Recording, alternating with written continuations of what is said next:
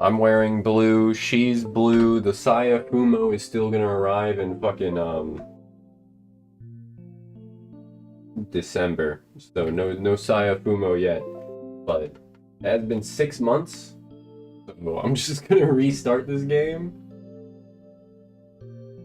Gonna restart.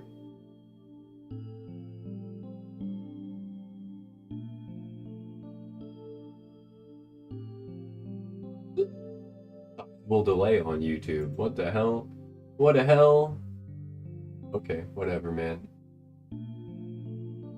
I thought.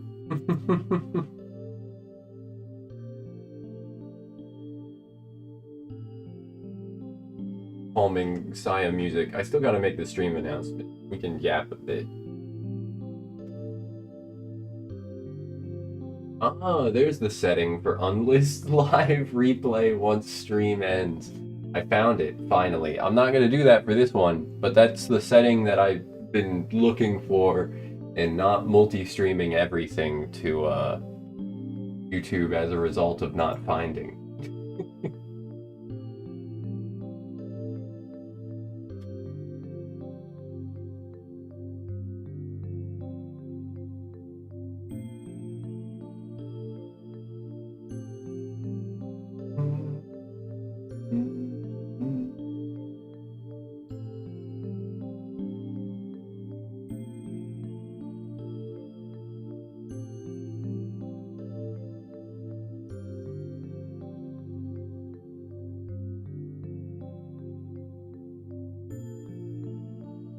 Let's see, what have I pinned in my Tweetor to use as stream announcements today?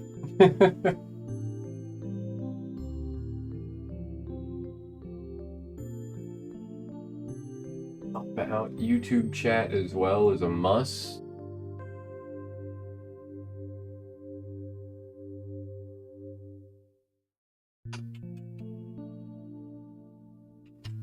Okay.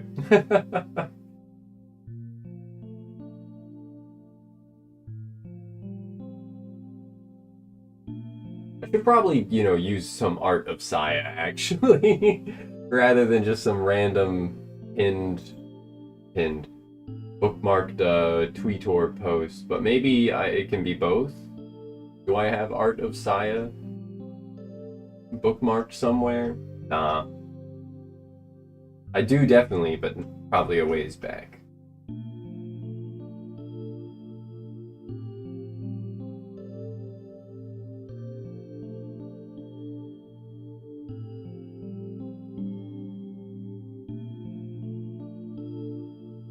I think if I got anything else to say. I've been thinking about returning to Saya for a good bit. I did watch some absolute abysmal dog shit video essay made by a fucking Deltarune fan about Saya no Uta that made me so fucking mad, like about a week ago now. That shit like actually infuriated me. The inability that some people have to interface with art is astounding. Only capable of like perceiving things through their own like life experiences and through a literal lens. Just infuriating to me. Anyway, I click load. Yeah, there is that save from last time, but it doesn't tell me any more info about it. Let's click start. It's a work of fiction. The procedures and conditions described herein are imaginary. Yes, you will not be transported to the meat dimension.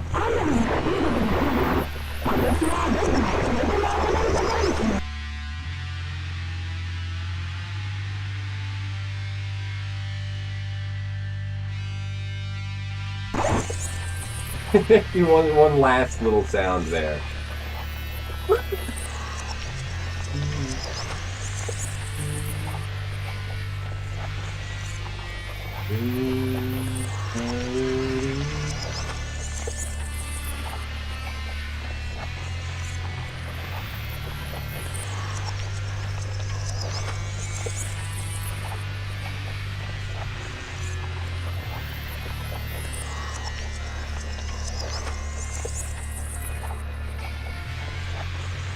some additional pictures of Saya lying around, don't I?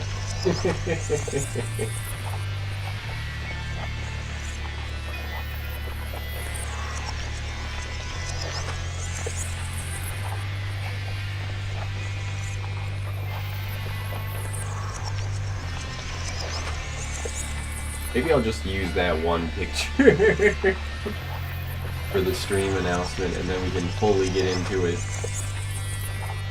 Where is it?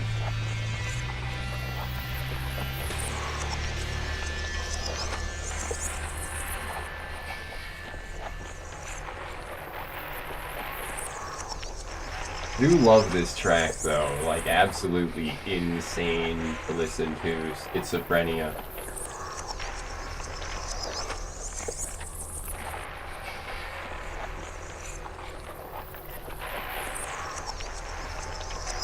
Facing the consequences of my own lack of organization with file names and saving everything to the same 2 folders. I know I have this image.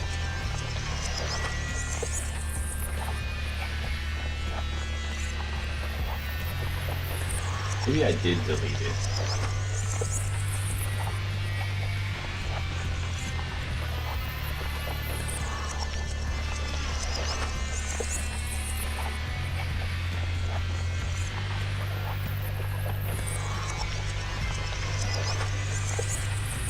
Just let the ambient noise mixed in with the schizophrenic guitar go ham.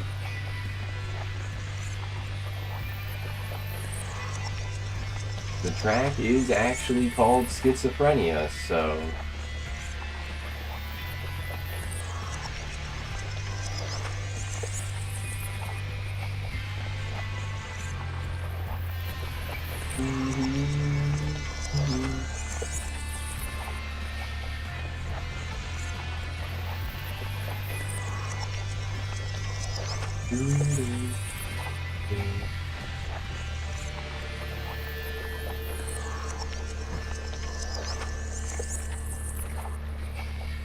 Yeah, I've decided against actually finding pictures that I know are saved on my computer, and instead finding when I sent them to people in the past or when people sent them to me in the past.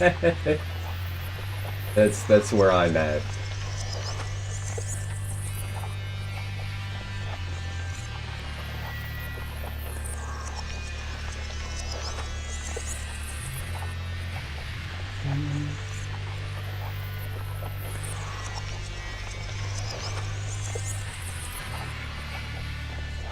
But maybe that too will fail. But hey, you need to have your designated, like, yapping and doing nothing at the start of a stream, right?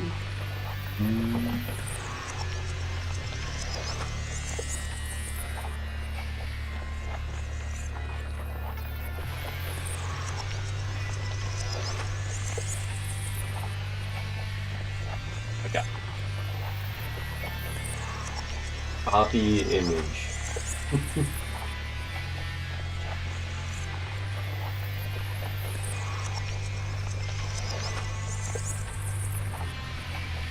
Saya into Doom into No, I'm Not a Human. Feeling rather festive, you might say. No, I feel like usually people don't use that to refer to festivities beyond Christmas, holidays, those holidays, right? Kwanzaa the same time of year.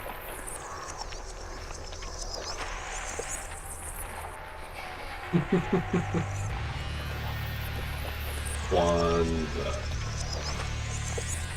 It is the same time of year. Fancy that. Okay.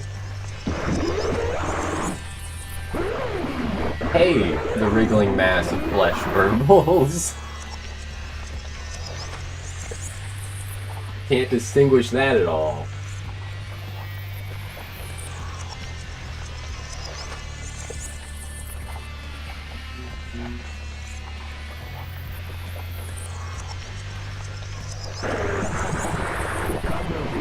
no gibberish. What is this? Because it looks like an ass and like a... Is this a Rorschach moment? Like... Am I self-reporting by saying that, you know, one cheek, two cheek, mound, and or puck, or whichever you prefer. 3 such creatures sit around the table in front of me, slurping filthy sludge from their cups as they trade whines, growls, and sounds that I cannot describe.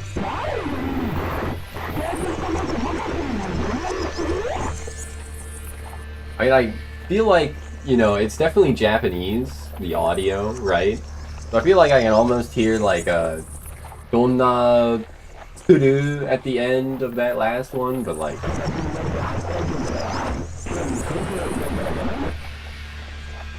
The rest of it I could not distinguish. Lit kitten.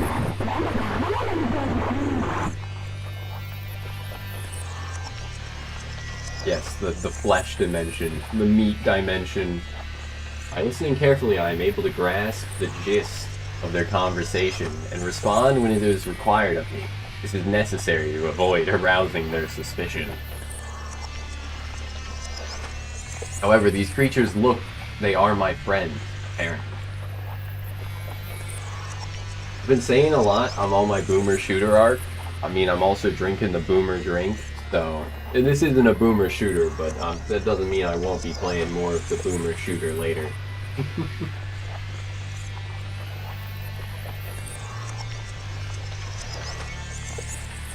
These creatures look, they are my friends, apparently. That right there is a profile picture for those so inclined, right? I wish that I could still deny it, but I gave up on that a long time ago. Long time ago.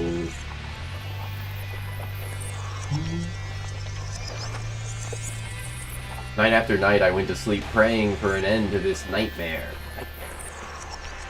Only to wake each morning to the same twisted hellscape as the day before. I know now that I have to blend in, to act like one of them.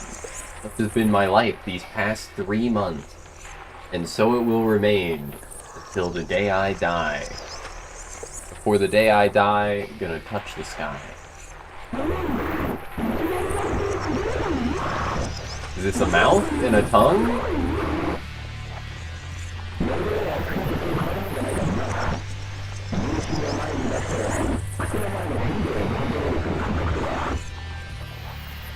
This line was very, like, decipherable, I think, but I couldn't get it. Judging by its tone, this one must be Koji. And the one next to him, squealing more than the others, is probably Omi, which means that the one next to me is Yo, though I can no longer see any trace of her once attractive features. I try my best to ignore the rotten stench of excrement that issues from her quivering flesh. My god, man. This shot of taint again.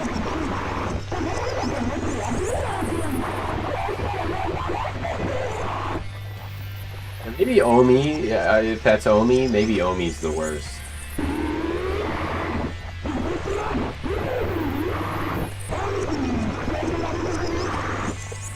It was definitely a how was that, pretty boy?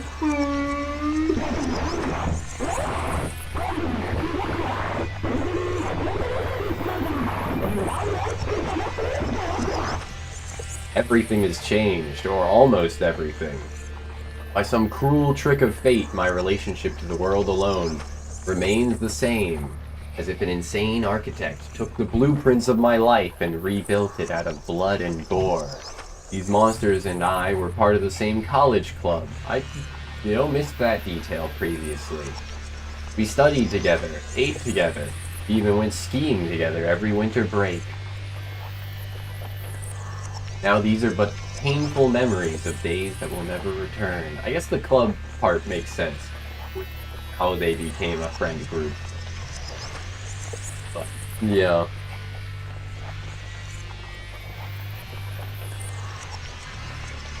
If only no one recognized me, I might have been able to disconnect myself from the world. It would have been comforting in comparison to believe that I had been abducted by aliens or that I had stumbled through a gateway to hell. But no, this is beyond a doubt the city where I was born and raised, the society that I was a part of for 20 years, save that I and I alone can no longer see it that way.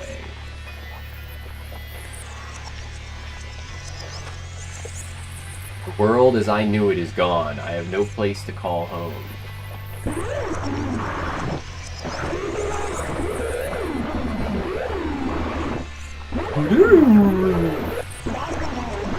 Dakara.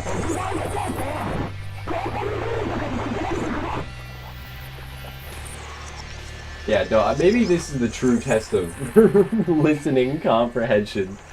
The true test of fluency is when you can hear this and decipher the majority of the Japanese that's being spoken.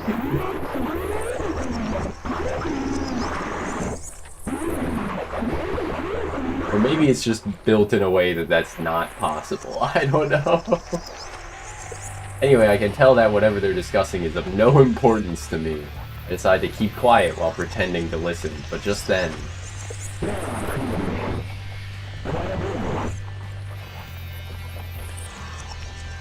Hey, Minori! One of the flesh beasts says as it swivels its bloodshot eyes towards me. What do you think? What's the other eye?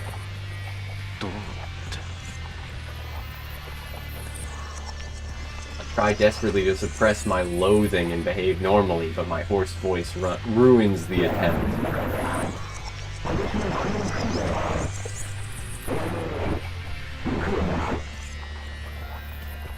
We're coming to this year's ski trip, too, right? A slimy hole near the top of the creature writhes nauseatingly as it vomits some semblance of words. That must be Koji's face, or what I would have seen as such 3 months ago. Unable to stomach the sight of it, I avert my eyes and give a neutral answer. Kitty! Kitty! You have other plans? His lines are very quiet. Not really, but I guess he is, you know. Not exactly shouting them either. These were my closest companions. One of them had even wished to be more. How many nights have I spent crying in loneliness, lamenting the friends who no longer existed? In 3 months, my tears ran dry. And now there is only loathing left in me, surrounded by hideous creatures that I can only assume are Koji, Omi, and Yo. I spend each day trying to act as I always have. If I fail at this, I'll surely be sent back to the hospital. One society. Also, howdy, Shadow Eclipse. Good to see ya. Lemon. Oh, kitty.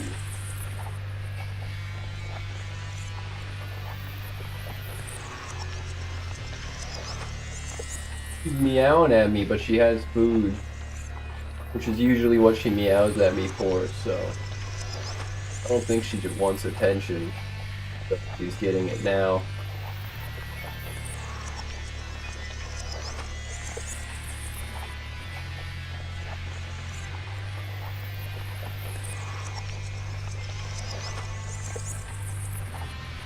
Being very demanding cat. That's not it. The spacebar did not advance the dialogue. Enter? There we go. Only this time I'll be locked away forever. No matter what, I won't let that happen.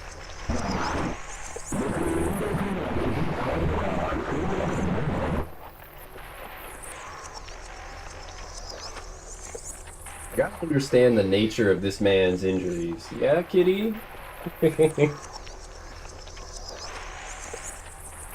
Y'all ever think about how it's interesting that cats have like completely different eye colors than humans do? Like, especially with regressive dominant eye-color genes in humans being like blue and green. Green is a mutation of blue, and blue is a regressive gene, right? But cats have green eyes all the time, and they have blue eyes all the time, and they even have yellow eyes sometimes. But yeah, I gotta understand the nature of this man's injury, right? Like... Was it, if his injuries aren't like physically debilitating 3 months after the fact, then like only his head was caught in the car accident, something like that. Didn't have to do any like physical rehabilitation, just the mental. Maybe he had a brain leak of some sort.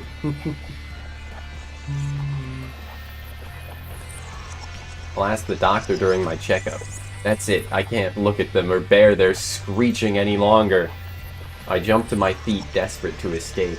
A spray of stringy slime from the cilia around its voice box flies at me. I try to cover myself, but too late to keep the slime from splattering across my face like the yolk of a rotten egg. I'm about to lose it. I want to grab a chair, a desk, anything within reach and use it to smash the life out of this creature, ending it all. I barely suppress the impulse. I mustn't let on that something is wrong. However they look to me, this is their world. I'm the outsider here. Today's my checkup. I've got to go. Struggling to put a smile, I reach into my wallet, pull out the first bill I find, and put it on the table without even looking at it. I don't care about the change. I just need to get out of here. Now. What a job. I mutter hastily and flee the cafeteria. I'm not crazy. I'm not crazy! You're the one who's crazy!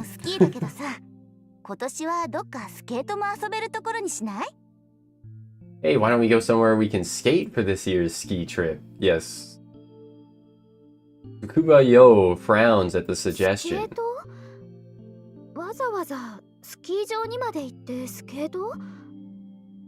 Why go to a ski resort to skate?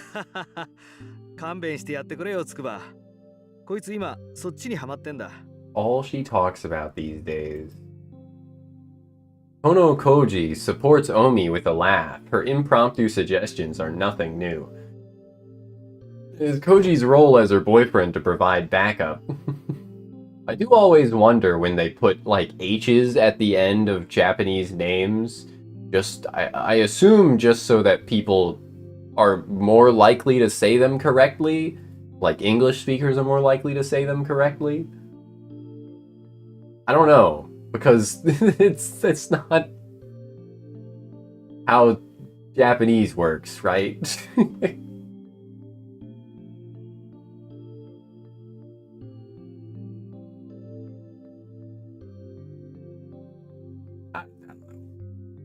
Maybe it's there instead of the U to denote it being like a longer vowel sound. Maybe that's it. They're a good match for each other, Yo thinks. Sometimes it makes her jealous.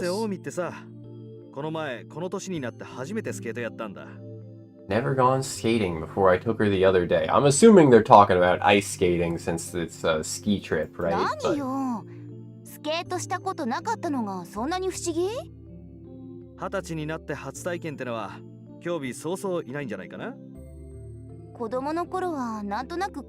Yes, ice skating. The shoes looked like big knives. Little kitty terrorist, you wanna go over to your chair?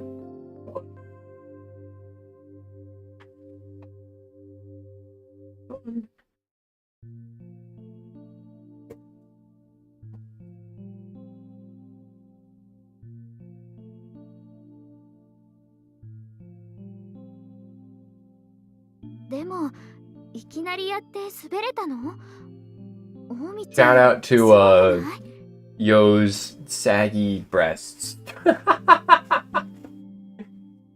Not normal for anime, right? Not in the norm. Usually they're gravity defying, though her shirt is, you know, skin tight in certain places, which is in the norm for anime. Picked it up just like that. That's pretty amazing. Is ice skating a lot like skiing? I don't think it is. Granted, I've only ice skated like 3 or 4 times in my life, and the last time I did it, I slipped and fractured the growth plate in my wrist. I had to wear a cast, so... Use the angle of the shoes to steer.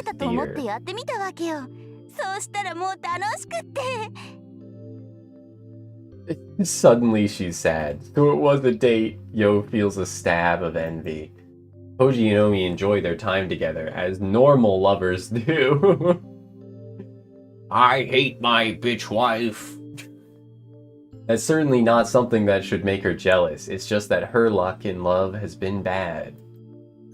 He gave a second chance to Cupid. Oh, I hate that song. But now she's left here feeling stupid. Oh. Well, I want to see Omi skate too. Yo keeps her voice upbeat, trying to cover her disquiet. She knows that it's wrong to envy her friends. She too would be spending time with the man she admires, if not for the terrible tragedy that befell him. His is a true misfortune. Her bad luck doesn't begin to compare.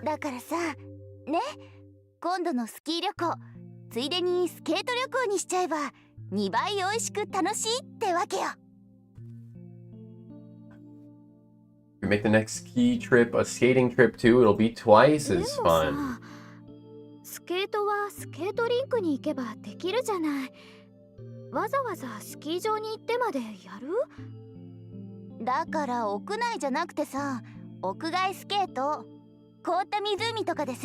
Isn't skating on a lake like pretty dangerous? Ice skating?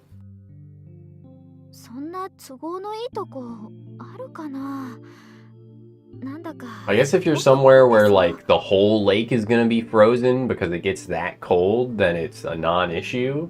But like, if it's not that cold and only the top of the lake is frozen, then it provides that it's a problem. Yeah.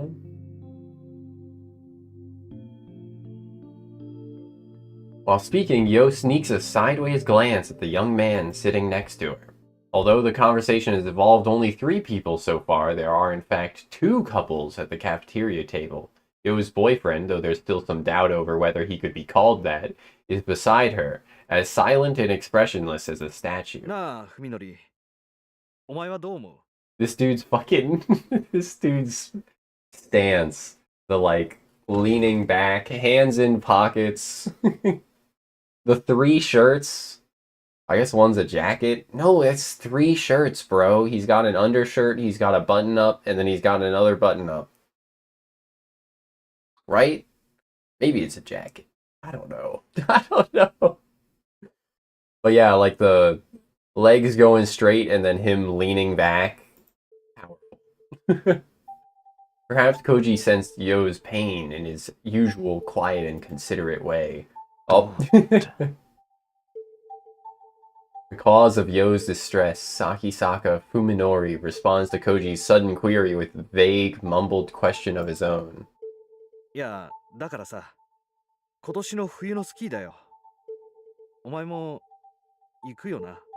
Omae mo Ineiru. Anyway, you're coming to this winter's ski trip, right? Koji speaks gingerly, as though probing a tumor. A few months ago, he would not have hesitated to rebuke Fuminori for his attitude. Their long acquaintance had forged a strong and honest friendship, but now... I don't know, Fuminori responds bluntly, his downcast eyes sullen demeanor making it clear that he has no desire to break his silence. Have plans? Not really. Even Koji, Fuminori's best friend, cannot communicate with him as before. What hope does Yo have of breaking through his shell? The scars left by the events of that late summer day are still deep all these months later. Each one of the four bears them, not only Fuminori. 別に運動するのが傷に触るとかそういうわけでもないんだろ。どうだろうな。今日の診療で Dialogue we already saw. As though that answer drained the last of his patience, Fuminori bolts out of his chair. Even Koji can't keep his voice from rising as he tries to stop Fuminori from leaving. He reacts swiftly, throwing his hand over his face as though to shield himself from something terrifying.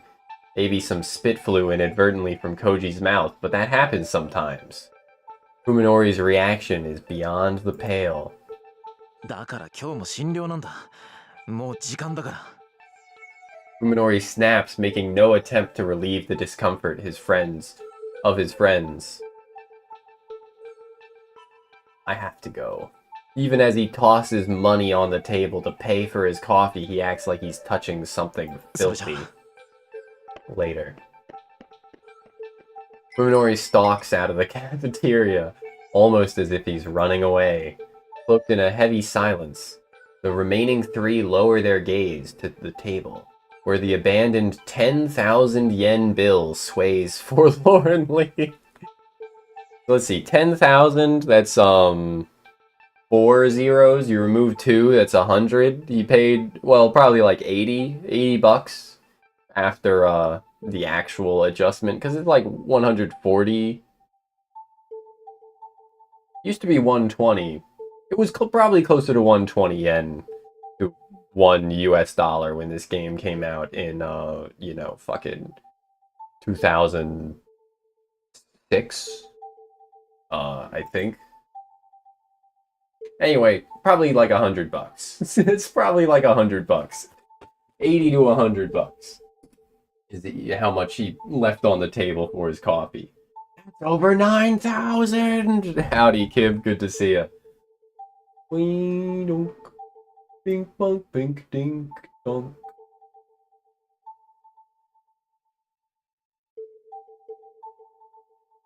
Fuminori's coffee is untouched. やってられないわね。Free money. What can't you take anymore, lady? Also, like wearing your boyfriend's shirt. Probably. I can't take this anymore, Omi says with a sigh, but Koji shakes his head reproachfully. SMH my head. Fuminori just needs a little more time. だってもう3ヶ月よ。なんなのよあれ。付き合ってるこっちが変になりそうよ。It's been 3 months since his whole family died. Why isn't he over it yet? What's with his attitude? 俺だってわからない。わかるはずもないと思う。I don't understand what he's going through either. I don't think any of us can. 想像つくか。あんなひどい形で家族全員を奪われて。Imagine 平気でいられるわけないよ。losing your whole family like that? That'd screw anyone up. It could have happened to anyone. A tractor trailer flipped over on the highway, crushing the Sakisaka family car into twisted scrap. They said it had been difficult to tell the bodies of Fuminori's parents apart. For a while it had looked as if there was no hope for Fuminori either. It was nothing short of a miracle that he was able to leave the hospital and return to a normal life. 見舞いに行った時なんてもっとひどかったじゃないか。誰が誰かもわからずに怯えて暴れてベッドに縛り付けられて。It was worse when we went to see him in the hospital. He was terrified of us, like he didn't know who we were. He even had to be tied to the bed. He freaked out so bad. よくあそこまで立ち直ってくれたと思う。I'm just glad he's made it this far. それにしたって変よ、咲坂くん。私たちのこと見る目つき、あれ何なの？まるでこっちが人間じゃないみたい。Something strange about him. What's with the way he looks at us? It's like we're not even human. Howdy, hipster. It's going pretty good. We're, what, like 20 minutes in to peak cinema? So you haven't missed much? Hopefully, others will enjoy the story as much as I do. Cut it out, Omi, Koji says forcefully. Probably less out of empathy for his friend than out of consideration for Yo. But yeah, it's been 6 months, so I'm just gonna restart the game. I think we played like 3 hours of it and went through maybe like an hour of actual game because I just yapped a bit too much.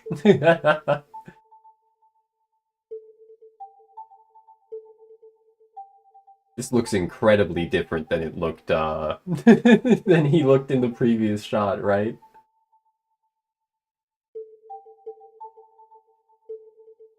While Koji's kindness makes her happy, Yo also knows that she mustn't take advantage of it.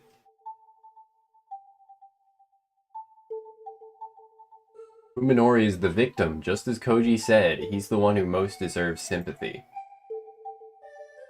Yo's feelings for Fuminori are her problem, and no one else's. She doesn't blame Fuminori for not giving her an answer after she worked up the courage to ask him out. Nothing you want to hear less than, can I have some time to think about it? After asking someone out. Like the worst possible answer. Especially like as an adult, which, you know, they are. They're college. I think they're doctorate students actually. So like, you would think, you know, it's not that much you'd have to think about.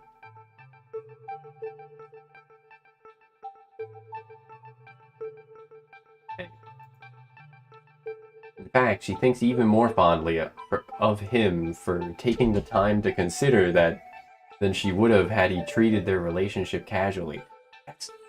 What are you talking about? What are you talking about? That's what I was saying a second ago. Like, they're fucking like 24. You should start casual, right? That's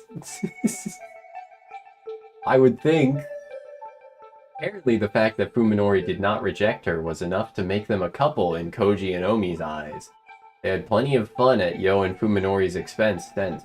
The truth of it, though, is that he still hasn't given her an answer. After revealing her feelings to him, Yo didn't see Fuminori again until a week later, and then she could only stare at his broken body through the windows of the ICU. Intensive Care Unit.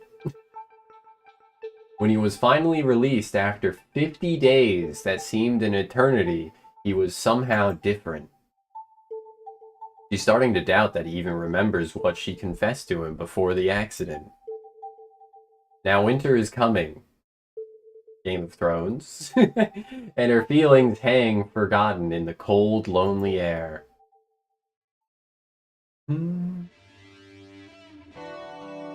Banger after banger. Every track in this soundtrack.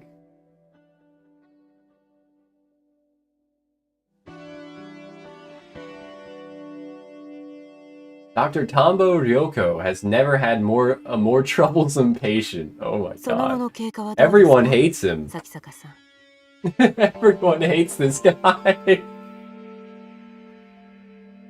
Any changes since your last visit? 別だ。これといって問題もなく。 Nope, nothing to speak of. His voice is hard and flat, his words tossed carelessly into the air. It's like he's speaking to himself in an empty room. Ryoko is a surgeon, not a psychiatrist, but even she can sense the thickness of the wall he has erected between himself and the world. Any nausea, dizziness, or hallucinations? Nope. I mean, he said, like, no, nothing, really, right? Yeah, nanimo. But sure, whatever. While Sakisaka appears to be looking at Ryoko, his gaze is actually aimed a fraction down and to the side. He's looking at her tits. No, no, he's not. He's only superficially engaged in the conversation, when in truth it does not interest him in the slightest. Perfect rejection. Realizing that she can't interview him like this, Ryoko sighs and sets her charts さきさか aside. さん、あなたが当院で受けた処置は脳神経医学の分野では世界的に最先端の治療でした。そのことはご存知ですよね。 Mr. Sakisaka, the procedure you received at this hospital was the latest in experimental neurosurgery. We explained this before, didn't we? Treatment of subdural hematoma through the use of micromachines. A procedure available in Japan exclusively here at T University, not Tokyo University. It's taking place in Tokyo, but it's not Tokyo University. It's T University. Had been the only way to save Sakisaka Fuminori from a cerebral contusion that should have been fatal. 最先端であるという Should I こと look は up what these words まだま mean? だデータの出揃っていない危険性の伴う治療法だったという意味でもあります。 With any experimental treatment, there is always the risk of unexpected complications. Of course. Sakisaka Fuminori's lips twist slightly into what might be a bitter or mocking smile, but it's gone before Ryoko can discern its meaning. Yeah, I mean, he's living through the complications, the meat dimensions, so... 普通こんなことを言って脅かすのは医者として問題なんですが、 Normally, I would never say anything to frighten a patient. 施術後に重大な脳障害をきたしたケースも報告されているんです。予後の経過には十分に注意しなければなりません。 Mostly. There have been reports of serious neurological disorders post-surgery. We must continue to monitor your condition carefully. Hence these weekly checkups. If only he would take them a little more 先 seriously. 週の MRI はどうでした？ How was last week's MRI? Sakisaka asks abruptly, as if to catch Ryoko off guard. Magnetic resonance imaging. I feel like that one doesn't really need an explanation, but sure, is a way. maybe there are less doctor procedurals spreading awareness of the MRI in Japan. Or maybe there were in 2006, but I feel like most people know what an MRI is in America. In America. The MRI is a way for doctors to examine the brain in detail without opening up the patient's skull. Surprised by Sakisaka's uncommon technical knowledge, Ryoko recalls his そういえばあ profile. なたも医者の卵だったわね。 You're a medical student, aren't 先 you? 生が心配しているような脳機能不全は画像診断だけでも十分にわかるはずですよね。何か異常はあったんですか？ What anomaly you're worried about should show up on the MRI, right? Did you find Yeah. anything? No. There was nothing, not the slightest hint of abnormal activity for a procedure with such a low rate of success. The results have been nothing short of miraculous. However, something still bothers Ryoko. She can't shake the feeling that he's hiding something beneath his guarded exterior. Some terrible weight on his soul, perhaps. I mean, his fucking parents both died, lady. But if it's an inorganic problem, then there's nothing she can do as long as he refuses to explain it. 大丈夫ですよ先生。現に僕は今こうして病院の外でも何不自由なく生活しています。問題なんてないでしょ。 I'm fine. I've been on my own for 3 months without any problems. What could go wrong now? ねえ咲坂さん、こういった難しい手術は予後不断が原則なんです。もう少し私たちを信用してもらえませんと。 You know that continued observation is required after these difficult surgeries. You have to trust us a little そ more. うですよね。僕だって先生方を信用したい。どんな相談にも乗ってもらえるんですか？ Also getting a Persona 5 Dr. Legs flashbacks. I think what was it? Somebody like one of the first uploads of Butterfly Kiss or something. The theme that plays in the hospital in Persona 5 where you can buy from a Takemi, who is also a rather attractive doctor. With her legs crossed and exposed. Like one of the first uploads of that theme was titled like Dr. Legs or something. I wonder how common of a trope this is what I'm saying, of having a, you know, a doctor in anime media be a young, well, relatively young, attractive lady wearing you know, something that reveals her legs. It's happened twice. At least twice. I'd have 2 nickels, etc. Anyway, I suppose you're right. I do want to trust you, Doctor. Can I come to you with anything? もちろん。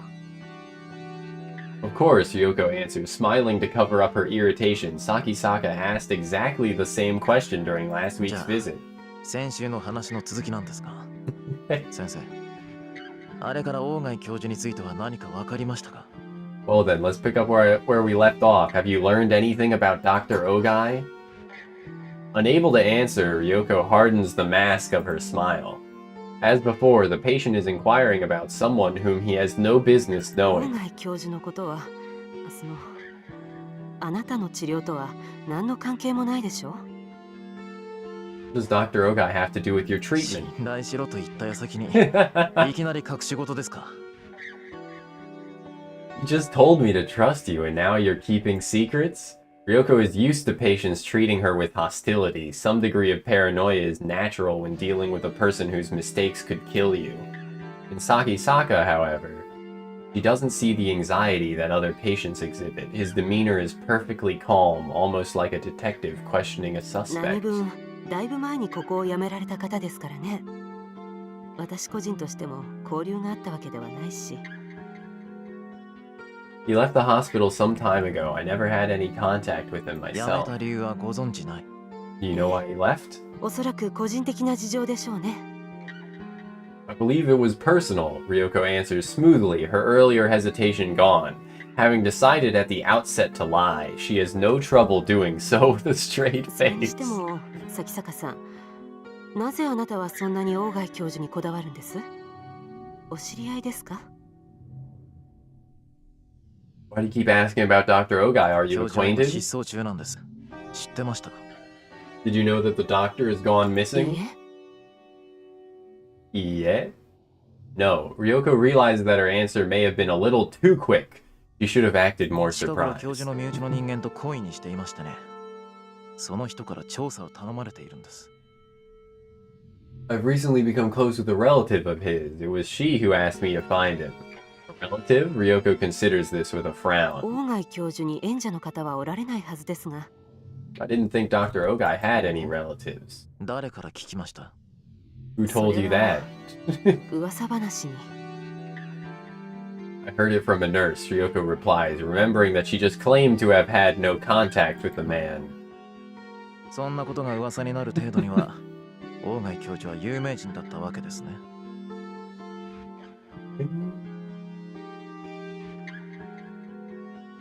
The doctor was famous enough to have nurses gossiping about him. 一風変わった人だったみたいですね。 Here he was an unusual man, 誰も彼が大学を辞めた理由を知らないと but no one knows why he left the university. Ryoko falls silent, knowing that this isn't a topic she can brush away with a smile. Sakisaka seems to have finally grasped her mood, however, as his strangely stiff tone softens a little.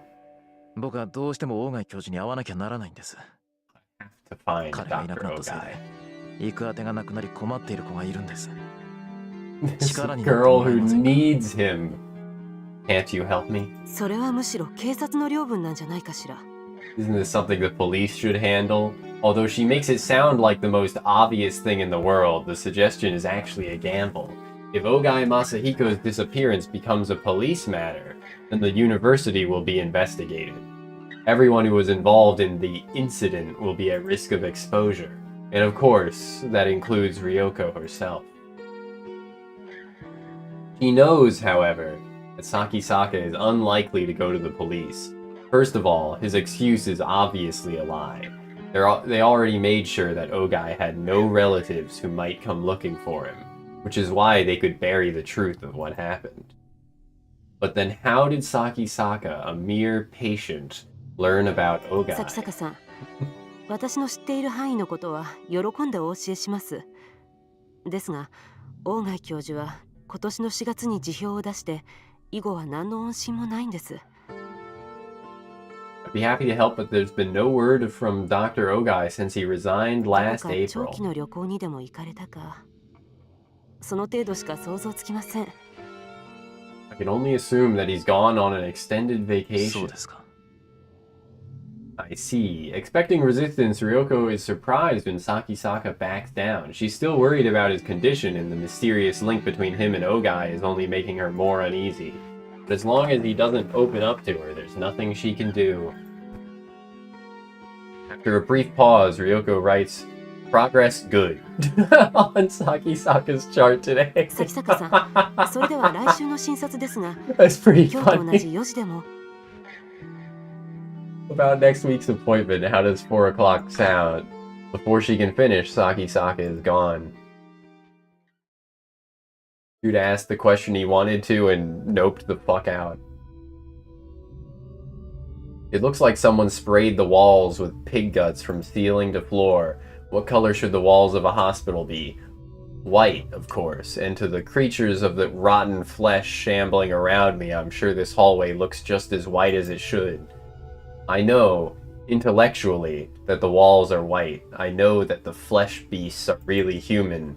I'm the one with the problem. And it's because I've accepted this that I'm able to lead something approaching a normal life. What is this? It's Saya no Uta. The main character has had an experimental neurosurgery to save his life and now perceives everything as the meat dimension. It's a horror visual novel in keeping with, you know, the spooky month of October. Wait, this isn't Hibiki's head pat session. Howdy, Silver. Also, howdy, Harpy. Good to see you both. How you doing? But luckily, we're still in the opening act, so y'all haven't missed anything. Even if my university's medical department is nowhere near as good as T University's, I'm still a medical student specializing in neurology. There's a lot of body horror in this. You know, he lives in the meat dimension now. Everything that should, you know, look normal looks like it's made out of meat.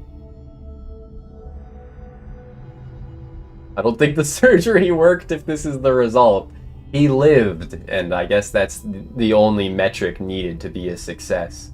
Howdy, Solaire. Good to see ya. Goddamn. I have a basic idea of what has happened to me, though it's hard to believe. This isn't a pathological condition. It's probably some form of agnosia, unlike anything that's ever been studied before. Yeah.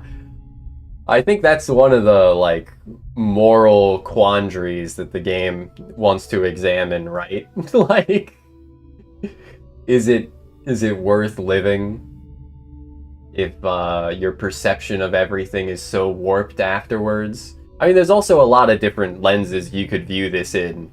It's you could view it from the lens of how trauma affects someone and can affect how they view the world as a whole beyond just the immediate impact of the event, because the accident did kill both of his parents as well.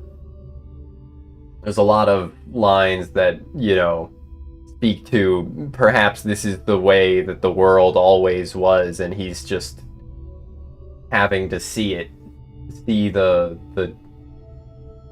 hell that existed underneath the world this whole time. Pushes up glasses, takes fat smoke of a dart. Puff. Anyway. I guess I'm just another failure. It makes me want to laugh in that know-it-all doctor's face. I think I missed the flesh beast called Tombo Ryoko said that other patients had developed neurological disorders after receiving the same treatment I did. I'm just another failure. That said, I don't blame the doctors who operated on me. After all, I do owe them my life. I know as well as anyone how low the chance of success was, and that I had no other hope of survival. World is made out of cheese, not meat. No, the moon is made of cheese. But yeah, look at this shit, dude. I was unlucky. That's all there is to it. The point is that my condition isn't treatable. Just like someone adapting to a hearing aid or a wheelchair, I have no choice but to adapt to this nauseating scenery. I think last time I cut off the two, like black bars on either side of the screen and put up like a JPEG of Saya, but it's fine. It doesn't need to be done this time. Of course it's hard, it wasn't easy to resign myself to this fate, but now there's more than just despair. Even for me, there is a glimmer of hope. Keeping my eyes on my feet, I hurry home. Ah yes, my meat mansion. You've heard of a McMansion, but have you heard of a meat mansion? I'm on a meat person diet. I meet people, I eat them.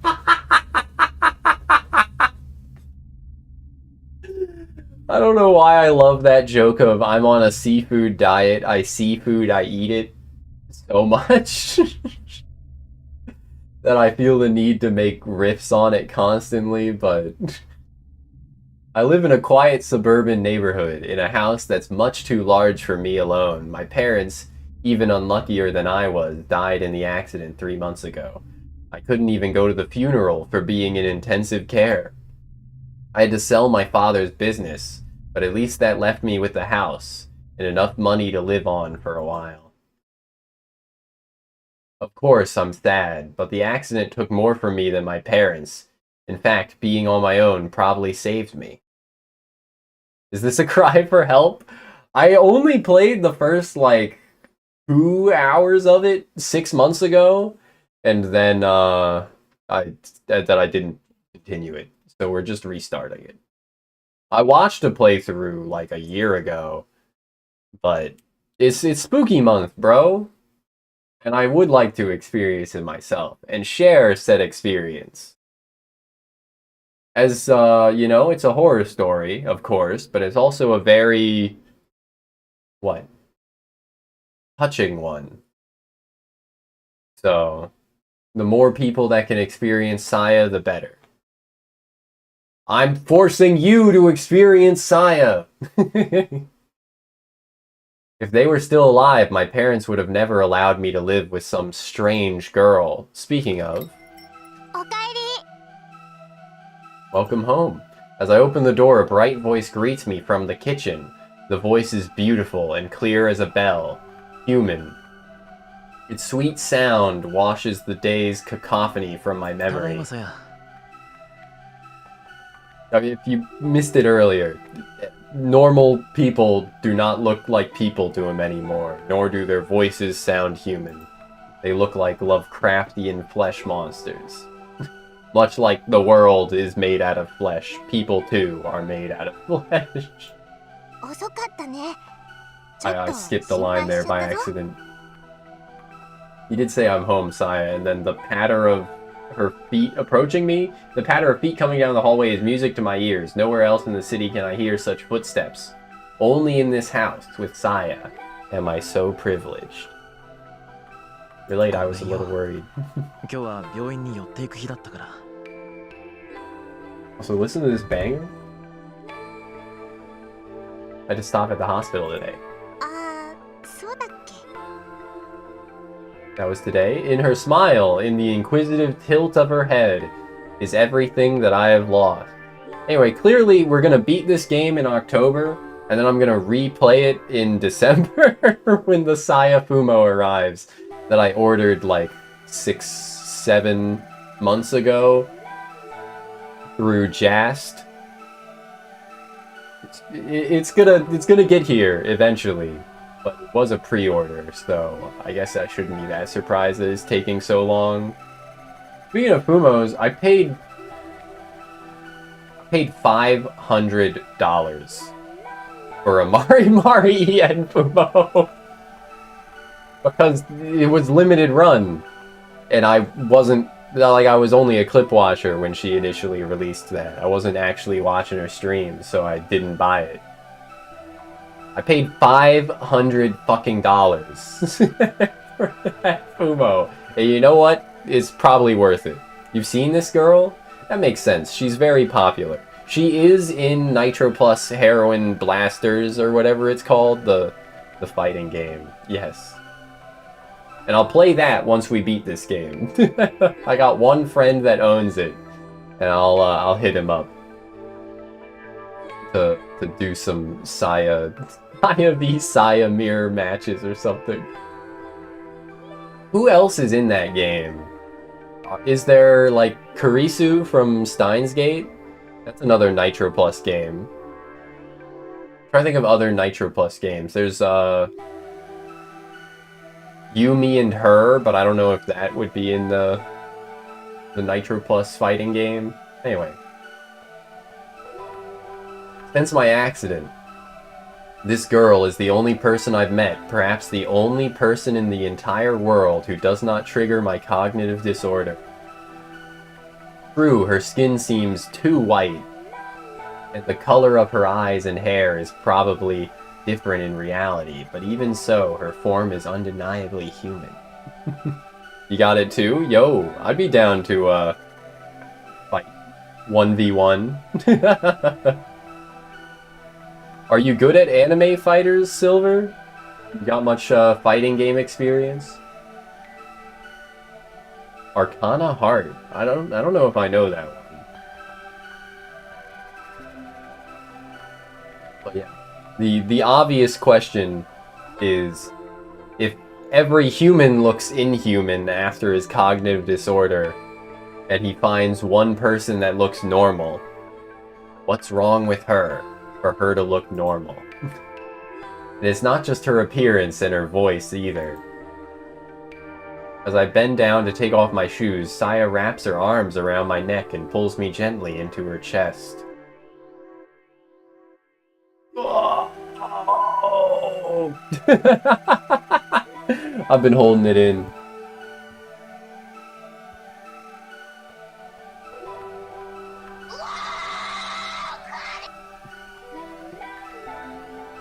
Her skin feels truly human, not cold or slimy, and from her hair wafts a sweet feminine fragrance. In all the world, only Saya is pleasing to my 5 senses. All 5 of them. And what's more, she smiles at me, embraces me.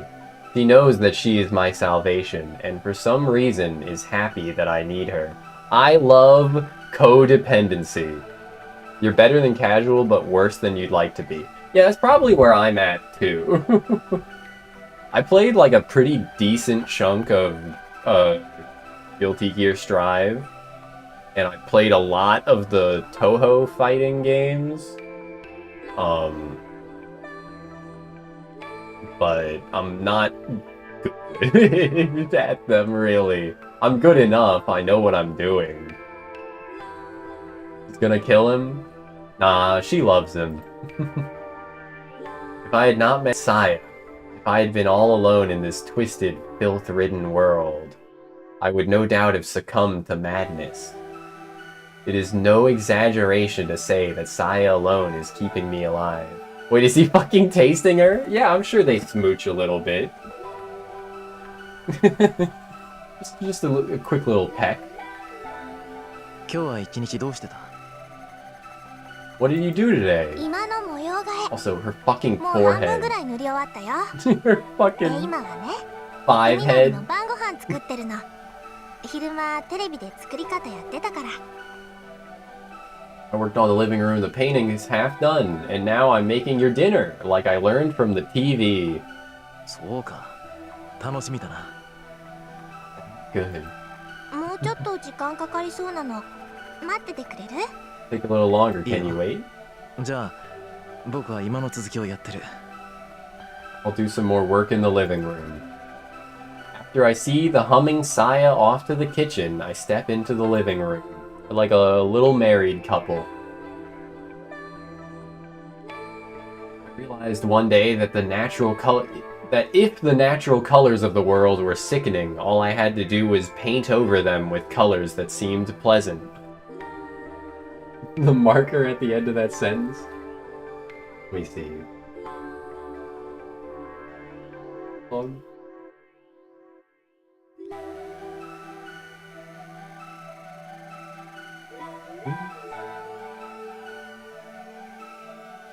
I don't know. Oh, you mean the symbol here, right? The leaf, or was it the little like spring blossom? One of those. These. There's two of them. One of them is a leaf with like a drop of water on it, and I'm probably talking ads. Talking to someone that can't hear me. But, yeah. Paint over them with colors that seemed pleasant. I went to the hardware store and bought every color of paint I could find. Then Sai and I tried different combinations until we found one that worked. After painting the bedroom from ceiling to floor, I was finally able to get my first good night's sleep since the accident.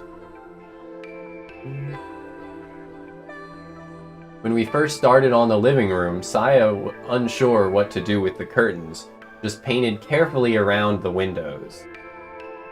Without a moment's hesitation, I tore the curtains down and painted over the glass itself.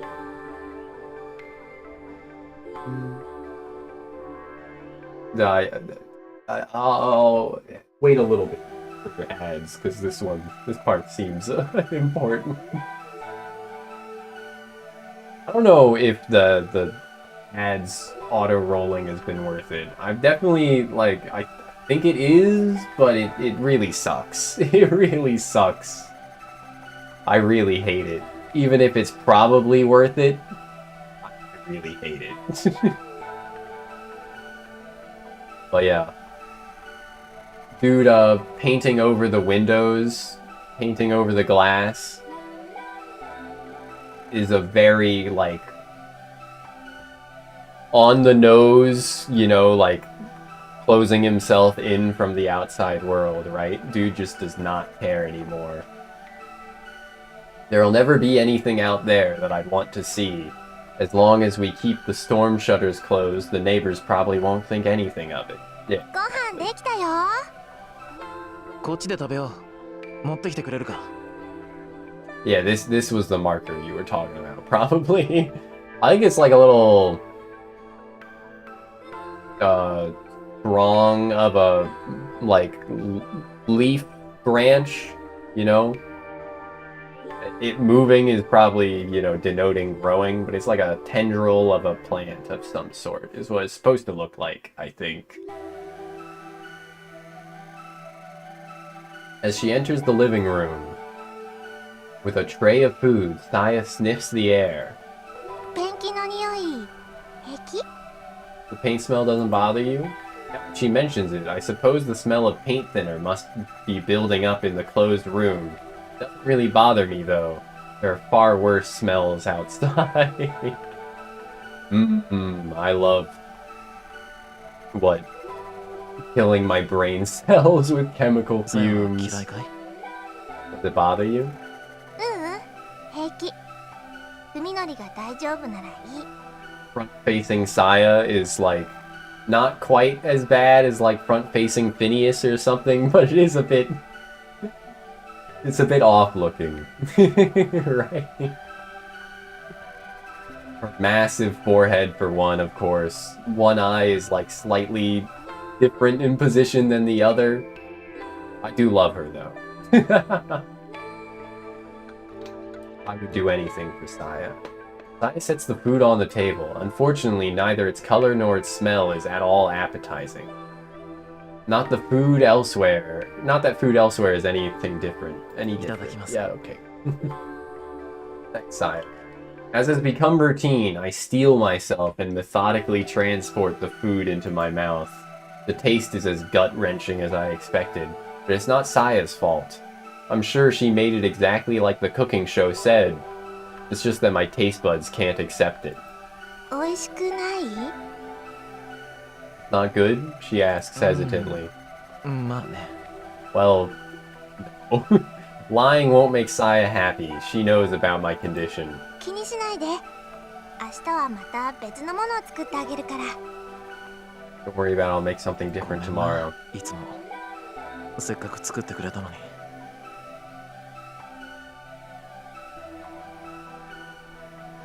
Sorry you always go to the trouble of cooking, but い I... いのよ。こうやっていろいろ試していけば、いつか文則でも美味しく食べられるメニューが見つかるかもしれないじゃない。 Fine, if I keep trying, maybe I'll find something you like. In my current state, eating is nothing more than an unwelcome duty. As much as I hate it, I need food to survive. If I stay alive, then perhaps one day, as Saya says, I'll be able to taste something delicious again. Ugh. I met Saya, didn't I? さやは食べないの？ I'm out of my boomer juice. Aren't you going to eat? 私はもう済ましたから。 Oh, I already ate. In all the time we've been together, Saya has never once eaten with me. I don't know why she refuses to do so. It makes me a little sad. Still, I'm not about to push the issue. Not when she's putting up with all the problems I have. そういえば今日もう一度病院で君のお父さんのこと聞いてみた。 I asked about your father again. パパの？ Saya Pog? Wait a second. I need to screenshot this. Or, you know, future reference.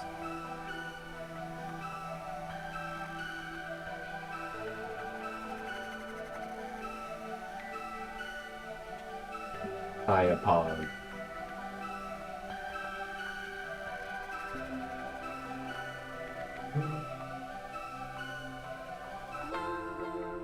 Bum, bum, bum, bum, bum.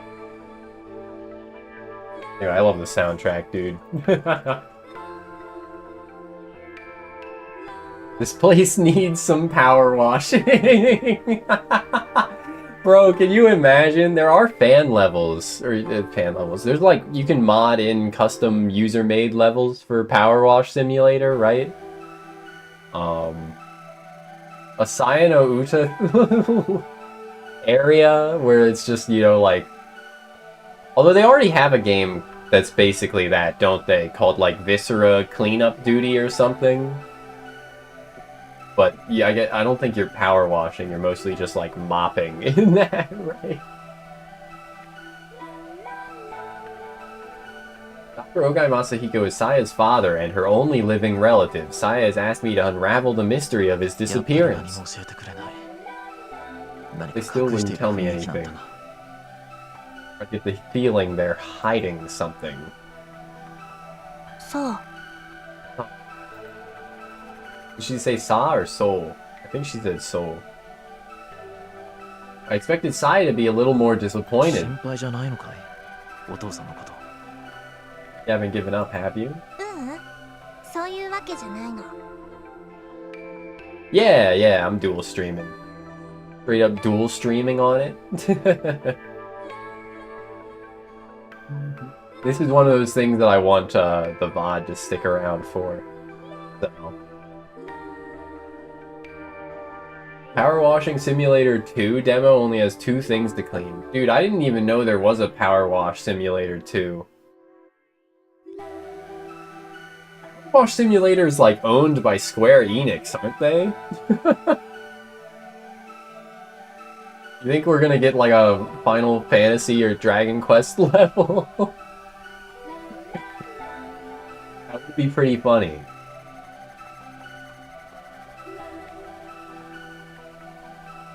Haven't given up, have you? No, it's not that. She gives a little shake of her head, then smiles at me once again. Aya shaking shaking her head while reading Mein Kampf on the subway, so everyone knows that she doesn't agree with it. Tourists shaking their head while reading Saya no Uta, so everyone knows that they don't like lollies or something.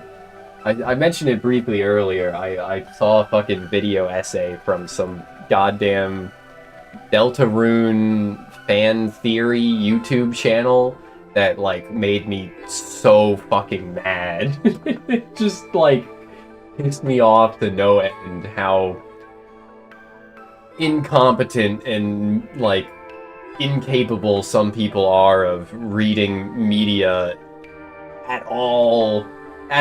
Like, it's not even just, like, critically reading media. It's not having media literacy. Like, it goes beyond that when you're this fucking stupid. And, like, maybe I'm being a bit too harsh on that, but, like, it's just infuriating sometimes. Seeing people be like, oh no, this story is, like, really good and it's really well written. I just hate, you know, the whole reason it exists. I hate the whole premise of it. Why the fuck did you play the lolly horror game if you hate lollies? What the fuck is wrong with you? Cleaning a well while slimes swarm you and you have a small chance to find a metal slime? That would be pretty cool. Maybe with a new Dragon Quest, with a bunch of new Dragon Quest games coming out, it could happen. Pull-ups? Alright, alright. Okay, okay.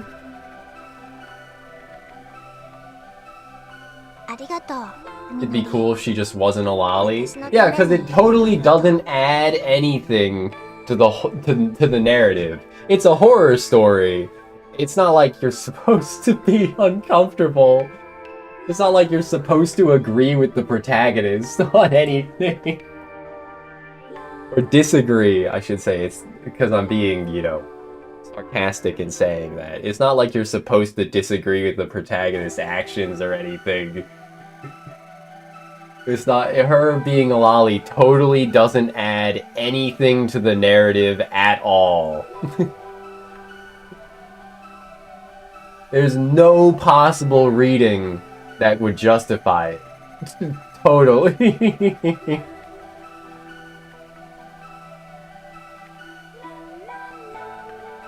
But yes, I think, you know, just to bury the lead, I think it does, you know, add a lot to the story that the first day of you experiencing the story from Fuminori's perspective, from the onset, he has already abandoned integrating himself into society. He is already, you know, doing something so socially taboo. And he even mentions it outright about how it's a good thing to a certain extent that his parents died in that accident, because if they were still alive, he would not be able to live with a little girl. Like, bruh, it's obvious. It obviously is there for a reason. There is obviously good reasons for her to be a lolly narratively. I'm just gonna crash out. I'm gonna crash out thinking about the most brain-dead criticisms, if you can even call them that. Criticisms that are actually just, like, you know, moral panic. This thing makes me uncomfy, so it's bad. Framed as, he was always looking for an... Yeah. That... Somewhat, yeah.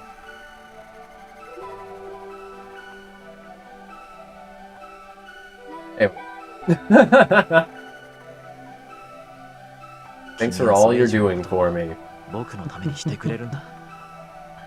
It's nothing compared to what you've done for me.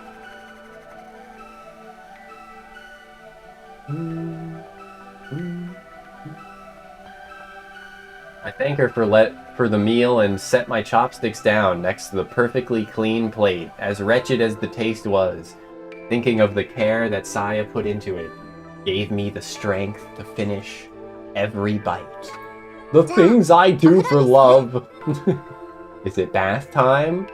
まあ It is bath time. また背中流してくれるか Will you wash my back again? Sure. Ever since Saya moved in, it's been like having my own wife. I'm my wife. My wife. Saya, why are you so good to me? Is this truly what you want? What am I that you can give yourself to me, body and soul? Is this merely sympathy? Do you pity me, the exile from society? Is that enough for you to surrender yourself to such mad desire? Are you so wanton? They just had a bath, and now they're having sex. I am playing the Steam version, which has had some, you know, some scenes changed a little bit. They are having sex. That is what he means by surrender yourself to such mad desire. There's a, you know, it does add a lot. He is a lolly. There's narrative purpose. Anyway, I'm gonna go do those pull-ups real quick. I'll be right back.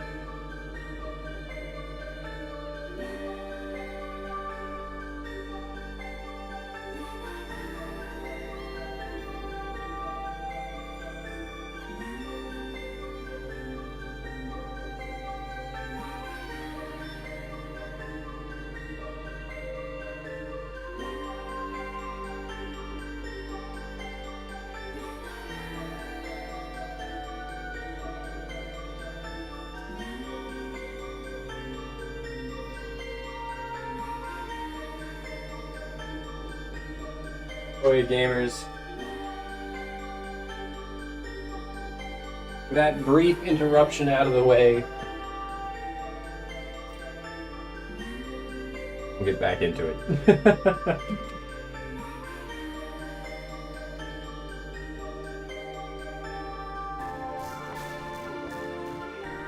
I did 12 pull-ups, and my cat walked under me and got bumped by my foot on the very first one. It's like, I don't know why you thought you should walk under me while I am doing pull-ups, but I don't think it hurt her at all.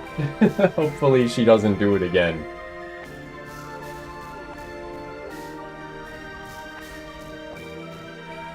Anyway, Saya is here. She is with me now. Only in this moment is her existence certain. Only when I am joined with her can I believe. No matter what cruel fate might await me. Saya, there is nothing I fear more than losing you. 泣いてるの？ Me when I'm having sex and I start crying because I think about losing the love of my life. Anyways, codependency is is definitely what they are. I realize that my cheeks are wet with どうし tears. てなんだサイナなぜ僕にここまでしてくれる Why? Saya, why do you go so far for me? みのり。わからないんだ。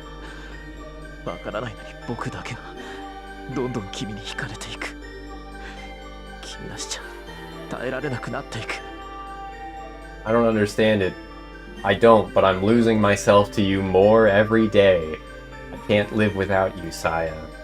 I wrap my arms tighter around her, praying that our bodies will melt together and never again be apart. The Mike, the honey, never found the funny, poured the honey because it was sunny. Yes, yes, of course. 教えてくれ。どうすれば君を失わずにいられる。僕は何をすればいい。どうやって君に報いればいい。What must I do to keep you with me? How can I repay you? こうやって抱いていて。 Keep holding me, Saya whispers into my chest. みのりに抱いてもらうの大好き。 I want to stay like this ずっと一緒に forever. こうしていたい。だから私は海のりから離れたりしない。 I won't leave you, Fuminori. なぜ僕なんだ。 Why me? それはね、海のりが一人ぼっちだから Because you're all alone, she says softly, gazing up into my それ eyes. はさやも一人ぼっちだったから All alone, just like me. The sorrow in her voice resonates with my own. There is a deep loneliness in her eyes, a loneliness from which now springs boundless affection. Two lonely souls licking each other's wound. The quote, I think that was Monogatari series had a line about that. Which is also why, Shinobu's my favorite character in, the Monogatari series. The human DNA seed, yes, of course. だからさやにも海のりしかいないの You're all I have. ただ一人だけ私を抱きしめてくれる大好きな海のり The whole wide world, only you will embrace me. My precious Fuminori. Now I know, no matter what horrors this world unleashes upon me, all I'll ever need is Saya.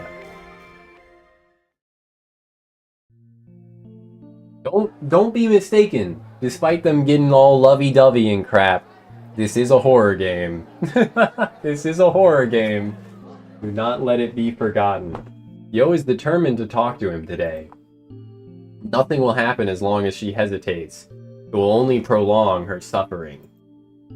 The time has come to show courage once again. The time has come, and so have I. Okay.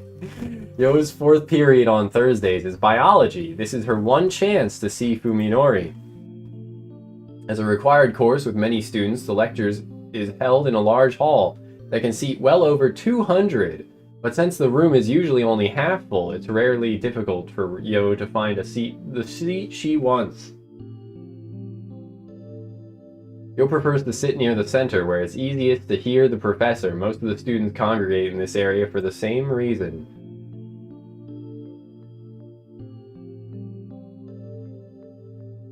Fuminori usually sits beside her. Although given the ambiguous state of their relationship, she knows better than to take this for granted. Still, she tries to save a seat whenever possible.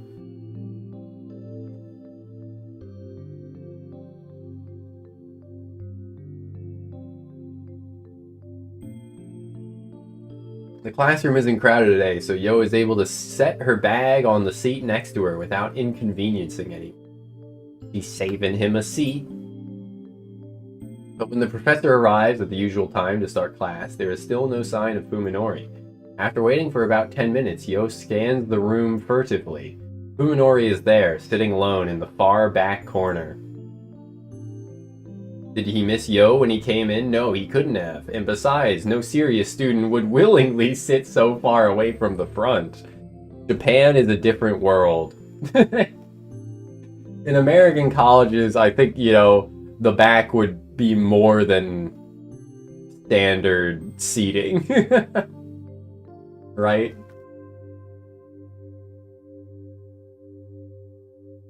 Feeling miserable, Yo slides her bag back over to herself.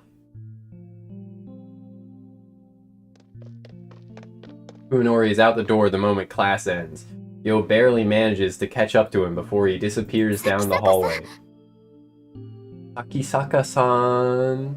Fuminori jerks at the sound of his name. You would think she just screamed at him. 何か Nanika. He turns to her and asks reluctantly.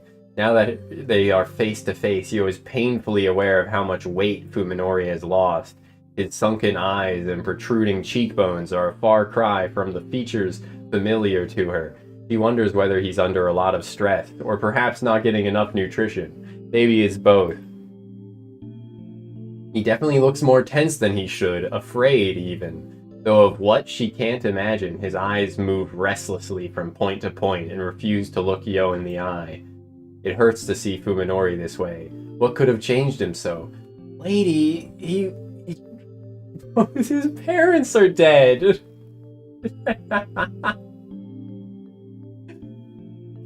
He was in a fucking car crash.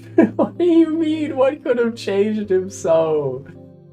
Today, she reminds herself, rekindling the flame of courage in her heart. お話があるんです。ちょっといいですか？ I feel like there's, I guess what I'm starting to feel is like there's a bit of unreliable narration, like not just obviously from Fuminori. His narration is unreliable for obvious reasons when he sees the world as meat and he's incredibly motivated entirely like by his own desires and wants, right? His narration is obviously through his own lens and is unreliable as a result of that. But and maybe this isn't unreliable, but is just like making a broader point. But when people, like other people, not in the meat dimension, say shit like, what could have changed him so? Like, I guess it's partially there to hint at, or to like imply that, you know, it's more than just the accident and his condition, or it's more than just the accident, it is his condition, but it might be more than his condition, it might also be Saya that is changing him. But I want to talk to you about something if you have some time. But it also, you know, is very like, it should be obvious. It is obvious what changed him. What the starting point for his strange behavior was. Everyone knows, and yet they're still treating it like it's weird. Burgers and steak and yakiniku. Sees what it is and screams, yeah.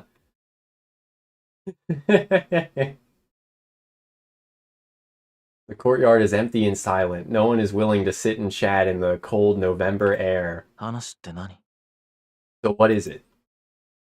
Don't you remember? Yo almost blurts the question, but manages to keep her composure. 咲坂さん、最近ちょっと様子が変です。 You've been acting strange lately. I'm worried about you. 心配になります。そうかもね Whew. まああんな目にあった後だから What about November rain? Well, a lot's happened. He smiles like it's nothing, but even that seems forced. He's even standing precisely one pace farther away from her than he used to. 本当にそれだけなんですか？ 君にはそれだけじゃないように見えるのかい What more do you want? Yo manages to keep from flinching at the harshness of his 何 tone. か我慢してるみたいに見えます。 Like you're struggling with something.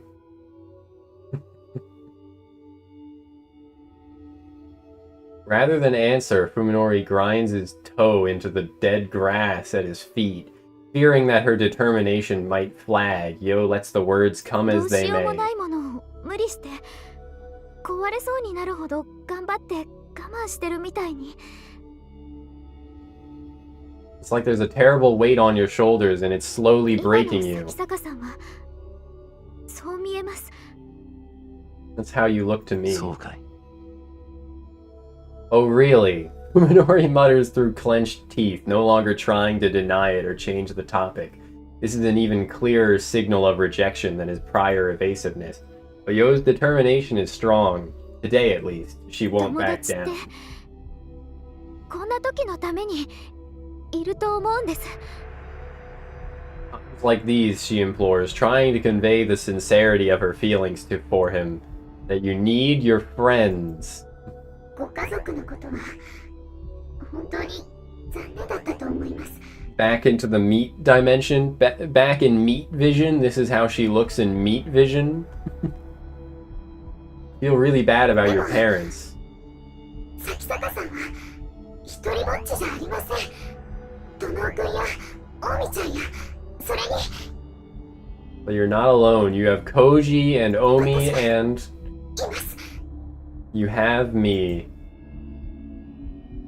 Yo can no longer stop the words pouring from her lips. She fears that if she does not unleash her feelings now, they will be lost forever. 一人で What is this 背負い込んだりし fucking なくて shot? Is this 私たちで an ass and taint? I can't get あ over る it. と思うんです。 I think we can help you so you don't have to deal with it all by た yourself. とえ何もできないにしても話してさえくれればあなたが少しでも楽になるかもしれない。 Even if we can't do anything, just talking to us might make you feel better. 咲坂さんの力になりたいんです。他のみんなも同じ気持ちだと。 I want to help you. We all do. So please tell や me. めてくれ。 I'll wait a little bit for the ad to finish. Just a little bit of stalling.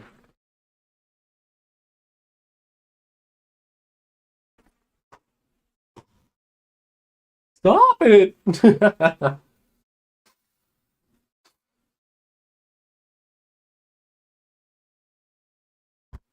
Fuminori shouts, silencing Yo's entreaty. She promised herself that she wouldn't back down, but Fuminori's expression is terrible enough to shatter her resolve. The look in his eyes is not anger or any other warm-blooded emotion. It is hate. Murderously cold hate. そういえば君には一つ返事しなきゃいけない要件があったね。 Come to think of it, I never gave you an answer, did I? He remembers. He remembers, and still he has treated her so coldly. That is all the answer she needs. If his words stab any deeper, she might very well 僕は die. 君のことをとりわけ特別に意識したことなんてなかった。君に好意を持たれてもどう接すればいいのか迷ってた。 I never saw you in any special way before. When you asked me out, I wasn't sure how to 僕は respond. 君のことどう思ってるのか正直な気持ちが自分でもわからなかったから。 I didn't know how I really felt about you then. 咲坂さん。でもね、今ではもうはっきりと答えが出てる。あれから考える時間だけはたっぷりとあったからね。 But now I can give you an answer. I've had plenty of time to think it over, you 筑波さ know. ん、僕はあんたのことが大嫌いだ。顔も見たくない。 I hate you, Tsukuba. I don't even want to look at you. Don't cry, Yo tells herself, but too late to stop the tears from pouring from her もう eyes. 二度と会いたくないっていうのは無理だね。同じ学校に通ってるんだし。 I suppose it's too much to hope I never see you again. We do go to the same だから school. せめて今後は僕に声をかけないでくれないか。目障りなんだよ。 Oh my つく god. づく So just make this the last time you speak to me, okay? Your voice makes me sick. How can you be so cruel? Yo whispers in shock and despair. His fucking smile, to which Fuminori twists his lips into a malevolent 君 smile. さ、少しは頭を冷やした Oh 方 my がよかったんだよ god.。どうせ大宮浩二にけしかけられてその気になってただけなんだろ。 Our protagonists, ladies and gentlemen, our protagonist. You should really try thinking for yourself once in a while. I bet it was Koji and Omi's idea, 自 wasn't 分 it? 一人でのぼせてる分には勝手だけどさ、他人を巻き込むなって言うんだ。 Well, you can play it love all you want, but leave me out of it. That's all Yo can take. Even after shedding tears in front of him, she absolutely refuses to let him hear her cry. Any disgrace would be preferable to breaking down here. So she runs, fleeing breathlessly from the courtyard with Fuminori's cold smile at her back. Yeah, the dude is just an asshole. Omi was the first to catch sight of Yo and Fuminori leaving for the courtyard. Reluctant to interrupt them, but still unwilling to leave them alone, she and Koji ended up watching the whole thing from the shadows. あいつ That asshole. Throughout the exchange, Omi was clearly itching to jump out and punch Fuminori in the face. Knowing her temper, Koji kept a firm hold of her arm until the end. If he hadn't, she might have very well done it. Fuminori leaves after Yo, his every step seeming to take an act of willpower. Koji sighs heavily into the once more empty courtyard, but the bitter taste in his mouth will not go away. どうしちまったんだかな、あいつは。 What's wrong with him? Even Koji cannot forgive Fuminori's treatment of Yo. However, the first thing he feels is confusion, not anger. Koji has known Fuminori since long before college. Fuminori was never this cruel before. There is no question now that the accident changed him. ねえコージこのまま放っておくつもり You just gonna let this 放って go? おきたくないにしたって俺たちに何ができる？ I don't want to, but what can we do? 覗き見よりマシなことよ Something besides watch. Omi shouts, her face red with 私 fury. 崎坂くんに一言言ってやらなきゃ気が済まないわ I won't be satisfied until I give him a piece of my それ mind. で筑波の気が晴れるってもんでもないだろうに。 I won't make Tsukuba feel any better. だったら私のキーだけでも晴らすわよ It'll make me feel better. Great friend. Yo and Omi are best friends, just like Koji and Fuminori. In fact, it was the relationship between Koji and Omi that brought the other two together. Omi's anger is only natural. 私崎坂くんと二人だけで話してみたいわコージはついてこなくてもいいから I'm going to talk to him alone. You don't have to come. 本気 Okay. かよ。その代わり Okay. ヨのことを見ていてあげて You would think it should be the other way 多分 around, 心底傷ついてるから with who's been friends with who for longer.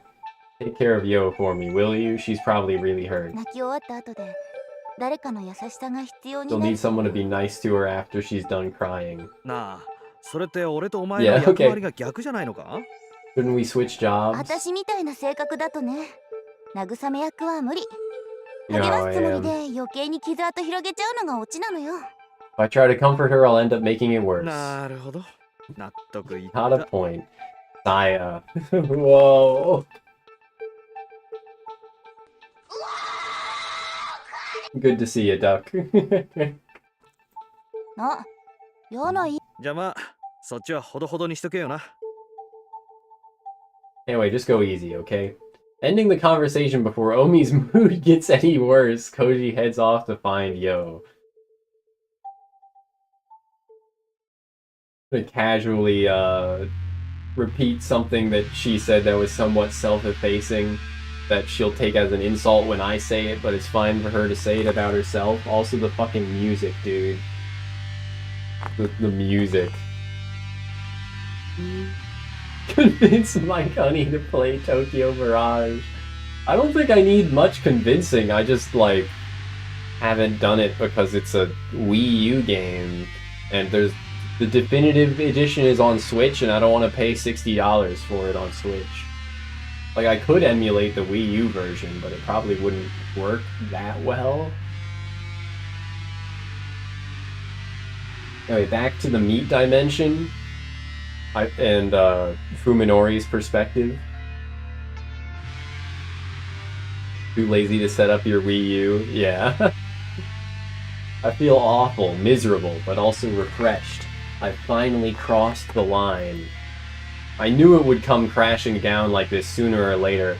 having become unable to feel anything but disgust for other people. There was no way I could hope to maintain the relationships I had before the accident. Today's incident will definitely get back to Koji and Omi, and everyone will be convinced I've had a major change of character. Honestly, I don't care anymore. At least I probably won't be committed for this. I just need to avoid acting any stranger than I already have. It all keeps tumbling down, tumbling down, tumbling down. If this puts a rift between me and the others, good. The thought of all the stress I'll avoid brings a smile to my lips. I'm fed up with them sticking their noses into my life. It's like they don't care that they make my gut turn just by being near me. I've been terrified of them until now, but today, I struck fear into one of them. In that sense, it's something of a relief, but I'm not entirely without remorse for what happened.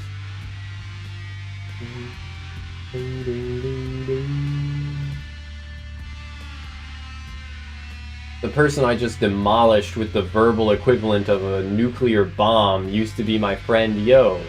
Even if my senses don't believe it, my mind accepts the theory. I don't have any particular grudge against Yo herself, and I didn't want to hurt her. In retrospect, perhaps I should have just ignored her outright. Yo was an attractive girl. I certainly didn't think badly of her. To be honest, though, I was annoyed when Koji and Omi tried to stick us together. It felt like they were using us as entertainment, and Yo seemed totally oblivious to the fact that she was dancing to their tune. Her cluelessness was irritating. Still, I knew that none of them meant any harm. Back then, I didn't have any reason to hurt others just to get my way. If having a casual relationship with Yo would keep our circle of friends together, I was willing to make that compromise. Now, however, there is no room in my heart for such forbearance. If merely talking to someone is an ordeal, then how can I be expected to show them kindness? These ruminations have left me exhausted. I want to return to Saya as soon as possible, but thinking about the packed trains and crowded downtown streets between here and home saps my spirit. Catching sight of a nearby bench, I sit down and close my eyes to the horrors of the world. I can't do anything about the stink or the noise, but at least I can calm my nerves enough to rest. Our protagonist, I say again, ladies and gentlemen. When I regained consciousness in the T University hospital ward, the world was as dark as it is now. I had not yet recovered my sight, even though my eyes and optical nerves were undamaged. It must have been an after effect of the accident. Blindness was a shock, but now I know that my suffering then was nothing. After all, my senses of hearing, touch, taste, and smell were all fine at the time. The real horror began when my sight returned. The one small mercy was that I was able to come to terms with the accident and my neurosurgery while still blind. I panicked when I first saw the nightmarish hospital and the blood-curdling shapes of the doctors and nurses, but I soon guessed the cause. It chills me to think of what might have happened if I had recovered my sight along with my consciousness. Suddenly awakening in what can only be described as hell, I would have no doubt lost my mind instantly. Soon, my disorder spread to the senses of touch, taste, and smell. As it turns out, sight exerts tremendous influence over the other four. The taste of my food, the feel of my bedsheets, the fragrance of my get-well flowers, all became as unbearably foul as my eyes said they should be. Eventually, when the doctors' voices became unrecognizable as human, I decided to kill myself. I didn't believe for a second that I could live in this new world. At least, not until I met Saya. One night, while thinking of a painless way to die, I found myself succumbing to sleep. drifting between the nightmares in my dreams and the nightmares of reality. I didn't notice her enter my room.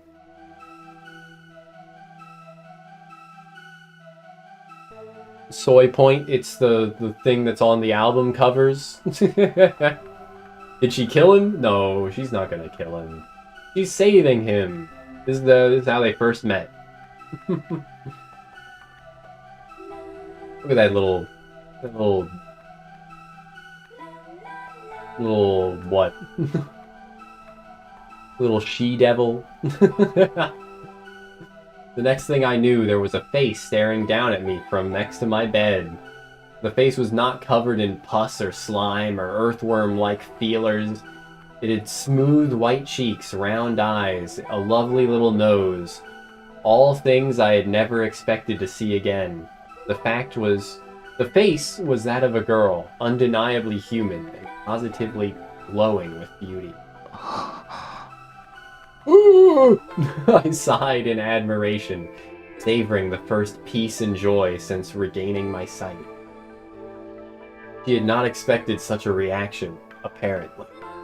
怖くないの？私のこと。 Aren't you afraid of me? She asked. Looking at the clock, I saw that it was exactly 3 in the morning. No time for a young girl to be alone in the hospital. Perhaps she expected me to mistake her for a ghost. But I would not have cared if she had been a ghost. Either way, she was a godsend. 君は誰だい？なぜここに？ Who are you? What are you doing here? 私はサヤ。パパのこと探しに来たの。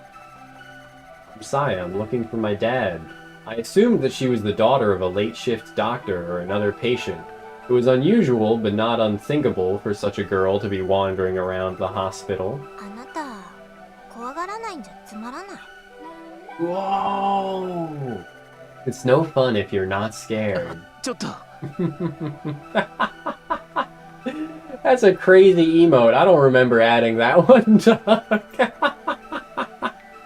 And yet it says I added it. What the?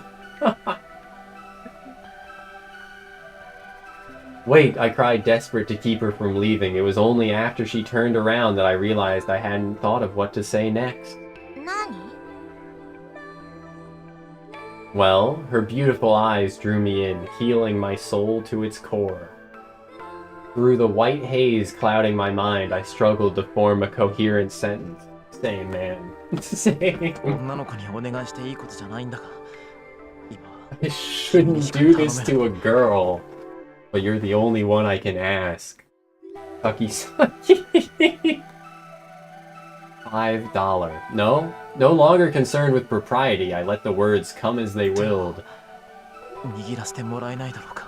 Will you let me hold your hand? Saya looked confused at first, but then she smiled like she'd just found a new toy. Her smile was brighter than my memories of the sun. 変な人。 Crazy. そんなこと言い出したの、あなたが初めて。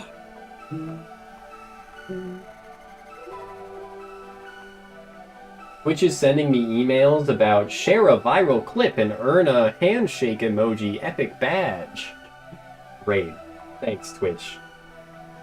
Sharing your top moments just got more rewarding. Limited time badges now available.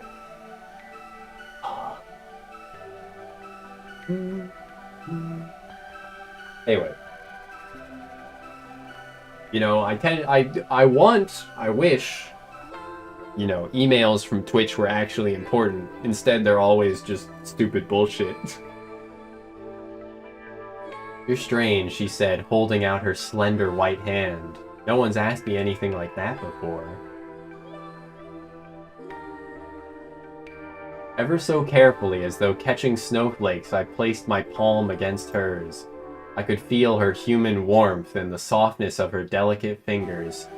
She was there, just beyond the palm of my hand. Thinking back on the joyful tears I shed then, I know that this is the moment I was saved from my fate. この半月の間に初めて This is the first time in weeks that I've 人だ touched と感 someone じられる体に and felt them as human. Also, like, what? This is kind of like unnecessary detail, but it's something that I find interesting at least. These, like, the flesh, the meat dimension visuals were apparently made with CGI overlaid over, like, edited real photos of places. You can see that especially in, like, the meat dimension cityscape, right? But, like, with that knowledge, I can't help but look at things like this, these, like, intestines along the walls, and think of those, like, Windows XP, like, screensavers that were just the, like, CG pipes that you, like, follow down, like, that kind of shit. You imagine that, but with these CG intestines? Or, like, bonus features on, like, an Aladdin DVD, where it has some, like, first-person flying carpet ride through the Caves of Wonder, or whatever it was called, the, like, you know, in the lion's mouth, the diamond in the rough, all that. Except instead of going through a shitty CGI caves that look very jank, you're seeing these fucking meat. These meat.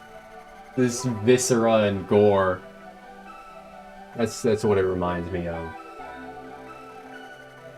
A memory of a time I tried so hard. No, a memory of when I was a child. And that back when those graphics were the norm. Those CG graphics. They didn't care if they looked bad. In this case, they actually don't really look bad. Them looking off is a good thing, right? 他の人じゃダメなんだ。僕事故に遭って、その後遺症らしいんだけど、人が人の姿に見えないんだよ。And then he explained his condition to her. I can't touch anyone else. Oh, it's in an accident. As a side effect of the surgery, I can't see people as human anymore. 本当に不思議な人。 How mysterious. 明日の夜もまた来ていい？ You're interesting, she said, winding her fingers gently around mine. Can I come back tomorrow night? あ、そりゃもういいのかい？君はそんなことをして。Yes, of course, but are you sure it's 大丈夫 okay? よ。夜は私のものだから。 Don't worry, she replied. The night belongs to me. And so our rendezvous began. Rendezvous, then I'm through with you. No, never be through with Sai. I came to my room every night at 3 a.m., skillfully taking advantage of the duty nurse's shift change. I was astonished to learn that she was living inside the hospital. これだけ広いと隠れる場所には事欠かないから。 It's so big that I never run out of places to hide, she said, answering my surprise with a nonchalant smile. She had been living in the suburbs with her father, she told me, until one day he'd suddenly stopped coming home. After she had tired of waiting, I had decided one night to sneak into the hospital where he'd worked. And there she'd lived for over 2 months, searching for his whereabouts all the while. 学校には行かなくていいのかい？ Don't you have to go to school? 勉強は全部パパに教えてもらったから。さやはとっても頭がいいんだよ。 No, Dad taught me everything I need to know. I'm really smart. Classic homeschool W. I bet she believes in conspiracy theories.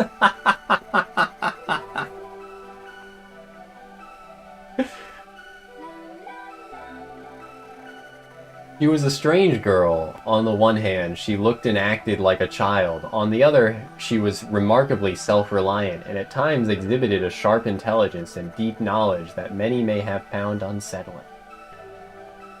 I saw a video in my recommended recently on YouTube that was like, everything I learned in homeschool that was untrue or something like that. And then the thumbnail had like 3 conspiracy theories listed out or something along those lines.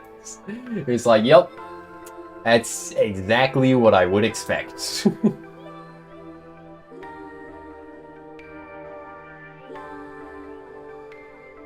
There are definitely some cases where people are like homeschooled throughout maybe like elementary or middle school whose parents are like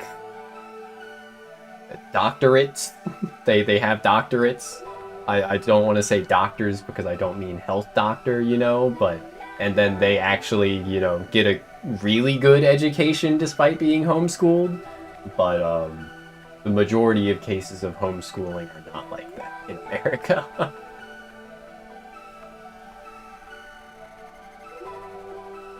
I didn't care. Saya was the only other human in a world gone mad. Her existence meant far more to me than the standards of society. Important detail. Meanwhile, you know, I already bitched and moaned about people playing the lolly horror game and being like, it would have been peak if not for her being a lolly. Unable to interface at all meaningfully with media.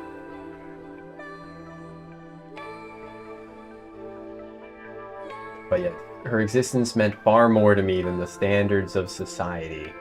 危なくないのか？見つかりそうになったことは。Deja vu, I've just been in this place before, higher on the streets, and I know it's my time to go! Aren't you worried you might get caught? 全然平気。ここにいれば食べるものにも不自由しないし、パパのうちに一人ぼっちでいるよりもずっと楽しいよ。I don't have to worry about food here, and it's a lot more fun than staying in Dad's house by myself. 入院してる患者さんたちのうち、ちょっと精神的に参ってそうな人を事前にチェックしといてね。I looked through the patient lists and found the ones who have mental problems. Saya continued, grinning mischievously. 時々部屋に真夜中に忍び込んで脅かしたりするの。 Sometimes I sneak into their rooms late at night and scare them. みんな真に受けたりしないから。 Even if they raise a fuss, no one believes what mental patients say. Ladies and gentlemen, our protagonist. Our heroine here. You know, they just play. Little girls love to play prank. I guys can't get over this. I looked through the patient list and found the ones who have mental problems. Sometimes I sneak into their rooms late at night and scare them. No one believes what mental patients say. Sayaya, sayaya, sayaya, sayaya. 結局は悪い夢ってことで片付けられちゃうし。 They just brush it off as a bad dream. Her confession reminded me that the hospital was famous for its ghost stories. Who could have imagined that there was actually a real girl impishly roaming these hallways? じゃあ、僕も最初はそのつもりで。That's why you came to my room the first time? ごめんね。怒った。 Sorry, are you mad? While her pranks were hardly praiseworthy, I couldn't bring myself to scold her for the very thing that had brought us together. もうやらない方がいい。その代わり、夜は僕の話し相手になってくれないか。You shouldn't do it anymore. Will you come talk to me instead? さやもその方が楽しい。 Yeah, that's more fun for me too. My beloved. I fucking love this CG, dude. I can't get over this. Me lying in my meat bed, hating my meat life. My flesh bed, hating my fleshy existence. Who can I send this screenshot to? Just to, what would I even say? It's so good of a CG, I feel like I need to send it to someone, but...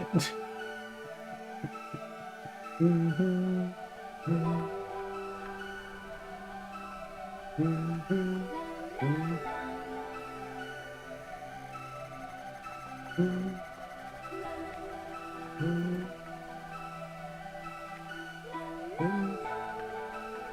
pop, pop, pop, pop, pop, pop.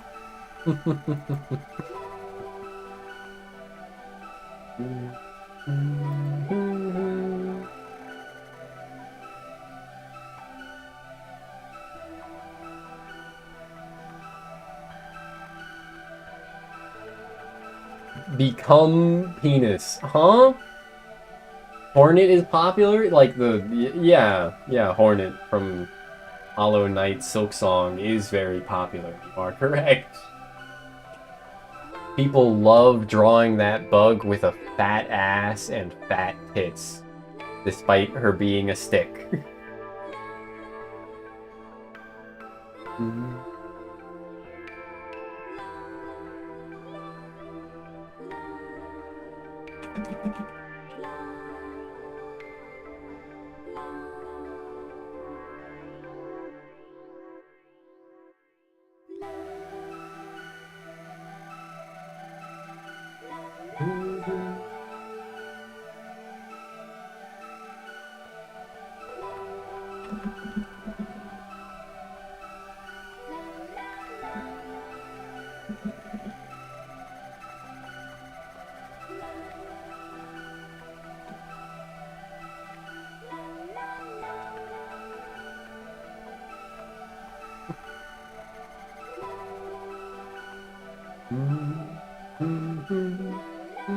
Well, I posted it in one Discord. That's good enough.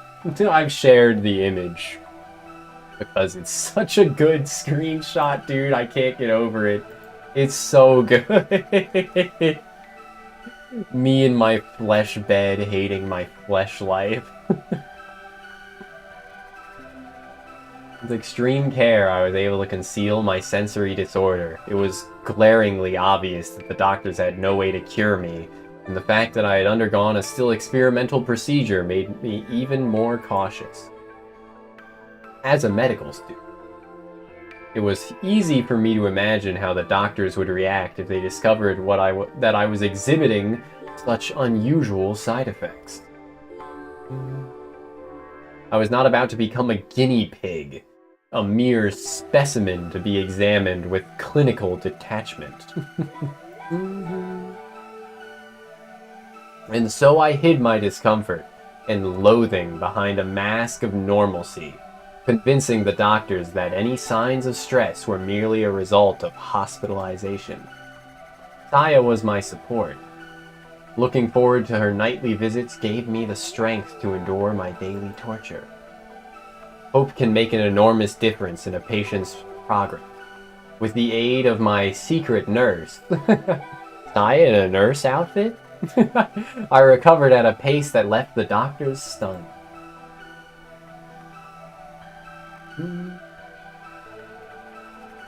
On the last night before my release, I summoned my courage and asked her, 君はこれからもずっとこの病院に居続けるのかい? Are you going to stay here forever? うん。結局パパの手がかりはなかったけど、もう他にいるところもないし、バレそうになるまではいいかなって。I couldn't learn anything about my dad, but it's not like I have anywhere else to go. I guess I'll stay as long as I can hide. In other words, there was nothing keeping her there. よかったら僕の家に来ないか? Why not stay with me? I asked timidly. The question took all the courage I had. え? Pog. え? 家族はもういないから、部屋はいくらでも余ってる。人目を忍ぶような必要もないし、住み心地もそんなに悪くないんじゃないかと。My family's gone, so I have plenty of room. You won't need to hide, and it's not a bad place to live. ずっとふみのりと一緒に暮らすの? You want me to live with you? Why don't they make anime characters like this anymore? Her forehead is like over half of her fucking face, dude. Like, or is over twice the length of her face? They just don't make them like they used to.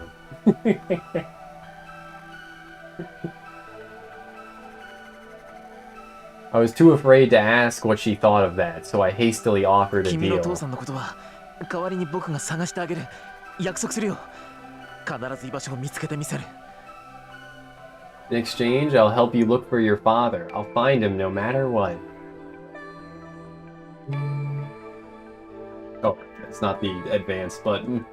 That's the 難しいと思う remove the よ text box. それ I think that's gonna be hard, Saya said, looking a little embarrassed. 多分パパ何か悪いことをしてこの病院を辞めたんだと思う Dad probably did something bad and had to leave the だから hospital. 警察とかは困るのなるべくこっそりと探さなきゃいけないし We can't get the police involved. You'll have to be as discreet as 頑張るよ。 possible.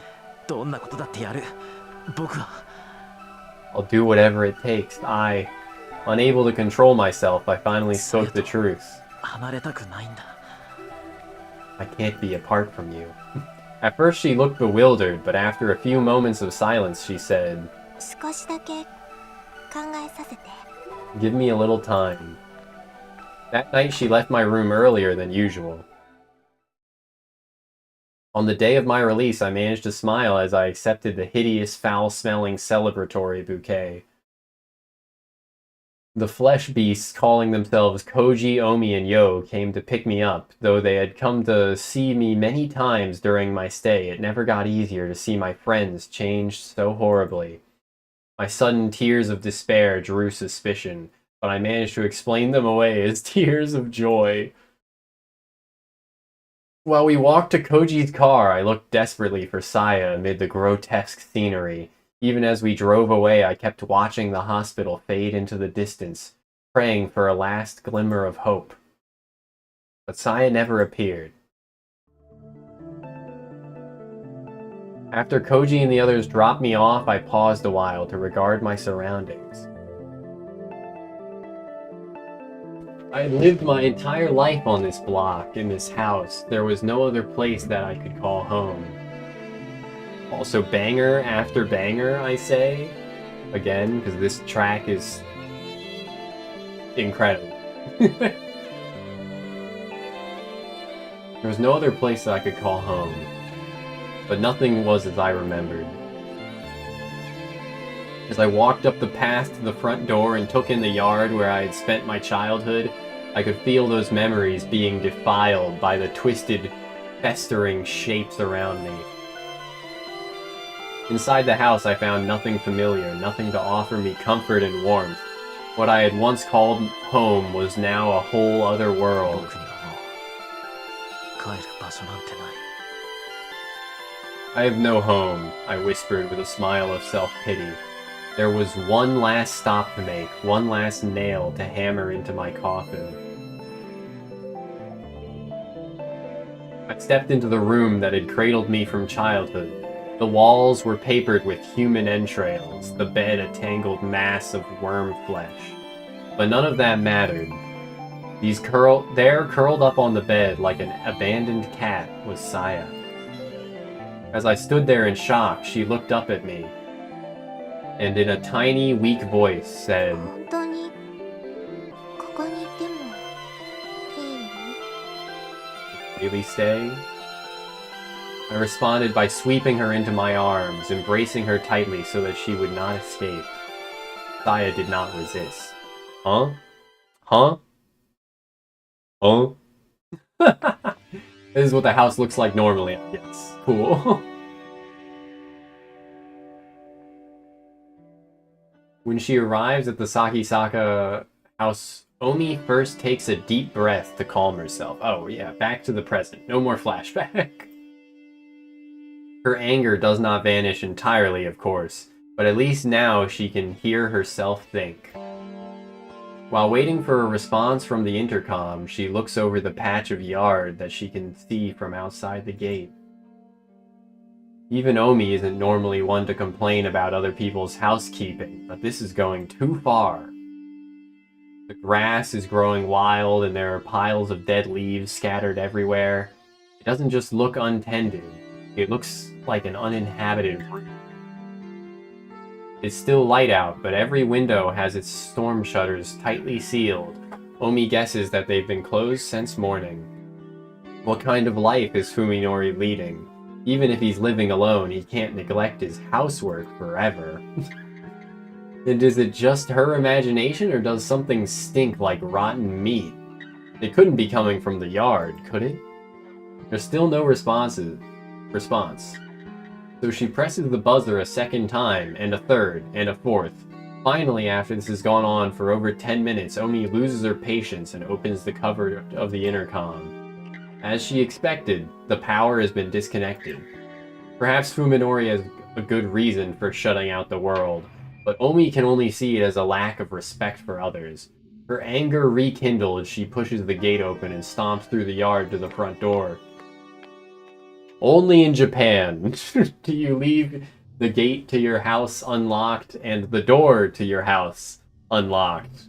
Because crime does not happen. I mean, it does, but it's not very common. Given the state of his intercom, she doubts that Fuminori will respond to a knock. Omi decides to just open the door and go in shouting. And if the door is locked, she'll just have to. Surprisingly, the doorknob turns easily in her hand, and the enraged Omi finds herself throwing the door open wider than she intended. Her nostrils are instantly assaulted by a choking stench. What is that smell? As Omi stands petrified on the threshold, the cowbell hanging on the inside of the door chimes loudly. Needs more cowbell! Dunk, dunk, dunk, dunk, dunk, dunk, dunk, dunk. The seasons don't fear the reaper, nor do the sun, the wind, or the rain. We can be like them. Wait, Tadaima, or Okairi, what did she say? Okairi Nasai, or something like that? Did she say Tadaima? Tadaima is what you say when you arrive home, right? Omi can't believe her ears. The voice she just heard could not have been human. Yet its intonations were too complex for any animal she can imagine. Is someone there? She calls out to the end of the hallway from which the voice came.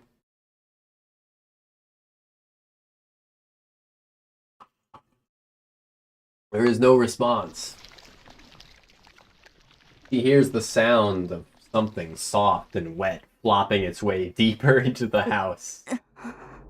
Finding it difficult to place a meaningful image to the voice she just heard, Omi stares blankly at the empty vestibule. There's nothing there, not even Fuminori's shoes, which can only mean that he's still outside somewhere, wearing them. Why's she thinking about feet so much? The house should be empty. But then, what was that voice just now?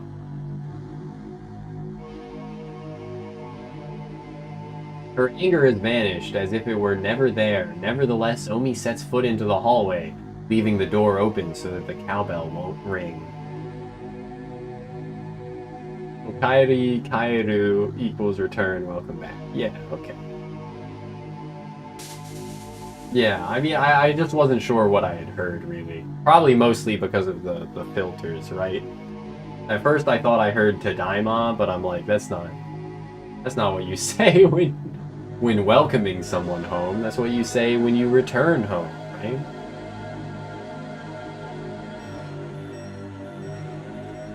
Her anger was vanished as if it were never there. Nevertheless, Omi sets foot into the hallway, leaving the door. Yeah, I already read. The floor creaks, setting her nerves on edge. Omi's unsure why she's acting like a burglar. Something tells her to make as little noise as possible. Yeah. The potency of the stink inside the house makes the whiff she caught outside pale in comparison. It's sickening like rotten fish guts. Has food been left to spoil in the kitchen?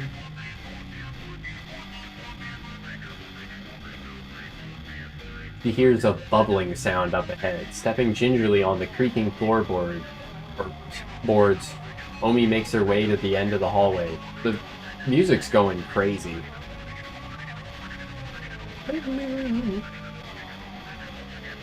She finds rooms to both sides of her, one lit, the other dark, and chooses to look into the lit room.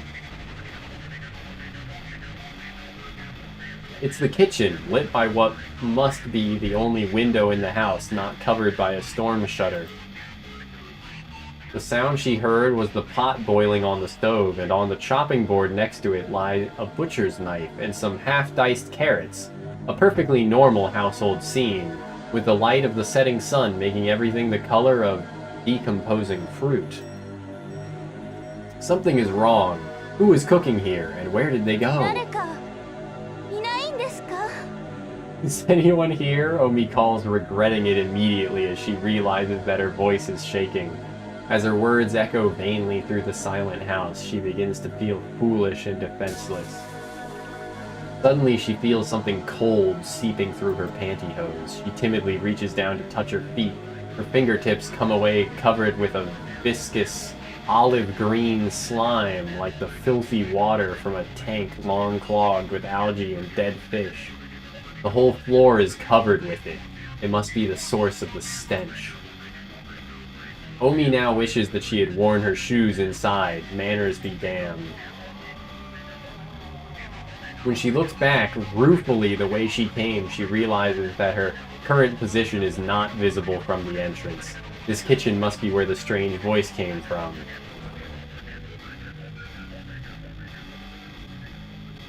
The next room is probably the den, as she expected from the closed storm shutters. It's pitch black inside.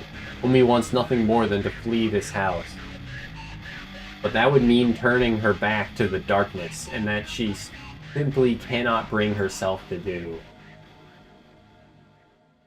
Moved by some irrational compulsion, Omi sets foot into the den. A Corpse Party clone! No! Corpse Party has actual gameplay. This is just a visual novel. This is just a picture book, but not for kids. And with music and voice acting.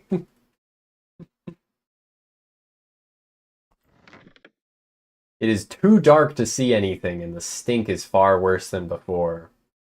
Corpse Party has gameplay. It has you navigating in open space and making more meaningful choices, right? It has multiple endings. I mean, this does too, but... It has like I've watched people play Corpse Party, but I'm not sure if I remember it well enough. I think it has vague puzzle-y moments, right?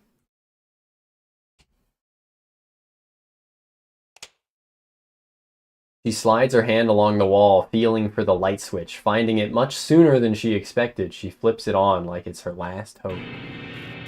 The colors. The colors. So many colors. Uminori said pride.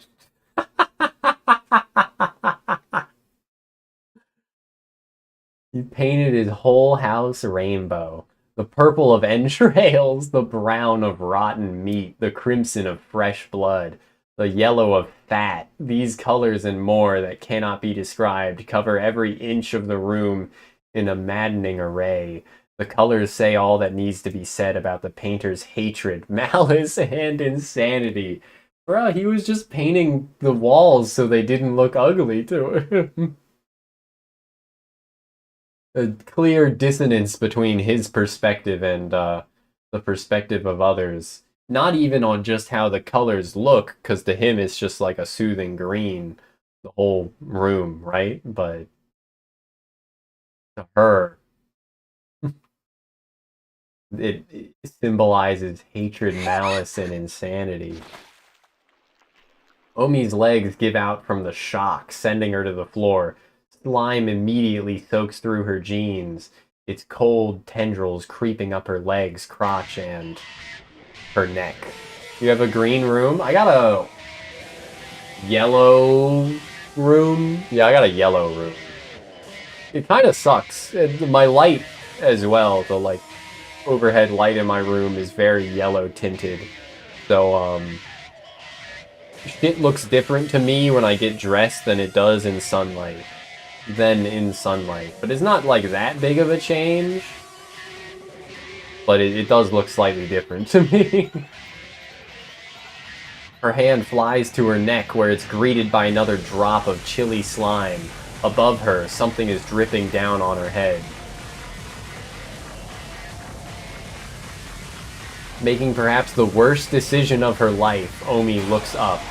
The predator clinging to the ceiling, poised to leap upon its prey. She sees it in every detail. Her mouth and nose are sealed before she can scream, and her belly is torn open as something enters to feast on her innards. But by the time she feels any of this, Omi has already gone mad. Hey, Aaron! I bit the bullet and tried to take the train, but the rush hour crowds were so bad that I had to get off halfway and walk. I'm running pretty late. Is Saya worried? I hope she's not mad. When I enter the yard and realize that the front door has been left wide open. Light from the living room is seeping out into the hallway, and I hear what sounds like someone smacking their lips. There's also a tantalizing fragrance in the air. Is it Saya? I consider calling out to her, but I decide to enter in silence instead. Something smells strange, though not unpleasant. The aroma is quite soothing, in fact. It reminds me of Saya's hair. At first, I am surprised by what I see in the living room. The floor is covered with what looks to be some kind of grass, probably the source of the herb-like smell. Fruit or vegetable-like balls of varying size scattered everywhere. Saya. Touch grass. That's what I'm trying to do. I got a dumpy. And some side booba.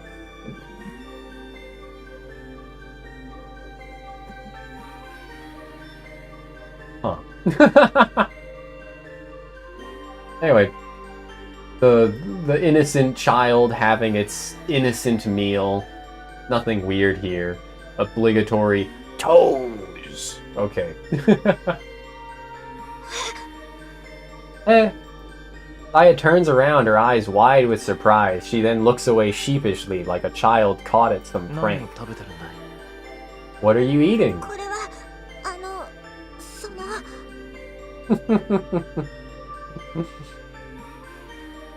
This is, well, she stammers, so flustered that I suddenly feel bad for sneaking up on her. Remembering that she had never eaten in front of me before, I realized that she must be quite embarrassed. 一ついいかな？ Can I have one? I scoop up the closest fruit thing and pop it into my mouth, ignoring Saya's attempt to wave me off. It has a strange texture, soft and pliable, like a peach or a pear. When I bite into it, with my back teeth, a succulent juice fills my mouth, combined with a sharp, strong fragrance. It's unlike anything I've ever 何 tasted. か味付けとか調理してあるのかこれ？ How did you make this? What did you use? It's pretty obvious what she's eating. さばいてからちょっと溶かして食べやすくしただけでほとんど生なんだけど。 It wasn't hard, I just took it apart and melted it a little to make it easier to eat. It's practically raw. Does he just see reverse gore, or is smell and taste also fucked? Smell and taste are also fucked. Yeah. Everything normal looks and smells and tastes like gore. And everything that's gore looks and smells and tastes good. Hearing too, yeah. There was, I mean, I guess just wait until the next time he talks to another human character. Because their voices sound distorted as well. That's a big point of Saya, you know. She sounds normal too. She's the only thing that sounds normal to him as well. I pick up a different lump. This one consisting of fruity flesh around a hard core. Saya or Psy-ops? I'd take Saya, but Saya could Psy-op me, I guess. Tearing a chunk off in my mouth, I find that it has a similar taste to the last one. ねえ大丈夫？それって Hey, are you okay? That's dot dot dot. 僕でも食べられる味だ。っていうよりうまいよ、これ。 Even I can eat this. In fact, it's good. そうなの Saya Pog. Really? At first, Saya looks dumbstruck, but then she bursts out laughing. そうなんだ。ふみのりもこういうのが好きだったんだ。なんだ、あれこれ工夫して頑張ってた私がバカみたい。Baka mitai. Dame dane. Dame yo. Dame dame yo. Anyway, this is what you like. Now I feel stupid for going to all that さ trouble. やっていつもこういうものを食べてたのか。 Is this what you always eat, Saya? こんな大物は久しぶりだけどね。近所の公園とかで取ってくれるやつ。 Been a while since I've had one so big. Usually catch them in the nearby park. There's an impressive nature preserve not too far from here. I've never heard about fruits like these growing there. But, well, of course, they only look like fruits to me. They're really something else. In the park, what did she mean by this? ごめんね。一番美味しいところはさっきさやが全部食べちゃった。 Alright, I already ate the best いいよ、 parts. また今度で。でもこれで明日から一緒に食事ができるね。 Gauge. There's always next time, and now we can eat together. It seems really happy. I'm happy too, of course. Eating with someone is much more fun than eating alone, and it makes the food taste better too. This is where we were, you think? Hell yeah. It only took us 2.5 hours to get as far as we got in... Let's see, how many hours was the last one? 3 hours? Okay, 30 minutes more efficiently this time. There you go. Why is it unmuted?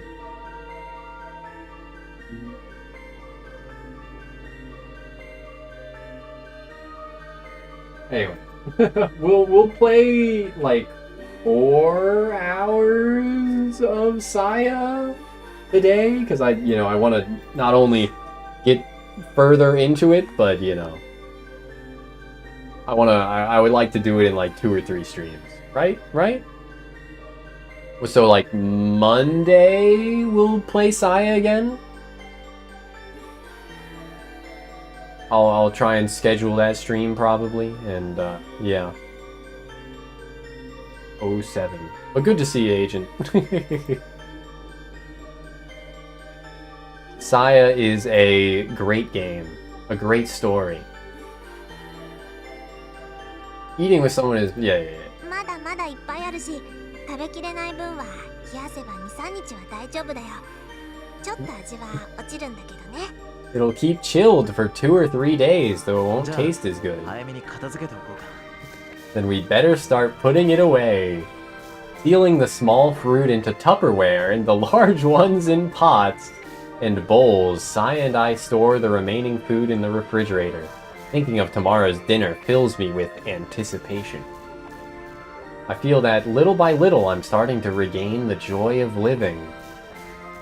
Every time he, passes another barrier, forsakes another, societal standard or human standard, really, breaks another taboo, he regains more of the joy of living. Saya will guide me. With her, I can live on. Yeah, I think I saved, like, right here, probably, last time, Agent. Like, right when they switched to this, like, little, not flashback, but, like, lore explanation. I think this was where I stopped the first time. But it's been 6 months, so it's good to re-experience that. And some people might not have been here when we did 6 months ago. Anyway, True Scary Stories, Hospital Edition. Chapter 4, The Monster in the Hospital.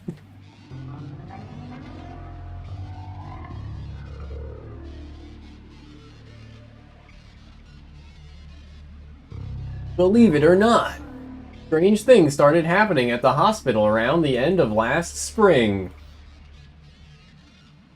It began with patients waking up in the middle of the night screaming. A horse in the hospital! A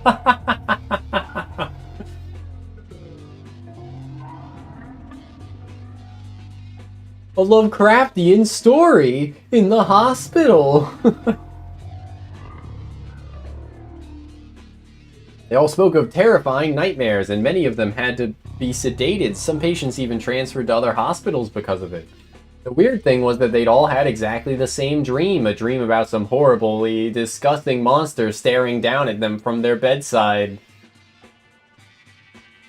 But the really strange stuff started happening after that. There used to be a lot of stray cats around campus looking for scraps from the students. One day, the cats suddenly disappeared, and it wasn't that they'd stopped coming, it was more like they'd vanished from the area entirely. That's the one thing we will not forgive Saya for. This is the one thing she will not be forgiven for. Enemy to strays. People stopped walking their dogs around. According to rumors, the dogs were refusing to go anywhere near the school. Eventually, things started going missing in the hospital. Organs, to be precise. Transplant organs kept disappearing from storage. People came close to losing their jobs over it. And it was just two or three... And it wasn't just 2 or 3 times that it had happened. They tried to keep it from the students, but we heard it was a lot worse than that. People started saying that there was some kind of something living in the hospital.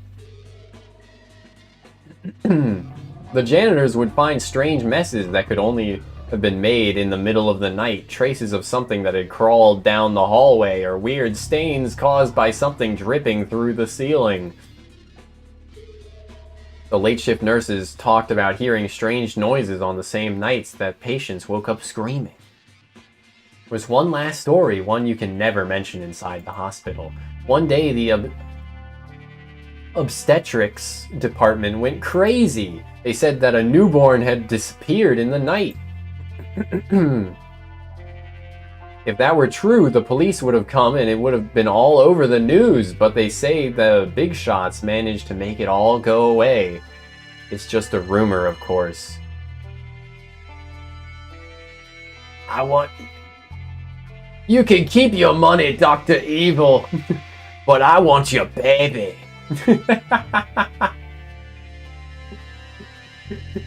That's just so... I can't not think of that. Is that a newborn had disappeared in the night. You can keep your money, Dr. Evil, but I want your baby. I want my baby back, baby back, baby back. I want my baby back, baby back. Baby back ribs. What else does he say? I'm bigger than you. That means I'm higher up on the food chain. I can't do a good fat bastard impression anymore. It's been too long since I watched Austin Powers.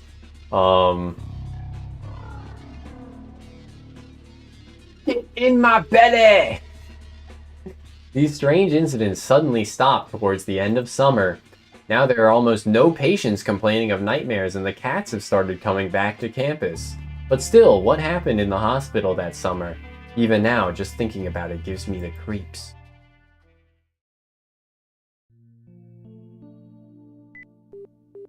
Ellipses. ダメだ。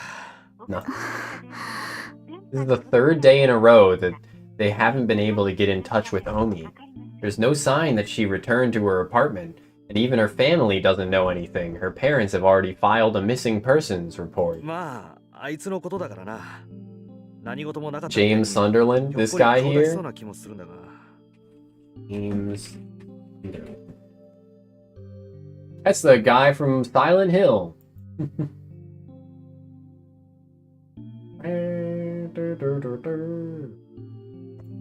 From Silent Hill 2 specifically, so he's the quote-unquote wife guy.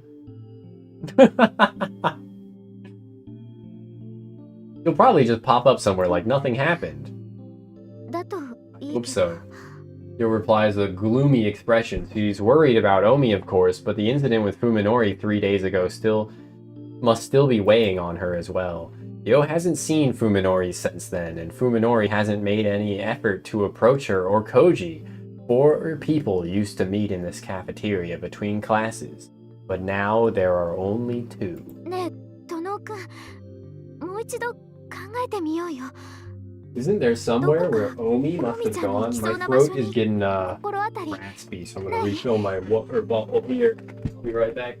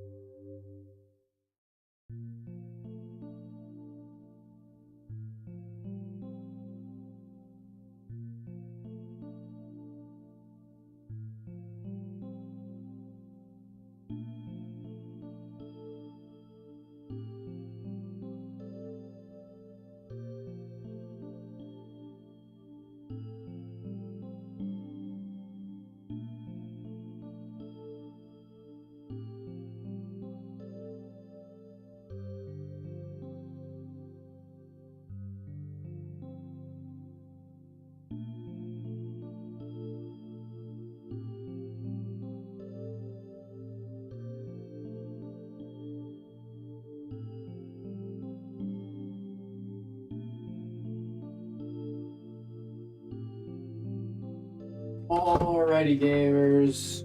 You know, the James Sunderland comparison might actually be pretty apt, considering I'm not gonna spoil anything. But, you know, but saying that in and of itself is a bit of a spoiler, right? いや、一通りは確かめたし。 I was standing up for a bit longer than I intended to. I probably should have put on like the BRP screen or something, but it's all good. It's all good.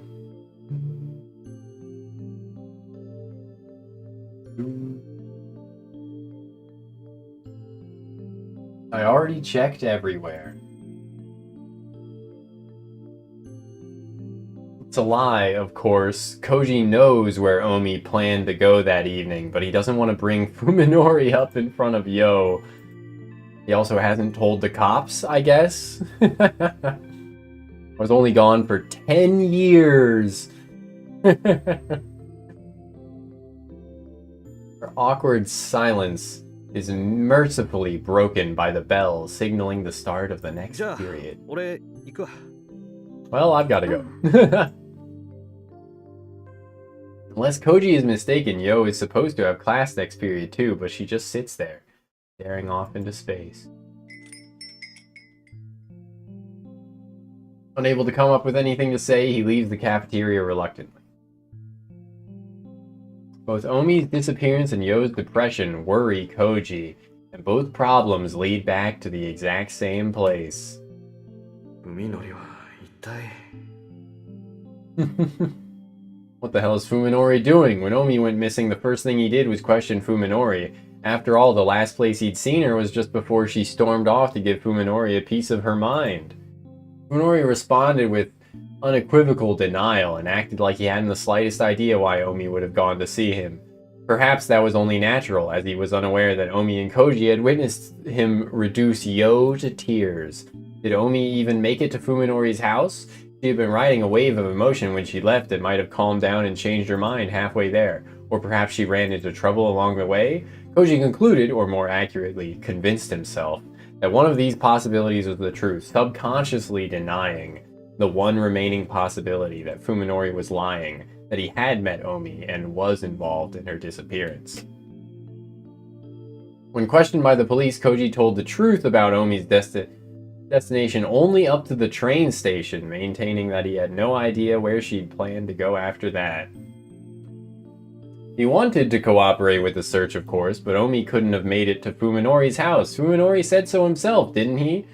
In that case, he told the police everything they needed to know. Not wanting to get the still fragile Fuminori involved, he forced himself to accept this flimsy logic, but the conflict is built up inside him without his notice, leaving unanswered suspicion to fester in his mind.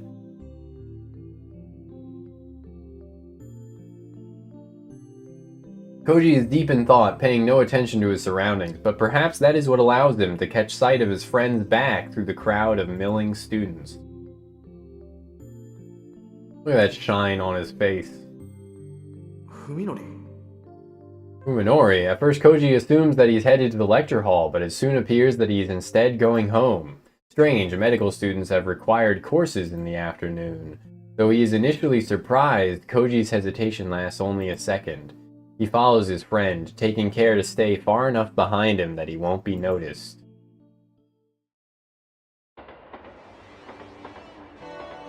Fuminori wasn't going home, as became obvious when he boarded a train heading in the opposite direction. Koji's next guess was that he was going to see his doctor at the T University Hospital, but Fuminori rode straight through the closest station. どこに向かってる？ Where is he going?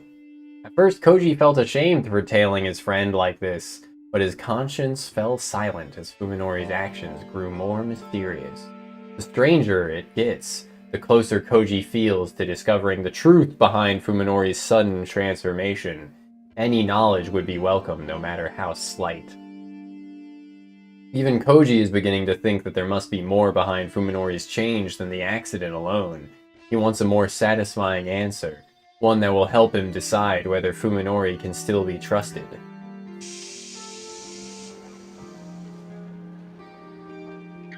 Fuminori gets off at a small station in a nondescript suburb of Tokyo. Koji follows, trying not to lose sight of him amid the other disembarking passengers. The area is quite desolate, with only small bookstores, a convenience store, and a market in front of the train station. It's easy for Koji to keep Fuminori in view. This neighborhood was carved out of the Fuji foothills, and here And here and there remain steep inclines and wooded areas that escaped assimilation. Koji is amazed that such a quiet place exists less than an hour out of central Tokyo. Fuminori seems to know these streets. He moves quickly and purposefully through the suburban community, his eyes fixed straight ahead. Before long, Fuminori reaches a house. Without ringing the bell or even knocking, he opens the door and vanishes inside, leaving Koji to wonder how Fuminori can treat the house as his own. After waiting to see if Fuminori comes back out, Koji approaches the gate and checks the nameplate. Ogai, it reads. Koji has never heard of anyone by that name among Fuminori's acquaintances. Next, his attention is drawn to the thick wad of leaflets sticking out of the mail slot. This, coupled with a general dilapidated feel of the place, suggests that it has been abandoned for some time. A small playground about 2 blocks away provides an adequate vantage point from which to watch the front of the Ogai home. Fortunately, it does not appear to be the sort of house that has a rear exit. Koji settles down on a bench to begin his stakeout. I should have brought more smokes. So I guess the question is Koji also a medical student? I assume not. They're in the same college, but I assume Koji's not going for, a doctorate or anything. Not going into medicine. 1 hour passes and then another, but there remains no sign of movement around the Ogai residence. Soon twilight settles upon the neighborhood. After Koji's 1 pack of cigarettes runs out, that's the thing, like, if he was a medical student, would he be smoking? I mean, it could happen. It probably does happen, but probably gonna be made into medicine for someone's stomach.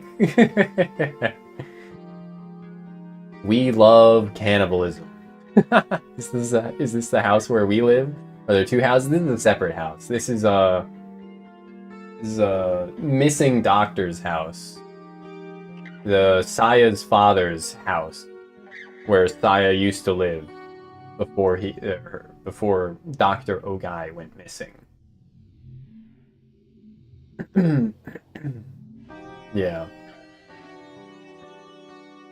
After his pack of cigarettes runs out, a stakeout becomes a battle against mounting impatience. He kills time by redialing Omi on his cell and sending a short text message. But his efforts are futile, as he knew they would be. When the sky begins to turn deep blue and the streetlights come on, I'm channeling my inner Koji after smoking a pack of cigarettes. Chain smoking a whole pack of cigarettes. Or at least what was left of one. When the sky begins to turn a deep blue and the streetlights come on, Fuminori finally emerges from the house and heads back towards the station with the same hurried stride. After some brief consideration, Koji decides that right now investigating the home is more important than tailing Fuminori. He rings the doorbell just to make sure. After receiving the expected silence in response, he checks to make sure no one is watching and turns the doorknob. The door is not locked. Spooky. The moment he enters the house, stale air, thick with mold and dust, fills Koji's nostrils. It is the unmistakable smell of a house that is long lain, of course, Lane. Let's all love Lane. Lane untouched. Past tense of lay. That isn't laid, it's Lane. There is also a faint hint of something else in the air, something reminiscent of damp sewers and fetid cisterns. Flipping the light switch does nothing. The power must be cut off. Koji uses his cigarette lighter to illuminate the immediate area. In the thick dust covering the floor, he sees several brand new trails of footprints that could only have been made by shoes. Fuminori's. Koji decides to follow suit and dispense with courtesy. He enters with his shoes on. The lighter's flickering flame pushes back the deathly silence and gloom of the house. Koji is surprised to see the evidence of life remaining. Everything from furniture to tableware and appliances. Nothing seems to be missing. The thickness of the dust suggests the house has been empty for several months, which means that the owner must have left with a little more than the clothes on his back. Could he have gone on a long vacation? The calendar in the den is still turned to April. Empty and silent, yet still exhibiting signs of the life that was once lived there, the house reminds Koji of a passenger ship entombed at the bottom of the sea. In the graveyard-like quiet, a sinister thought suddenly enters his mind. No one is living here, but that does not have to mean that the owner left. Maybe he was murdered and his rotting corpse is right under Koji's feet. He finds himself wanting a stronger light. A flashlight in his hand would make him feel much better. Koji follows Fuminori's footsteps, it should say footprints probably, to the second floor where he begins to catch the scent of paper in the stale air. It is the smell of old books, instantly recognizable to anyone who has worked in an antique bookstore or library. The first room on the second floor turns out to be a study. Its towering shelves packed with such a vast number of books that Koji fears for the stability of the floor. As a medical student, oh no, he is a medical student himself, Koji as well. He is able to discern at a glance that this study belongs to a medical professional, and a high-level one at that. Me when I'm in med school, but I smoke a pack of cigarettes in a day while waiting for my friend to leave a house that I followed him to. Judging by the content of the books, a smorgasbord of technical volumes far beyond a simple student's understanding, the owner's interests lie more with medical research than clinical practice. I gotta live somehow. Life's depressing enough. Yeah, I'm sure for, you know, med students, for doctors, it's even more depressing and stressful. Fuminori must have spent most of his time here. The scattered dust suggests that he was searching for something, and the contents of the desk drawer are in obvious disarray.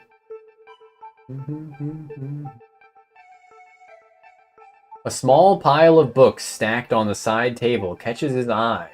Being next to the desk, they must have been the most frequently read. Their nature could shed some light on the character of the person who worked here. Koji frowns as he examines the 3 books. These aren't scientific texts like the rest, but old, leather-bound, Western tomes like the sort you would find in a rare bookstore. The titles are meaningless to him. Traite de Chiffre appears to concern semiotics, but Ars Magna et Ultima is some kind of treatise on divination? And then there's Voynich manuscript, which looks like some sort of picture book. When he pages through it, he finds the text utterly incomprehensible. Maybe it's some kind of cipher. Whatever they are, they clearly have nothing to do with medicine, refuting Koji's earlier guess that this Ogai was a doctor. Looking down, Koji suddenly notices the glint of something black and metallic under the chair. A pocket-sized flashlight, quite out of place among all these dusty books. Fuminori must have brought it in. With a relief, Koji exchanges his lighter for the flashlight. His tiny body emits a powerful white beam that casts away the darkness. His courage restored, he decides to explore the rest of the house. Koji notices something strange that was not visible in the lighter's weak flame. The slime. Dark, oily stains are everywhere. The stains are especially thick around the doorknobs and stair banisters, like someone grasped them with hands wrapped in greasy cloth. Looking closer, he sees places where slime was splashed low on the walls, almost as if a wet mop was run violently across the floor. Could Ogai have made these marks? If so, how? Koji begins to feel sick as he imagines a man shambling through the house with slime dripping from his body. Finding the bedroom next to the study, Koji checks the closet on a hunch. He discovers 2 empty suitcases, not what one would leave behind when going on a long vacation. A sudden chill runs through him. Whoever was living here is still somewhere inside the house. Or are they? Suppressing the urge to flee, Koji goes back downstairs to check the first floor. If he finds a corpse, he'll have to call the police right away. He might get away with trespassing if he reports it first, but if they find the body later, it will be awfully hard to explain his fingerprints all over the house. The flashlight reveals the den to be covered in even more slime than the rest of the house. The sofa looks as though it was dredged. I was going to say dragged, but like the dregs of society. From the bottom of a swamp. We love slime girls here, don't we? In the kitchen, Koji takes one look at the sink and decides not to get any closer. He doesn't want any more fuel for his imagination. He reaches the door to the bathroom. A common scene from TV dramas flashes through his head. A body with slit wrists floating in a bathtub full of water. And wasn't there a movie where a hitman disposed of his victim in a bathtub filled with lye? Well, this did come before Breaking Bad. So no trying to dispose of a body with what was the chemical they used in Breaking Bad, and they just burned through the bathtub instead by accident. Koji braces himself for the worst and opens the door slowly, then shines his light into the ceramic bathtub that appears from the darkness, like a white ghost. Bones, a mountain of bones, black with dry flesh and blood. Koji puts one hand against the wall to steady himself as his legs threaten to buckle. Something is wrong, he realizes, as he tries desperately to get his thoughts in order. The bones are too small, and there are too many of them. They aren't human. After taking several deep breaths to calm himself, Koji enters the bathroom and examines the tub. The bones are piled atop each other like fallen leaves. They appear to be from small animals, perhaps cats or dogs. Even so, the quantity is mind-boggling. How many bodies would it take to produce this many bones? Bones for the Bone Throne. The bones have all been separated from one another, so it doesn't look like bodies were just thrown into the tub and left to rot.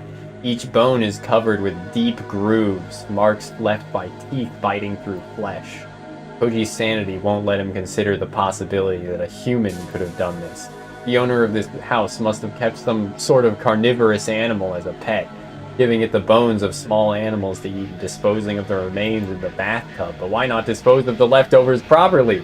They could have just been thrown out with the garbage, or was there something keeping him from leaving the house? The relief Koji felt when he realizes that the bones weren't human is once again under attack. In the first place, what the hell was Fuminori doing here? What's wrong, Koji? Buenos dias, Mandy. Koji whirls around, his light revealing Fuminori's expressionless face. You're trespassing. So are you, Koji replies, barely managing to speak over the pounding of his heart. Fuminori pushes past Koji and looks into the bathtub. He doesn't even flinch at the sight of the bones.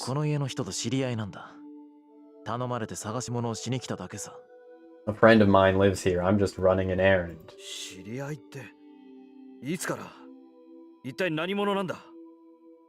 Who's this person? Where did you meet them? Koji doesn't want to believe that the old, friendly Fuminori could have had contact with the denizens of this house.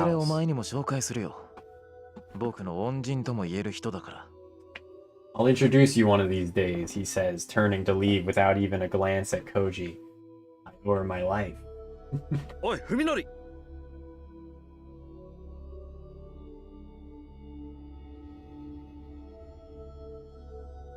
Koji runs after Fuminori. His heart is finally beating normally.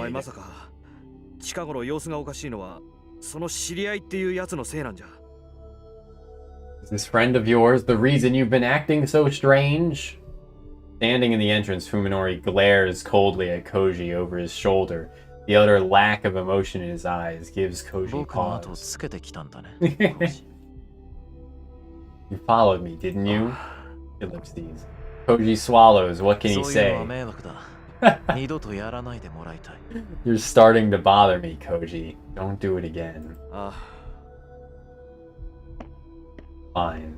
Fuminori walks away without another word, leaving Koji alone in the entrance. Up until this very moment, concern for his friend was still at the forefront of his mind.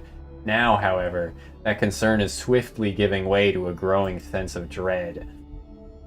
Does the Fuminori he knew no longer exist? Was the person who just stared Koji down an imposter? Among Us? Among Us? Among Us? Wearing Fuminori's skin, Koji has begun to believe that it might be so.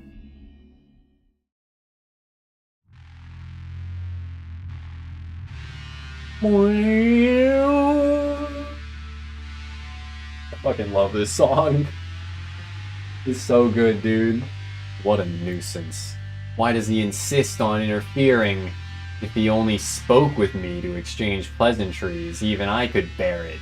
But now he's sticking his nose into my business just to satisfy his curiosity. Koji is a perfect example of someone who thinks that it's always good to take an interest in other people's affairs. He probably thinks that he's doing me a favor by prying into my life. He couldn't be more wrong. If he keeps this up, I might have to find some way to deal with him. Our protagonist, ladies and gentlemen. Like Saya said, I have to keep my search for Dr. Ogai a secret. Koji could ruin everything. I didn't have time to fully investigate the Ogai residence today. At this rate, it will probably take several days just to go through the study. Saya didn't believe that I'd find anything to help with the search, but I think there's still a lot to explore. Who knows what I'll discover? The problem is Koji. He knows about the house now. Will he make things difficult?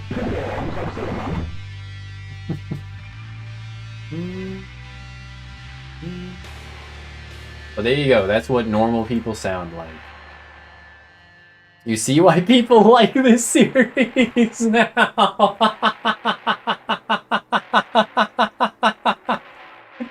Do you relate to it as someone inconvenienced by others? The protagonist is literally me. Anytime I see someone with that one picture of Fuminori, it's always that one picture of Fuminori. Anytime I see someone with that one picture as their profile picture online, I'm like, this person is probably pretty based. It's... Though I would not set Fuminori to my profile picture. I would set Saya, because you know who you're talking. Hair-raising voice calls as I'm about to pass through my gate. The realm of watch out for fans of this series. They're either very well adjusted or seriously fucked up. There's likely no in between. I mean, there's plenty of that with a lot of things. You could say the same about American Psycho. Yeah! American Psycho is like one of the best movies ever made, I would say. It's really good. It's really fucking funny. And yet, half of the people that seem to like it for the wrong reason. They're like, oh, Patrick Bateman's so real.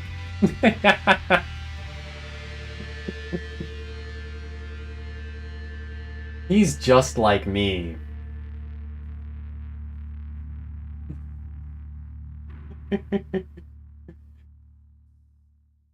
Anyway, I don't think most people that like Saya no Uta are, or even like half of the people that like Saya no Uta are under the pretense that there's anything particularly good about it. I'm pretty sure most people know that even if the the central relationship is touching in a way that is deeply, deeply toxic, codependent, and unhealthy. Even if it is romanticized and, you know, touching.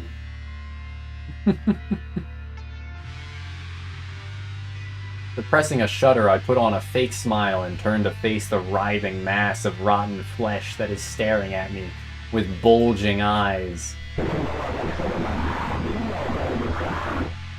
Good evening, are you just getting home? ええ、まあ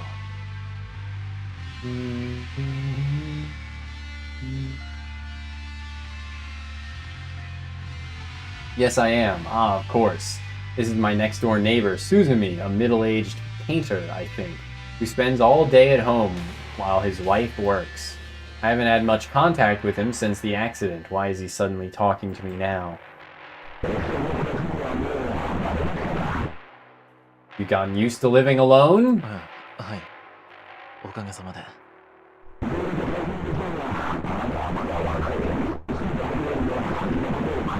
I know it must be very difficult, but you're still young. You have to try to move on with your life. は Yeah. What is this? Did he stop me just to deliver a lecture? With such a big house, it must be hard to take care of everything by yourself. あ。まあ、そうですね。 I suppose it is rather difficult.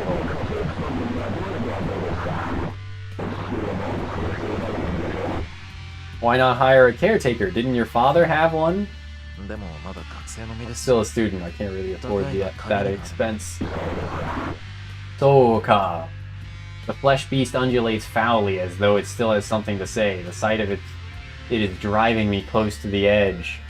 A shot of Axon taint.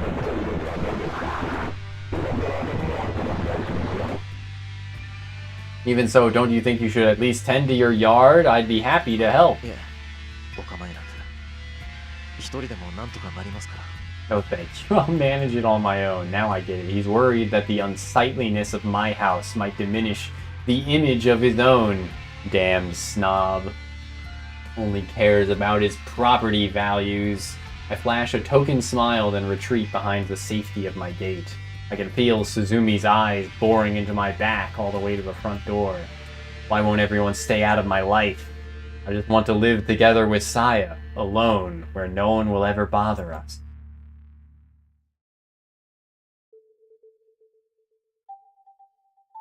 Suzumi Yosuke sighs in annoyance as he watches the neighbor boy retreat into his house.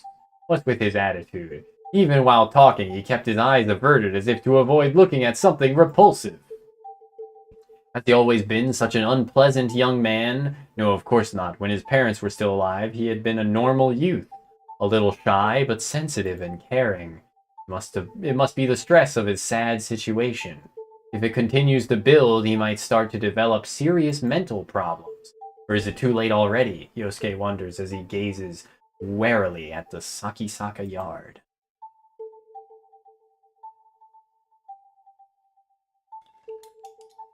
Even during dinner, Yosuke can't shake the neighboring house from his ど mind. うしたのあなた。難しそうな顔して。 You look like something's bothering you. 今日ね、隣の家の息子に会ったよ。 Saw the young man from next door 隣 today. のって、ふみのりお兄ちゃん Kuminori Oni-chan. 庭のこと一言言っておいた。 I just had to say something about his そうよ yard. ね。せめてあの匂いだけはどうにかしてもらい We たいわ should よ at least do something about that smell. The stink coming from the Sakisaka house grows worse each day, and the Suzumi family is at its wits' あ end. の草むらの中に死んだ猫でもいるんじゃ Would ないか there し be ら。 a dead cat in his でも住んで bushes? いて気づかないのかしらね。 He must notice the smell coming from his own ま yard. さかとは思うが、 He's 生ゴミをそのま leaving ま his 庭に捨てているん garbage じゃあ out るまい。 there. そんな。 He い wouldn't. や、今の様子だとやりかねん。一日中ずっと雨戸を閉め切って何をやってるのかもわからない。どういう暮らしをしているのやら。I wouldn't put it past him. Who knows what he's doing in there all day with the storm shutters closed? What kind of life is he leading? ちゃん、頭おかしくなっちゃったのかな。 Did he go crazy? ヒロミ、そういう言い方はダメよ。 You mustn't say things あ like れは that. 本当にちょっとどうすぎてる。ひょっとしたら変質狂か何かかもしれんな。 Honestly, with the way things are going, I'm starting to wonder if he's gone paranoid or 大丈夫 something. なのそれ。 Will he be 早 alright? く自覚して医者にでも行ってもらわんことには。 Unless he gets help soon, who knows?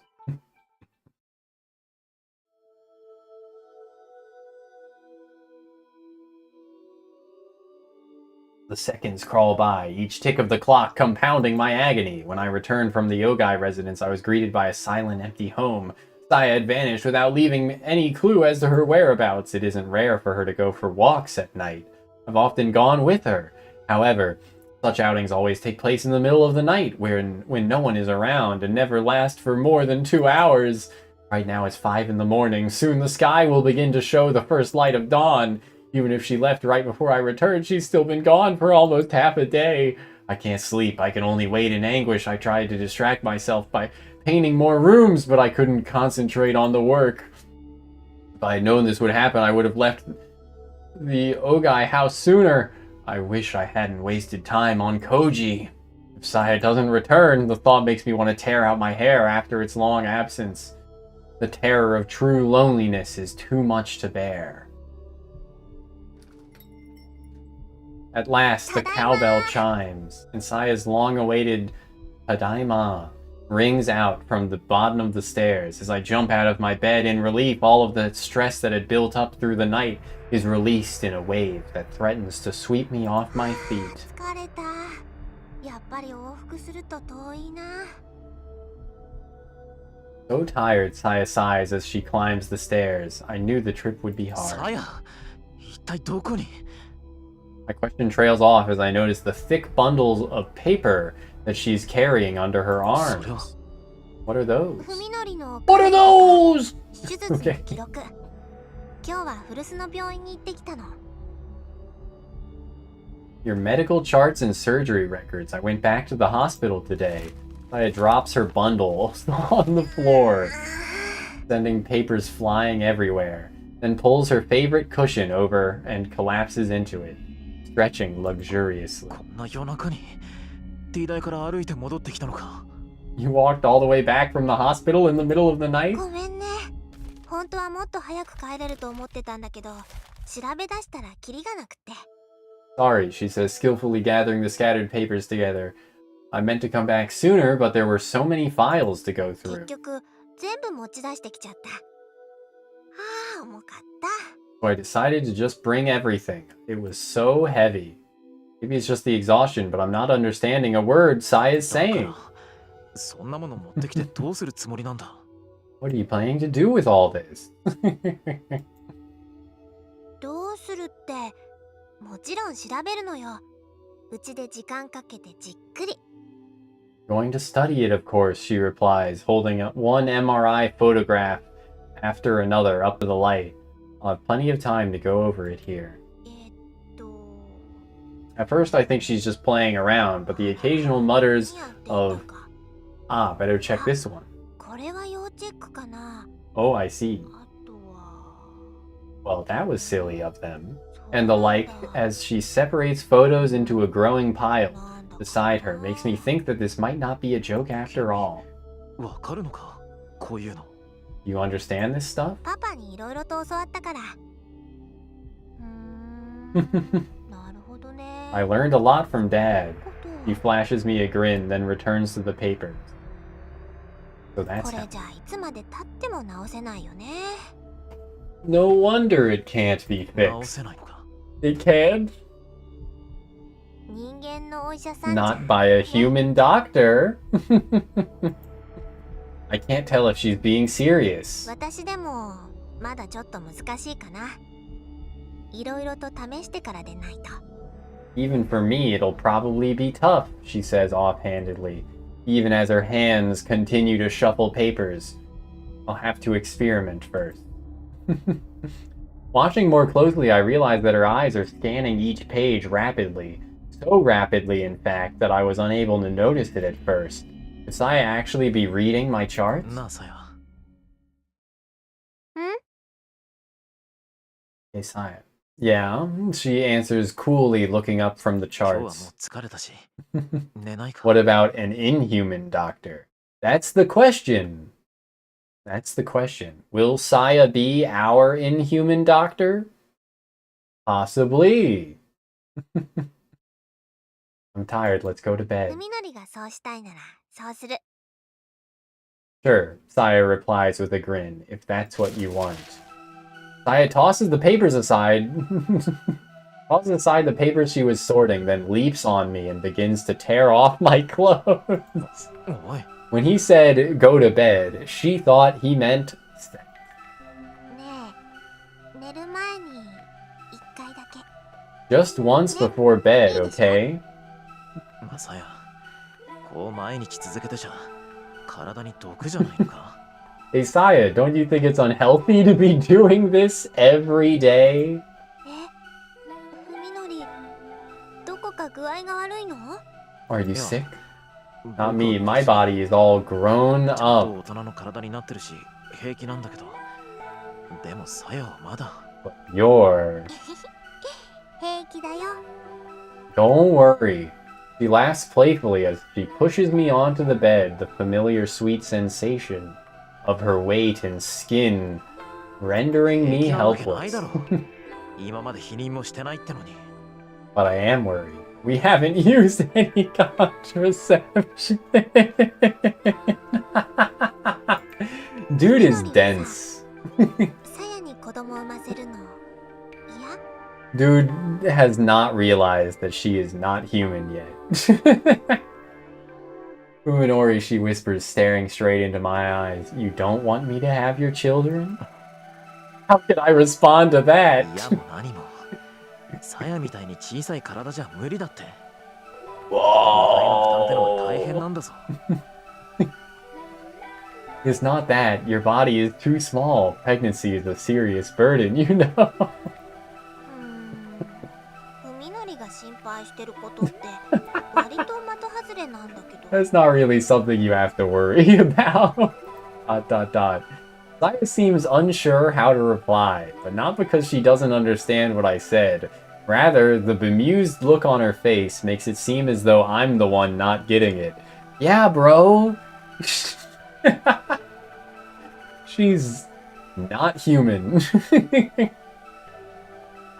もそれって Happy. 海のりがさやのことを大事に思ってくれてるからなんだよね。 Happy.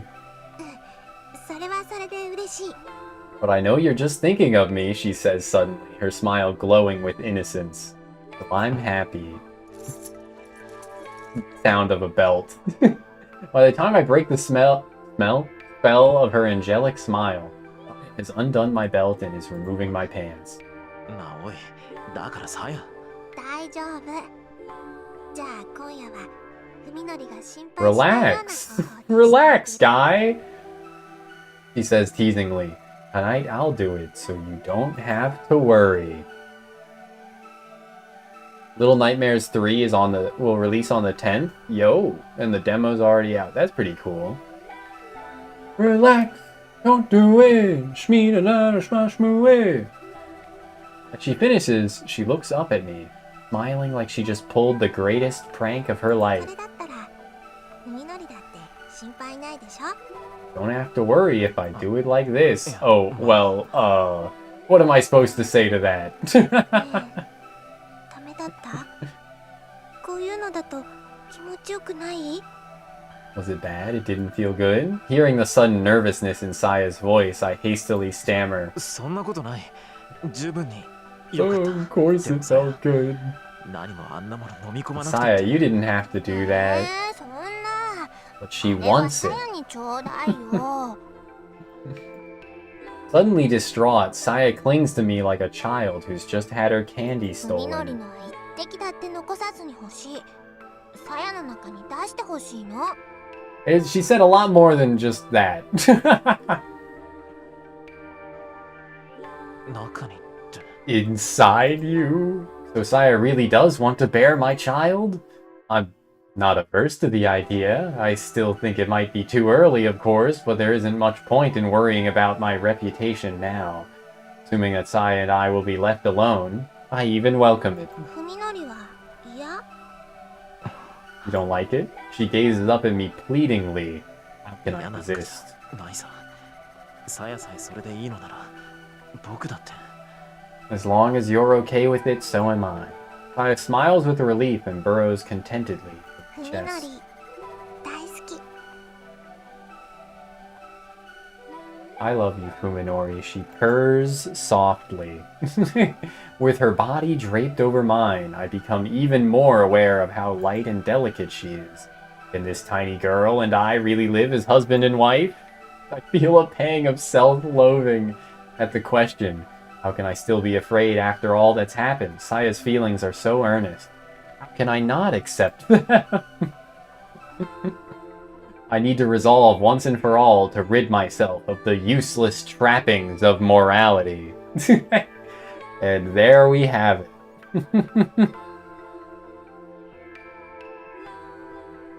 I and I are all that matters. There's no point in worrying about what others think anymore. Although I suppose I should still talk to Saya's guardian, of course. I need to find Dr. Ogai as soon as possible. Find out next time in the next episode of Sayaboru Z.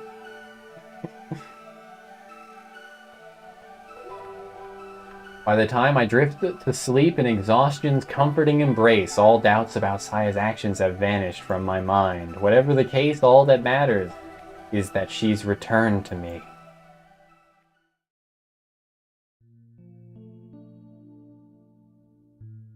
Two o'clock for Suzumi Yosuke. This is the most fulfilling time of day. I don't think I need to be cautious here yet, but I know that there is one scene that is in the Steam release that I need to, like, kill the stream on. Like, I need to cover it up. I need to do something. I need to do something. I need to, you know, just make it not visible. But that's, like, towards the end of the game. I think we're fine for now. But, yeah. Just in case, let me, like, double check.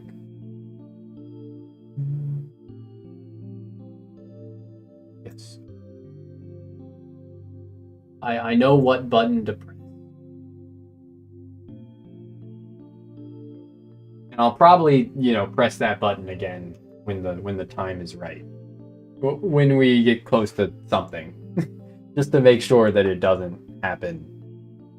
I think we'll be fine. The Steam release, as far as I'm aware, only has one instance that I need to be in charge of. 2 o'clock for Suzumi Yosuke. This is the most fulfilling time of day. After seeing his wife and daughter off, taking care of the morning chores, and eating a leisurely lunch, it's finally time to sit down at his easel. He's not a particularly popular painter, and he would only hold an exhibition if he were hurting for money. However, the design work he does on the side ensures that there's always enough to support his lifestyle. Alongside the salary his wife earns working for a magazine, they're able to pay for their mortgage, send their daughter to school, and still have plenty left over. Those are some nice paintings. Yosuke's life is perfect, leisurely, and absent of want. He loves his house, considering it the symbol of his success. When he mows the lawn, polishes the windows and floors, and cleans the kitchen, toilet, and bath, he feels the same joy as he does when washing his own body. Sure, man, sure. Just as he knows the length of his fingernails and the time since his last meal, he also knows everything about his home's condition. The status of every door, the freshness of every flower, and the amount of ice in the ice tray. Every last detail. This is his pride, and when he sits in his studio smelling the turpentine and knowing that each element of his house is in perfect order, he feels the ultimate satisfaction. He enjoys cleaning his house more than he enjoys sex. All right. While trying to find the right combination of paints on his palette, he suddenly feels thirsty, but soon remembers that there isn't much orange juice left in the refrigerator. In fact, it's also about time to stock up on bath additive. Huh? And powdered soap. Huh? What? Bath additive? Powdered soap? What the fuck are either of those? He could get everything at the supermarket when he goes to shop for dinner, but it will probably be quite heavy. Yeah, I gotta click again. Now then, where should I leave off to go shopping? As he ponders this dilemma, he heads downstairs to the kitchen. Just then a breath of air tickles the back of his neck, bringing him to a halt in the middle of the hallway.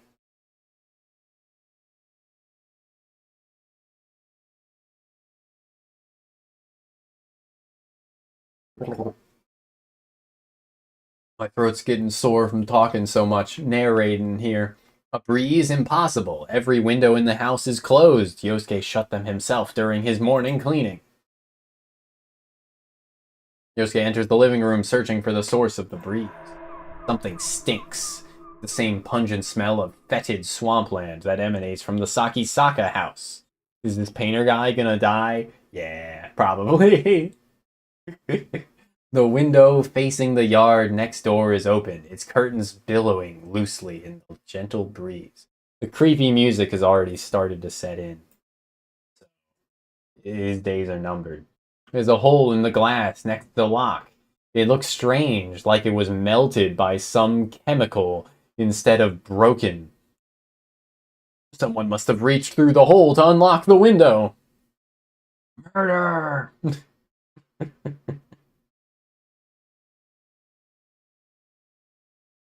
Yosuke stands paralyzed, his heart pounding with anger and fear.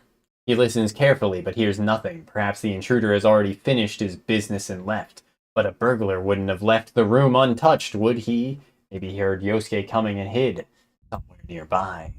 Yosuke realizes that his still wet palette knife is in his right hand. He must have forgotten to put it aside before going downstairs. He stares numbly at the knife for a moment. Then he decides that it's not enough protection. Instead, he grabs the ashtray sitting on top of the table. Everyone smokes in 2006 Japan, I guess. Made of thick, solid glass. Wait, what year did this come out? I meant to search that earlier. No. 2003! AI Overview, by the way, says Saya no Uta, parentheses, Song of Saya, is a notorious 2003 Japanese horror visual novel. Even fucking AI is like, yes, Saya is notorious, by the way. The story is a dark romance exploring their relationship and the lengths Fuminori will go to maintain it. A descent into madness, and has been noted for its intense, grotesque imagery and psychological horror with Lovecraftian. Cool.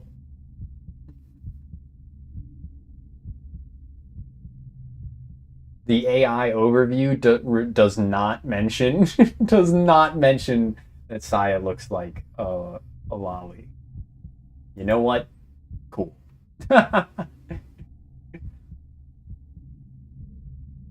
Anyway, everyone smoked in 2003 in Japan, I guess.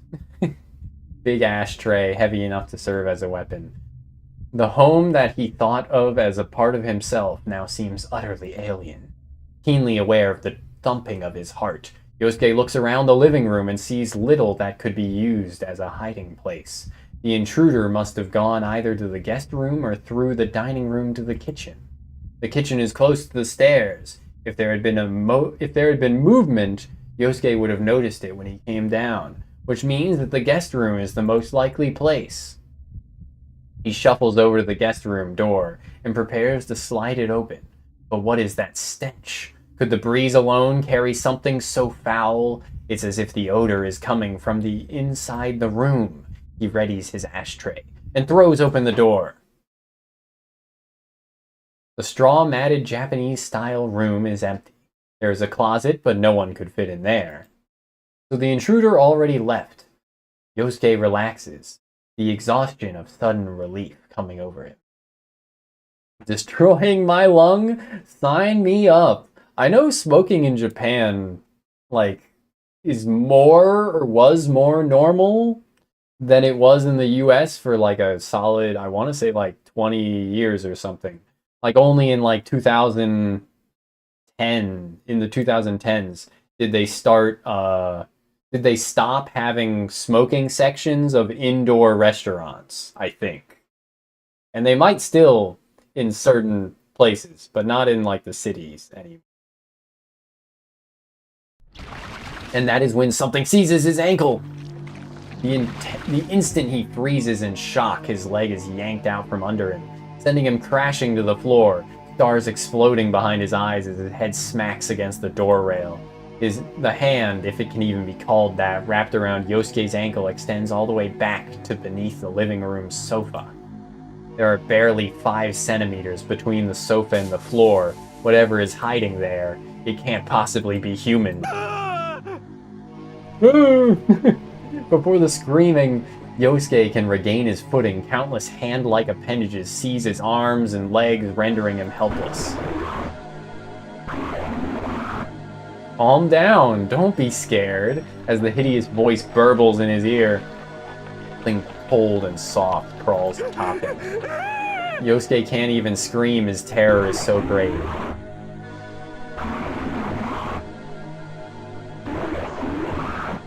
It won't hurt. Don't be scared. It won't hurt.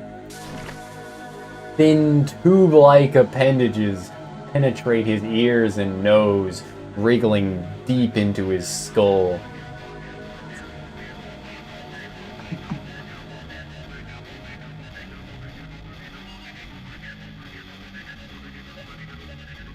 You know what? I'll go and take another bathroom break real quick. If they're gonna... I won't have to sit here in silence.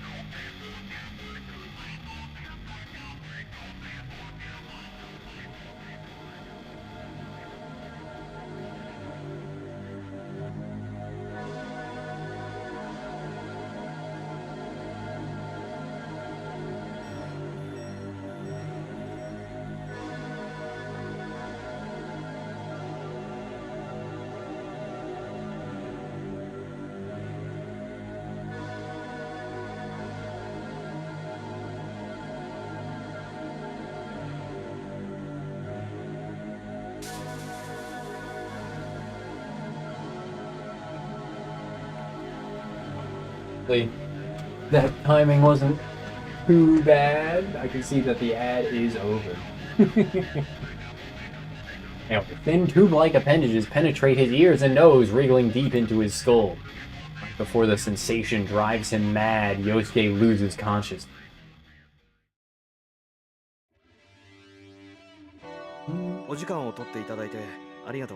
Cut to something else happening. Thank you for taking the time to see us, Koji says, his humble bow concealing his surprise at the doctor's youth. Even with her light makeup, she wouldn't look a day over 30. She must be quite talented to be a leading neurosurgeon at such a young age. いいのよ。あなたたちみたいな人が来てくれたのは私としてもありがたいところだし。 Hoping somebody like you would come along. What is that supposed to mean? Her friendly smile has none of the coldness one might expect from her sharp, refined beauty. はじめまして。崎坂文則くんの主治医の When they tell me how attractive characters are, I pog so I know how to feel about them. It's a pleasure to meet you. I'm Dr. Tombo, Sakisaka Fuminori's attending physician. みのりの友人で殿浩二と言います。彼女は筑波陽。 Yo gives a quick bow, her expression apologetic, so his friends are meeting his doctor. When they arrived at T University Medical Center and asked to see Fuminori's doctor, Koji and Yo had been prepared for rejection. They hadn't expected the ease with which their request was 咲坂 granted. 君の件について話が聞きたいっていうことだけど、それは私の方でも同じでね。 You say you want to know what's wrong with him. Well, so do I. 彼、一昨日の診察に来てくれなかったのよ。留守電に入れた伝言にも返事がないし。 He didn't come in for his checkup 2 days ago. I tried calling his home, but there was no answer. 2 days ago, the same day Fuminori was searching that abandoned house. Koji frowns, wondering what was important enough for him to blow off his appointment. 彼、学校ではどんな様子？ What is he like at school? こうももうめちゃくちゃです。 He's totally messed up. Seeing Yo's shoulders jerk out of the corner of his eye, Koji regrets not choosing his words more 事故の carefully. 前とまるで人が違ったみたいに見えます。 Since the accident, he's been like a completely different person. 僕たちもいろいろとどうしていいかわからなくて、それで今日は先生の話を伺えたらと。 We have no idea what to do, so we thought talking to you might help. あなたたちも医大生？ You medical students too? She asks out of nowhere. はい。彼のカルテ見てみたいと思う。 Would you like to 見 see せ his てくれるんで chart? すか、そんなもの。 You'd really show it to us, Koji replies, incredulous. Dr. Tombo regards そう him 思った人が silently い for る a みたいなの moment, よ。それも病院には無断でね。 then sighs and says someone wanted to see it, and without the hospital's 一 permission. 昨日の晩、この病院に誰かが押し入ってね。 His files were stolen from the archives 2 nights ago. 本当ですか？ She stares hard at the astonished students, then shakes her head with a tired Wow. smile. あなたたちは無関係そうね。ちょっと安心したわ。 Well, it doesn't look like you two were involved. That's a 当 relief. たり前です。でも、犯人は Of 咲 course 坂君 we の are. 容体に興味があるか、それとも彼の治療記録を消したかったの The か。 culprit must have had an interest in his condition, or wanted to いずれ erase に his せよ records. 彼に関わりのある人間としか思えないわ。 I can only assume it was someone close to it. は Ah. An ominous thought flashes through Koji's mind. It couldn't have been Fuminori himself, could it? Koji looks at Dr. Tombo and finds her staring right back at him. Her expression grave. He realizes that she must be harboring the same suspicion. あなたには他に心当たりはない？ Have 咲 any 坂君 idea の who 知り might 合い have で done it? そういうことをやりかねないような Who 人。 done it? Perhaps Dr. Tombo didn't have anyone in mind when she asked, but Koji's thoughts immediately fly to that eerie house to which Fuminori あ。 led 知 him. り合いだか何なのか自分にもよくわからないんですが。 I don't really know what their relationship is, but there's someone called Ogai, probably a doctor or a... Koji stops speaking as he sees the dramatic change that has come across Dr. Tombo's expression. ご存知なんですか？ You know Dr. 咲 Ogai? 坂君がその男といつどうやって知り合ったのかわかる？ You know when and where Fuminori met that Yeah. man? こっちが知りたいぐらいです。先生、一体何者なんですか？あの Just オーガ who イっていう is 人は。 this Ogai? He's some guy. After remaining silent for some time, Dr. Tombo looses a heavy sigh. いいわ。その気になれば簡単に調べがつくことだし。大貝正彦はうちの大学にいた教授よ。 Ogai Masahiko was a doctor teaching at this いろいろと hospital. 不祥事があって半年以上前に免 Dismissed 職に over なっ 6 months ago. However, following certain 不祥事っ incidents. て一体何を？ What did he do? そこから先は部外者に話せる Can't ことじゃ say ない anymore, in any way. どのみち咲坂君には何の関係もないこと It's よ。 nothing to do with your friend. Koji has no argument with which to answer Dr. Tombo's flat rejection. However, he can't shake the feeling that this Ogai person is the key to unraveling the mystery surrounding Fuminori. 先生、もしかしたら咲坂文則は刑事事件に関わっているかもしれないんです。 Doctor, he says, making up his mind, Fuminori might be involved in a crime. This sudden declaration, both Yo and Dr. Tombo raise their eyebrows. 彼を訪ねていったっきり行方不明になってしまった人間がいます。もちろん文則は否定していますが。friend of ours went missing after going to see him. Fuminori denies any involvement, of course. それってオミちゃんのこと？ Koji is unable to bear the shock in Yo's voice. 君には言えな I かった。 couldn't tell you. Dr. Tombo is frowning, her expression even more そ serious than のオーガイ before. という人物が今文則の関心の焦点になっているらしいんです。 Right now, this Ogai seems to be the center of Fuminori's 彼が何 attention. 者で By- 文則が彼の何について探っているのか、それが分かれば少しは事情が見えてくるかもしれません。 we know who he is and what Fuminori is looking for, we might start to see the お whole 願いです picture. 先生、教えてください。この病院で一体何があったんですか？ Just what happened at this hospital? Dr. Tombo hesitates for some time, refusing to make eye contact, but she finally shakes her ご head. めんなさい。こればかりは私の一存で話せ It's ること not な a ど decision な I い can の。 make on my own. 先生、でも少しだけ待って Sensei! 私は私なりにいろいろと調べてみる。放っておける状況じゃないのはよく理解できたから。 Give me some time, I'll do my own investigating now that I know how far this has お願 gone. いします。 Koji is out of options. All that's left is to trust this young doctor. It's frustrating, but a friend's rights only go お so 互い far. 携帯の番号を交換しておきましょう。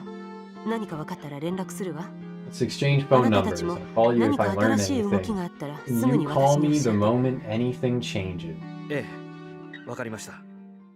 All right. So things are hip happening beyond the obvious of, what happened to me? Yosuke's awareness returns slowly as though rising from a bog.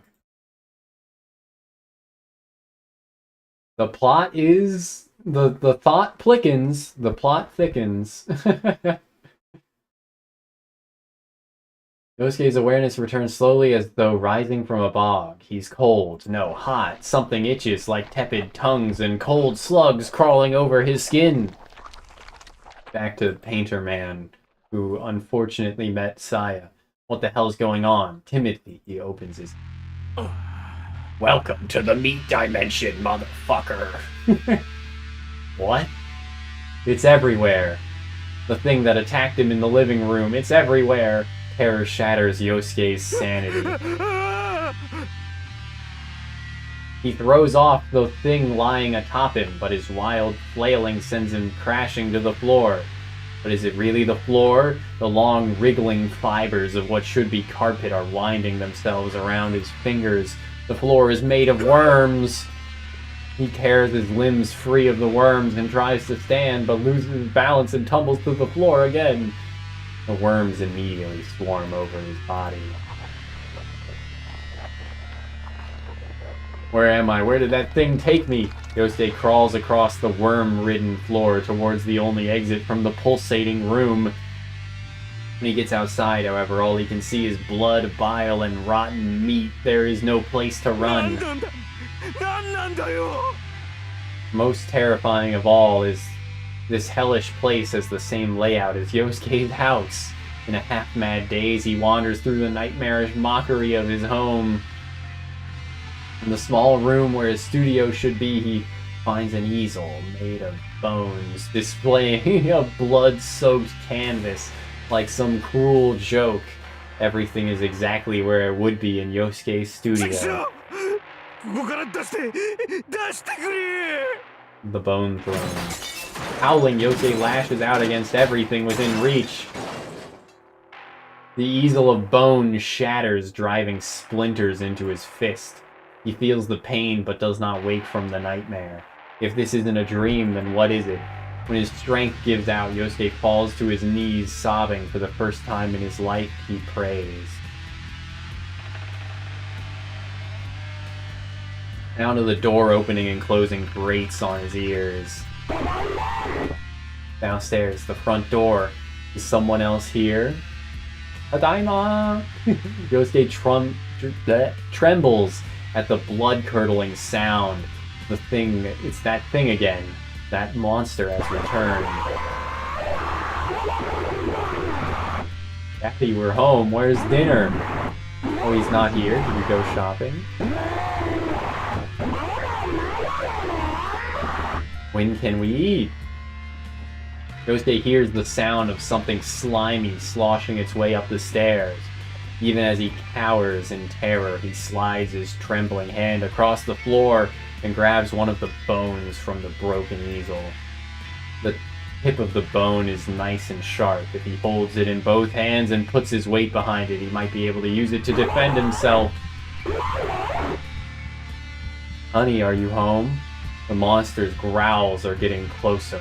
Holding his breath, Yosuke presses his back against the wall next to the door. The pounding of his heart is like thunder in his ears, so loud that he fears the creature might hear it. He knows it will eat him if it finds him again, but it's all he can do to keep from crying. At last, the door creaks open. Honey? Anata?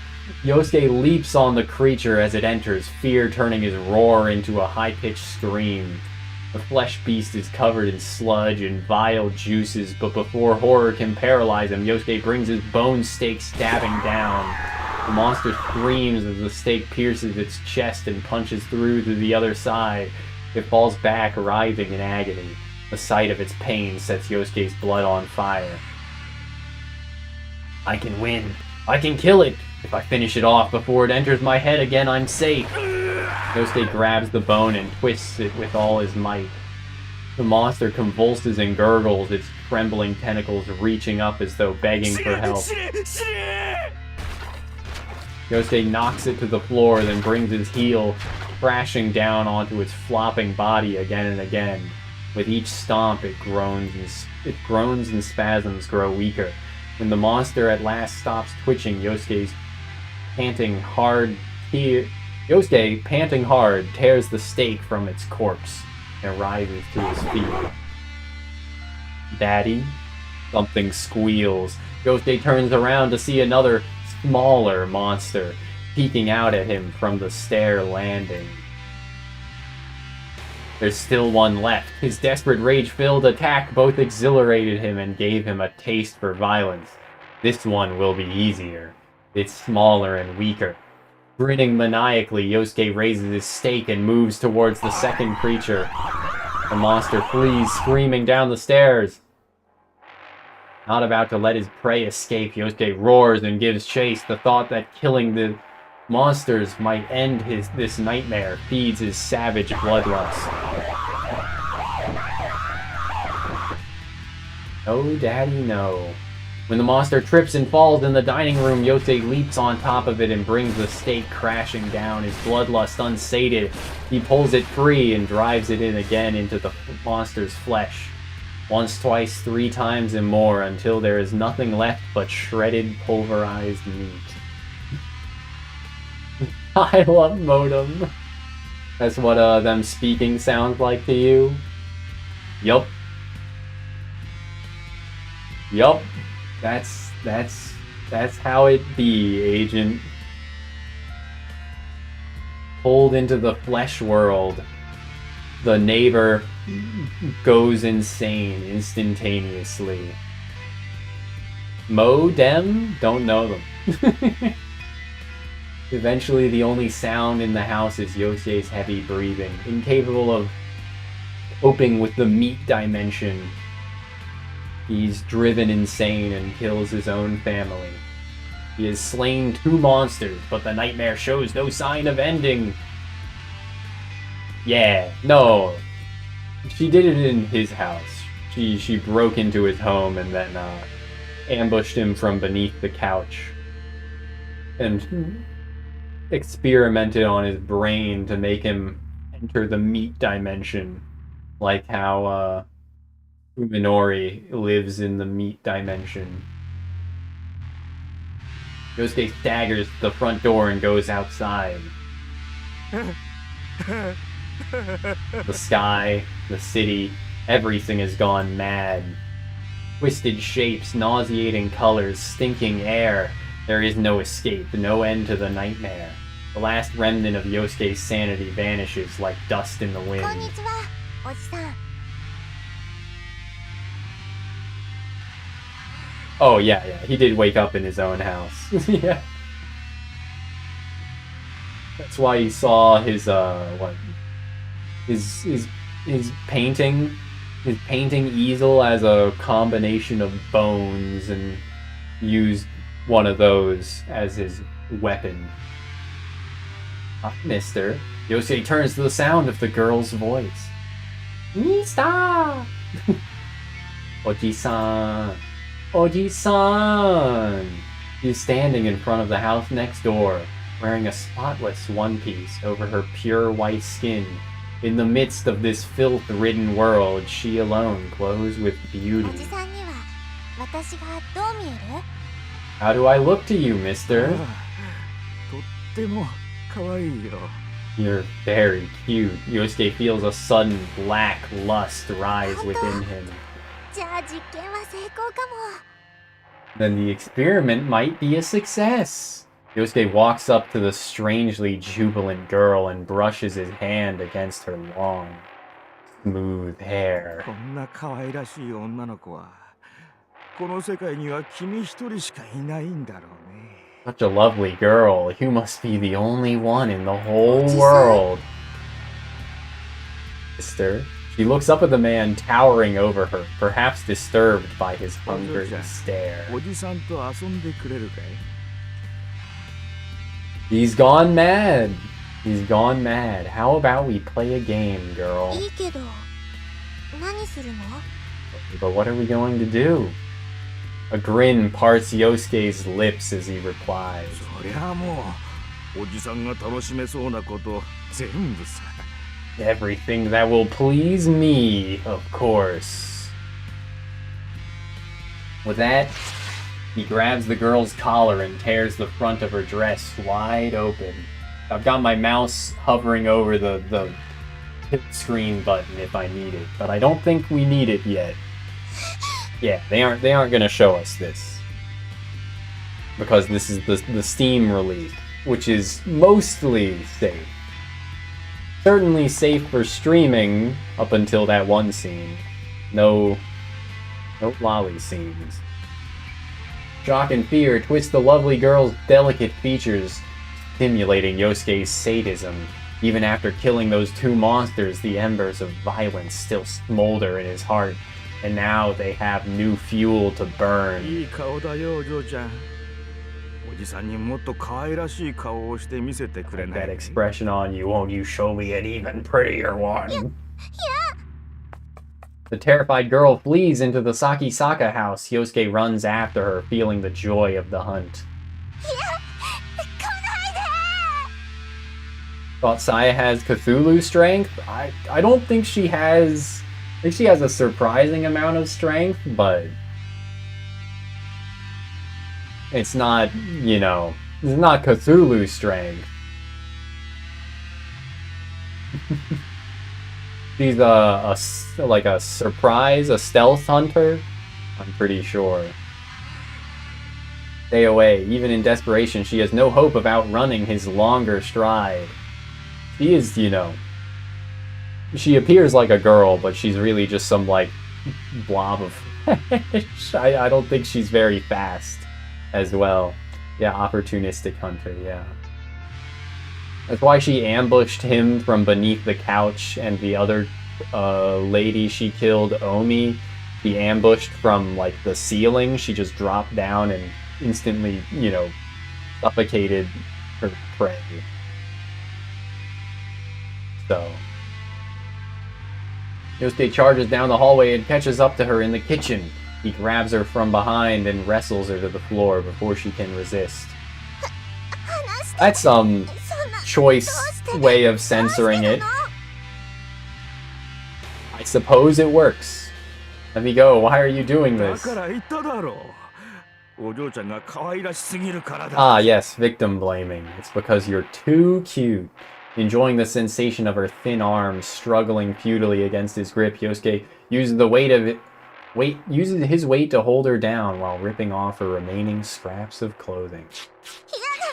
こんなの嫌！やめて！ I don't want this. Stop. Yosuke stares at the smooth, perfect body of the girl flopping beneath him. The thought of violating such an immaculate creature amid the horrors of this twisted world is irresistibly erotic. Yosuke runs his tongue over her stomach and chest, as though preparing to eat her whole. She stiffens and whimpers. こんなはずじゃないのに。 Isn't supposed to be this way. Her tear-choked voice satisfies Yosuke's lust for conquest. This nightmare has violated him, but now he is able to visit the same torment on this innocent girl. Where he was the victim, he is now the victimizer. Eat her whole. That's one way to hear that, yeah. You know, he probably does want to eat her whole, huh? The release he feels is intoxicating. They don't voice that one? No, stop, I'm scared. Fuminori. I haven't even done anything yet. Putting his mouth close to the sobbing girl's ear, Yosuke whispers, if you're this scared already, how will you scream? Put it in. Stop. And she cries for Fuminori to help. Where will our protagonist be? As always, the sights of the city grate on my nerves. Today, however, I don't feel as much hatred as I usually do. I have grown more accustomed to my condition, but that is not the reason for today's high spirit. My search of the Ogai house is finally borne fruit.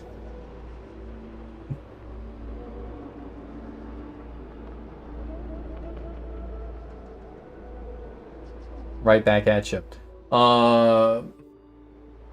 They go out of their way not to show her actual form more than like a single arm or leg or whatever, a single like tentacle of it, Rogaro, because that's, you know, the Lovecraftian, it's a part of the Lovecraftian influence. They do make direct reference to the Silver Key, which is one of Lovecraft's stories as well, but you know, there's a lot of non-direct Lovecraftian influences, like not showing her body and claiming that, you know, the sight of the flesh mass, the incomprehensible flesh masses, is enough to drive someone insane. Like, Omi was driven insane before she died just by seeing Saya's true form. I found an envelope stuck between the desk and the wall. It must have fallen off the back of the writing tray. So you're very confused. Yeah, there's a bit of, I think, you know, it's for narrative purposes, you know? More than, like, making logical sense.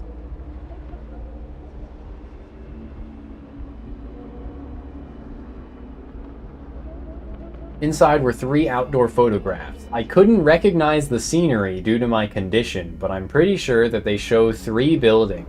There's the answer to the question of how would he view photos or television. He says right here, looking at a photograph of a house, he can't, like, tell what it is. He can't recognize anything in it because of his condition, but he thinks that they're buildings. Scrawled on the back of each photo was an address. Nagano Prefecture, M Village, Tochigi Prefecture, S Town, Shizuoka Prefecture, H Town. Gotta move to H Town.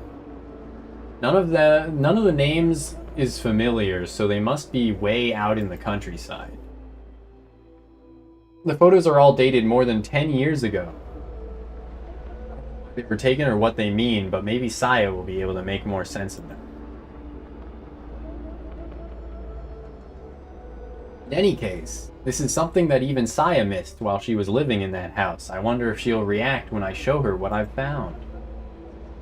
Saya, I want so badly to see her, the thought of her waiting for me speeds my footsteps. I would do anything. When I step through the gate, I see that the front door is wide open again. This is the second time this has happened. Upon entering the house this time, however, the sound of Saya crying chills my blood. It's not just her, I also hear a low, wet grunting. There's no time to take off my shoes. I race down the hallway, propelled by a terrifying premonition. Well, Once again, choice censorship.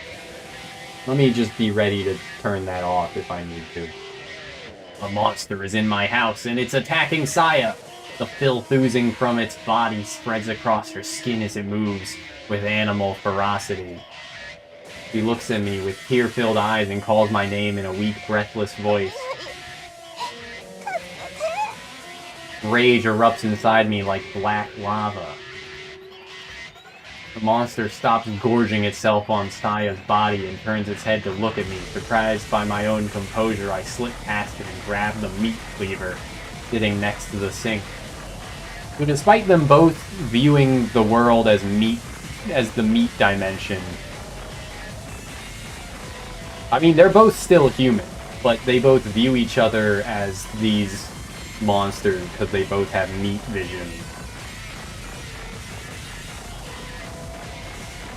Flip past it and grab the meat cleaver. The meat dimension, yes. Without a moment's hesitation, I slash at the monster's face. The kitchen knife, too, is gory. It screams and staggers away from Saya. My attack must have blinded it, because it flails its tentacles widely as it tries to drive me away. My bloodlust still unsated, I calmly seize one of the appendages and plunge my weapon twice more into its quivering flesh. The blade enters its body with fascinating ease. Each strike sprays my face with its blood. As I carve the monster to pieces and savor its hideous screams, my mind is finally consumed by rage. No mercy. I'll see this monster suffer for what it's done to Saya. I'll give myself to the fury, howling at the top of my lungs as I slash and slash and slash. Even after the flesh beast stops moving, I keep slashing until I realize that it can no longer feel pain. Cursing myself for killing it so quickly, I stab the cleaver into the floor, snapping it in half. When my thoughts finally begin to regain some cohesion, I find myself still digging the broken knife into the floor. The monster is gone, but the pieces of it are scattered everywhere. I stop cutting into the tile, and in the sudden silence, I hear Saya's faint sobs coming from a corner of the kitchen. Saya. Hiya!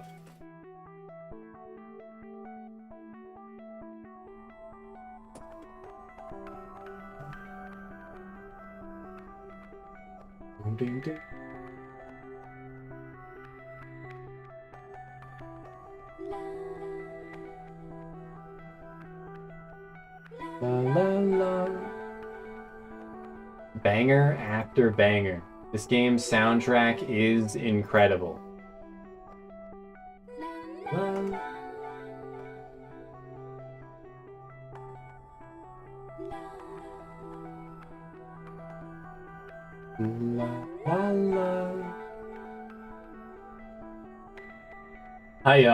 I pull the cowering Saya into my arms. She stiffens in fear at first, but as soon as she realizes that it's me, she clings to my body and cries.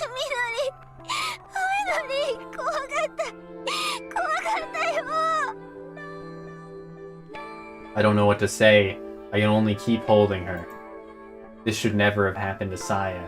Everything in this twisted world is to blame. Yes, including myself. I couldn't protect her. If I'd been here, then maybe I could have prevented this.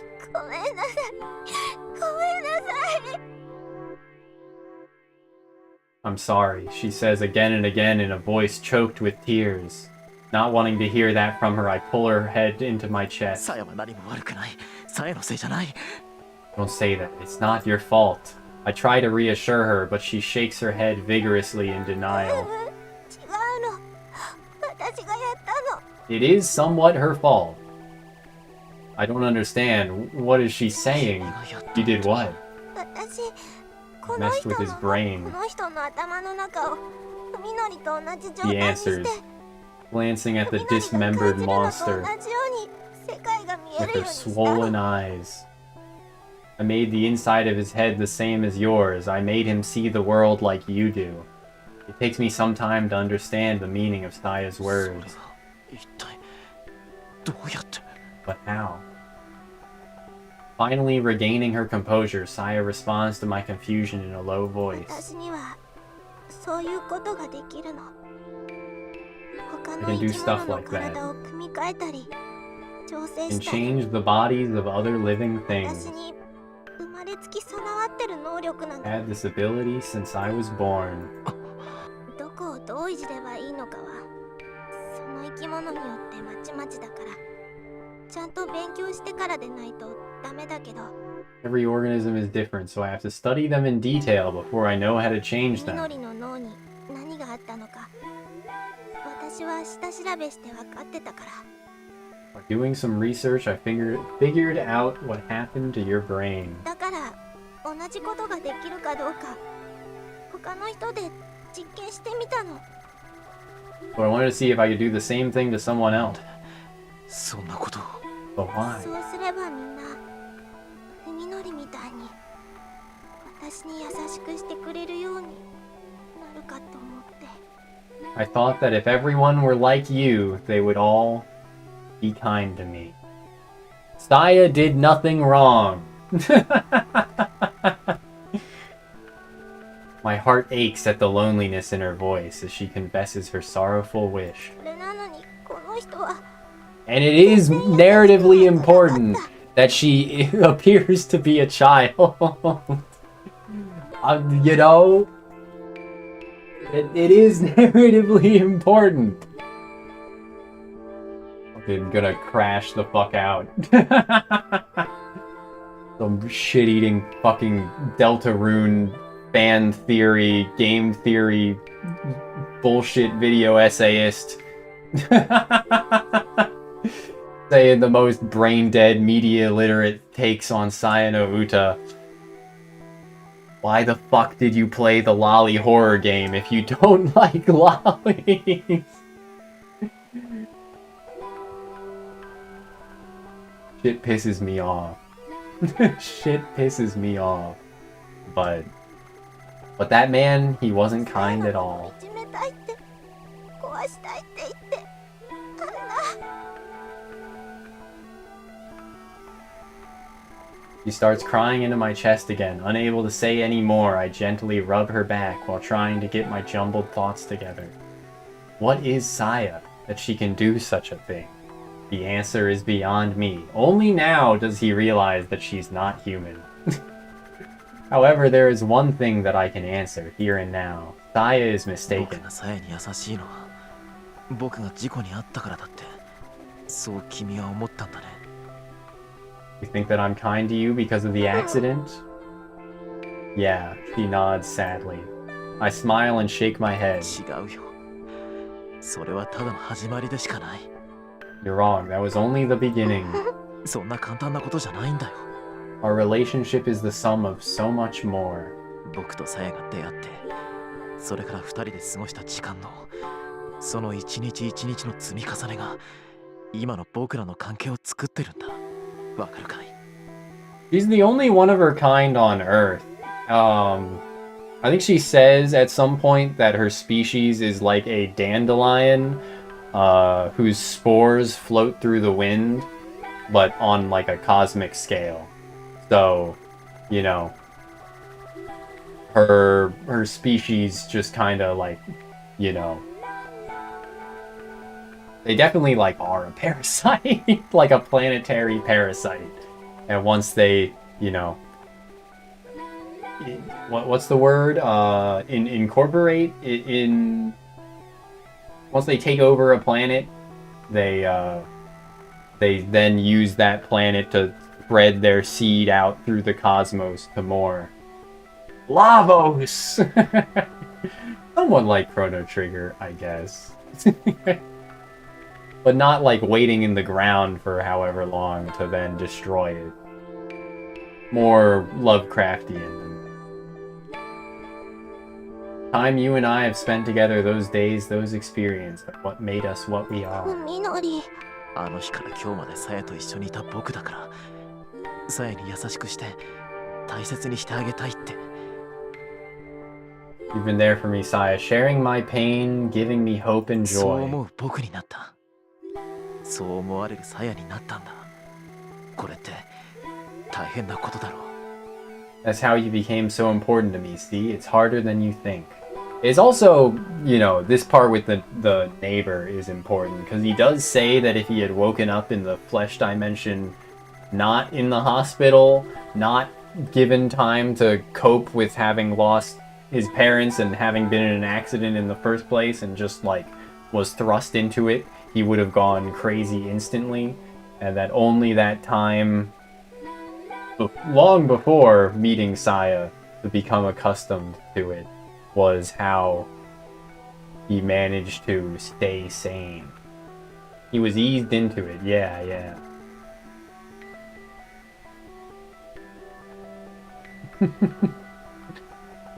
Look at how... Wowie! Saya is still crying, but now her tears feel warm against my chest. わかってる。さっきやっとわかった。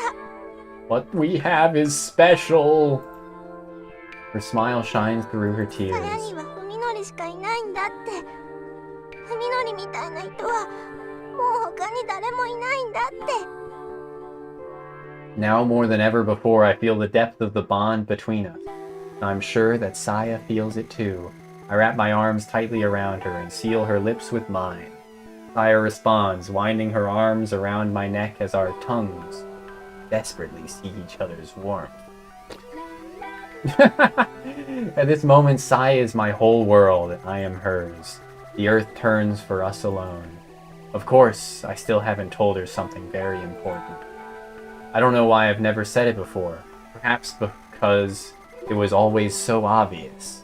However, I should put it into words at least once, this oath of mine. 鞘、僕は君のことが。 I... 待って。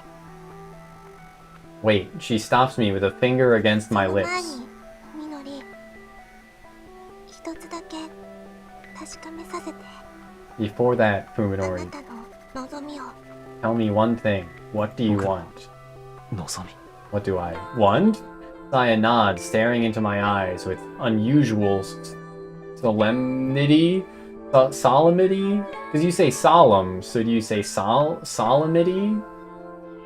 さっきも言ったけど、私には私にしかできない方法で生き物の体に干渉できる。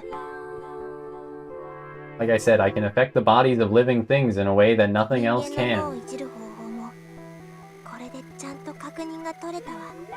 Now that I've learned how to manipulate human brain.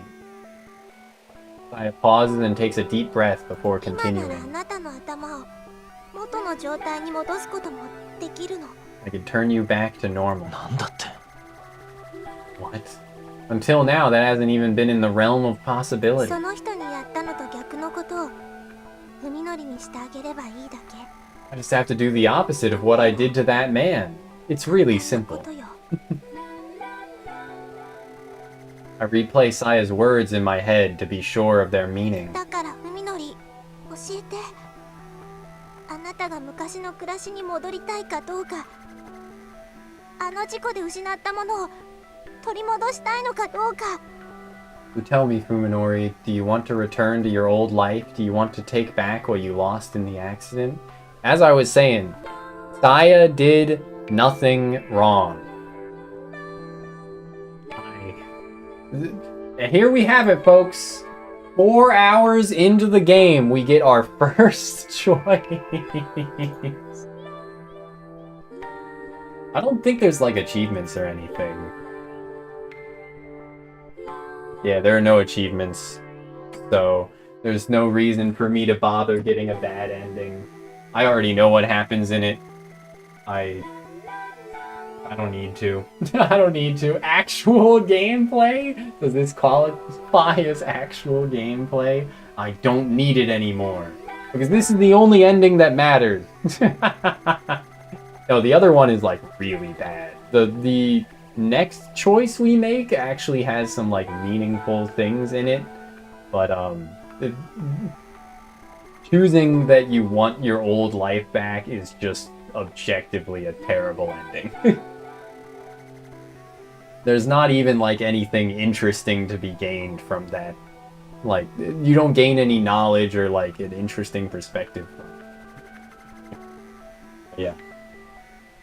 I'll just do the true ending, and if y'all are interested enough by the story afterwards, then you can either buy the game yourself or, you know, look into it additionally. On that terrible day when I first opened my eyes after the accident, you look up the other endings on youtube.com. What would have been my answer? What would my answer have been on that terrible day when I first opened up my eyes after the accident? When I think back on this many years from now, will I wish that my answer today had been different? It doesn't matter. Here, at this moment, there is no doubt in my 人は mind. 誰だったんだい？ Who is that? I asked Saya, looking at the unidentifiable pieces of the 隣の monster. うちに住んでたおじさん。名前は知らないけど、 The man living next door, I don't know his name. 鈴見さんか。 Uzumi-san Ka. He was hardly a stranger. We've been neighbors for as long as I can remember. I'd go so far as to say we were on good terms before the accident. And now I've killed him with my own two hands. I feel little. Mr. Suzumi, the kindly painter who lived next door, is but a distant memory. The pieces of meat around me belonged to a creature whose mere existence was nauseating. Only by killing the vermin could I find relief. He complained about my yard being filthy, the swine. It doesn't matter what Saya did. He wasn't worth keeping alive anyway. You suck. Ladies and gentlemen, our protagonist, I say again, he complained about my yard. It doesn't matter if Saya, you know, messed with his brain. He wasn't worth keeping alive. He inconvenienced me. But also, like, he hurt Saya, which was the real reason he was killed, right? These are my honest feelings. I think that's just the, like, the reason he died was because he hurt Saya. But he won't be missed because he moderately inconvenienced me. Ladies and gentlemen, our protagonist. These are my honest feelings. My hands are wet with another man's blood, and yet I am utterly calm. Now I know what I lost in the accident. It says that I can take it back, but I know that I cannot. It is gone forever, like the life of the man called Suzumi. 僕の異常を治すことは医者には絶対できないことだったんだ。 No doctor could possibly fix my condition, you 髪 know. のり。人間にできないことを簡 You 単 can にでき do る what って no human is capable of. 人間じゃないんだね。 You're not human, are you? うん。 Saya looks away, her expression unreadable. Everything is monstrous and loathsome in my eyes, everything but Saya. I thought that she was somehow unique. I was wrong. I see her just as I do everything else, as something other than what it really is. But why should that surprise me? Saya is a part of my world just as I am part of hers. It doesn't change what we are to each other. I stand and walk over to Suzumi's dismembered corpse. 昔読んだ漫画でさ、事故から生き返ったせいで世界が当たり前に見えなくなる男の話があった。今の僕みたいにね。 I read this manga once about a man who recovered from an accident only to find that he could no longer see the world as it was. Kind of like me. I finally realized that even though the stench of these monsters' flesh turns my stomach, their blood and guts smell pretty good. In fact, I know this fragrance quite well. その男の目に In は one scene, 人間が意 he 識 becomes aware of everything he 機械が was 動くと forgetting, 以上に見える or んだ。 ignorant of prior. He saw people as rocks and robots as beautiful だから women. 男は人とは似ても似つかないロボ And ット so に he fell in 恋を love して with しまうんだ。 something that wasn't remotely human. I retrieve the cleaver, pick up a piece of Suzumi's body, and start removing the skin and tendons. Just as I thought, the stuff underneath is exactly the same as what Saya and I have been eating. なあ、これうまそうだし食べちゃおうか。 This looks pretty good, let's eat it. 髪のり。 He is now aware that he is a cannibal, ごめん。 but he does not 今 care. はそんな気分になれないよね。 Very bold of the writer to admit his source material inspiration. You think that was a real manga? If it was, like, what was its name? so that I can read about this man who romances robots. It certainly wasn't Chobits, which is the only robot romance I know. Oh, sorry, you're in no mood for that now, are you? 死んじゃえ Now ば that it's 肉は dead, 肉 though, だし meat is 捨て meat. るのももったいないと思わないか It'd be a waste to また throw 冷 it 蔵庫に away. しまっておこうよ We should get it in the fridge. You think it's a common plot? Robot romance in general is a somewhat common plot, but the seeing people as rocks? I あ don't なた know. はいいの？ Is that alright with Ew. you? Sure, I answer easily. There's no longer any room for doubt in my mind. 隣の家に奥さんと娘さんがいるはずなんだ旦那がいなくなったら騒ぐかもしれないし通報される前に Also, ladies and gentlemen, our protagonist, his wife and daughter are probably next door. They might cause trouble when he doesn't come home. We'd better hunt them down before they go to the police. そんな風であなたはいいの？ Ladies and gentlemen, our protagonist. Accident causing the world to change? Yeah, that's I think that's a somewhat normal plot line. You are right about it. Our accident become blind. Yeah, there's a lot of stuff like that. Or you could abstract it further and have it like not be an accident per se, but like something happens and then, you know, the guy finds the special sunglasses that show that everyone's actually a like flesh zombie monster. What was that movie called? Where the Obey is from?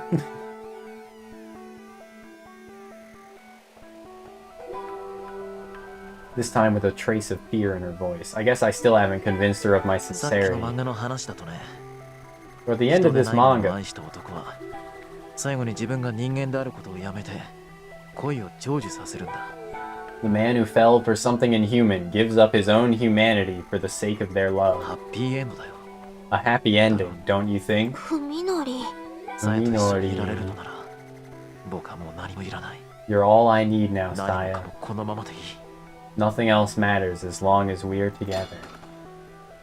And then they hug again. Tossing the knife and meat aside, I pull Saya into my arms once more. 言ってもいいよね I can say it now, can't I, Saya?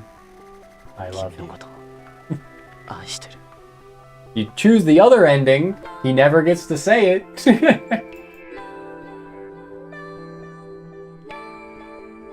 How many people has Fuminori killed? One. Saya has killed a bunch. But Fuminori so far has only killed one. But he has eaten someone that Saya killed, so he's already a cannibal. And it's not like if the police were called that they would believe him about Saya, so he would be blamed for the other murder that Saya committed. Saya wipes away the tears flowing from her eyes. I can no longer see any hint of fear in あ her なた face. のこと後悔させたくないのになのに As I'm saying, Saya did nothing wrong. Even now, she's saying, I don't want you to regret this. I don't, but I've sworn my oath. Arguably in self-defense. Ish. I don't think Saya has any qualms with killing people. I don't think she views anyone other than Fuminori as, like, worth respect, really, as being, like, a real thing. She doesn't treat them as, you know, intelligent. Certainly doesn't treat them as if they're, you know, what? A equally valuable to her own life sort of thing. We have nothing to fear now. Saya will never need to cry でも again. 嬉しい私って身勝手だよね I can't help it. I'm so happy. I guess I'm pretty selfish, aren't 身勝手でいいよさやのわがままなら聞くよ I don't mind. I'll always indulge your selfishness. Filled with contentment, we exchange a smile and set to the task of cleaning the room. A single person produces a lot more meat than I expected. Speaking of which, I seem to remember doing something similar あとの before. 2人だけど多分おじさんが殺してる悲鳴とか聞こえたし we're in this phase. Hey, yeah. About his wife and daughter, I think he killed them. I heard their screams. そりゃ好都合だ。 Well, that makes things easier. Measuring people as quantity of meat. What next? Oh, you'll see. How lean and fatty each cut is. They are, you know, he's a full-blown cannibal at this point. About his wife and daughter, I think he killed them. I heard their screams. Well, that makes things easier. After we finish here, we should go gather the meat from the Suzumi house. That should be enough to hold us for a while, and we can use their refrigerator to store what won't fit in ours. It's all coming together. Sai and I will be just fine. At least the Fumo didn't kill the wife and daughter. Okay. We went a bit longer than I intended because that scene こ kept の going. 写真知ってる？ But we'll save here. And quick save, sure. And then also full save, open save / load. Oh. There's only quick save?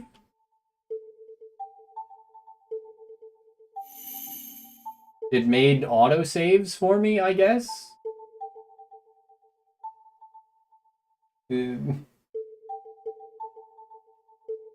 Huh?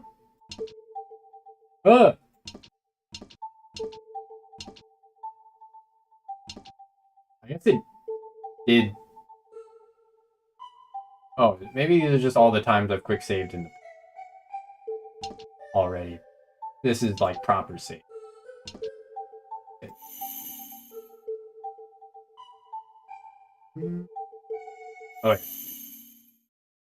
4.5 hours is a pretty good chunk, right?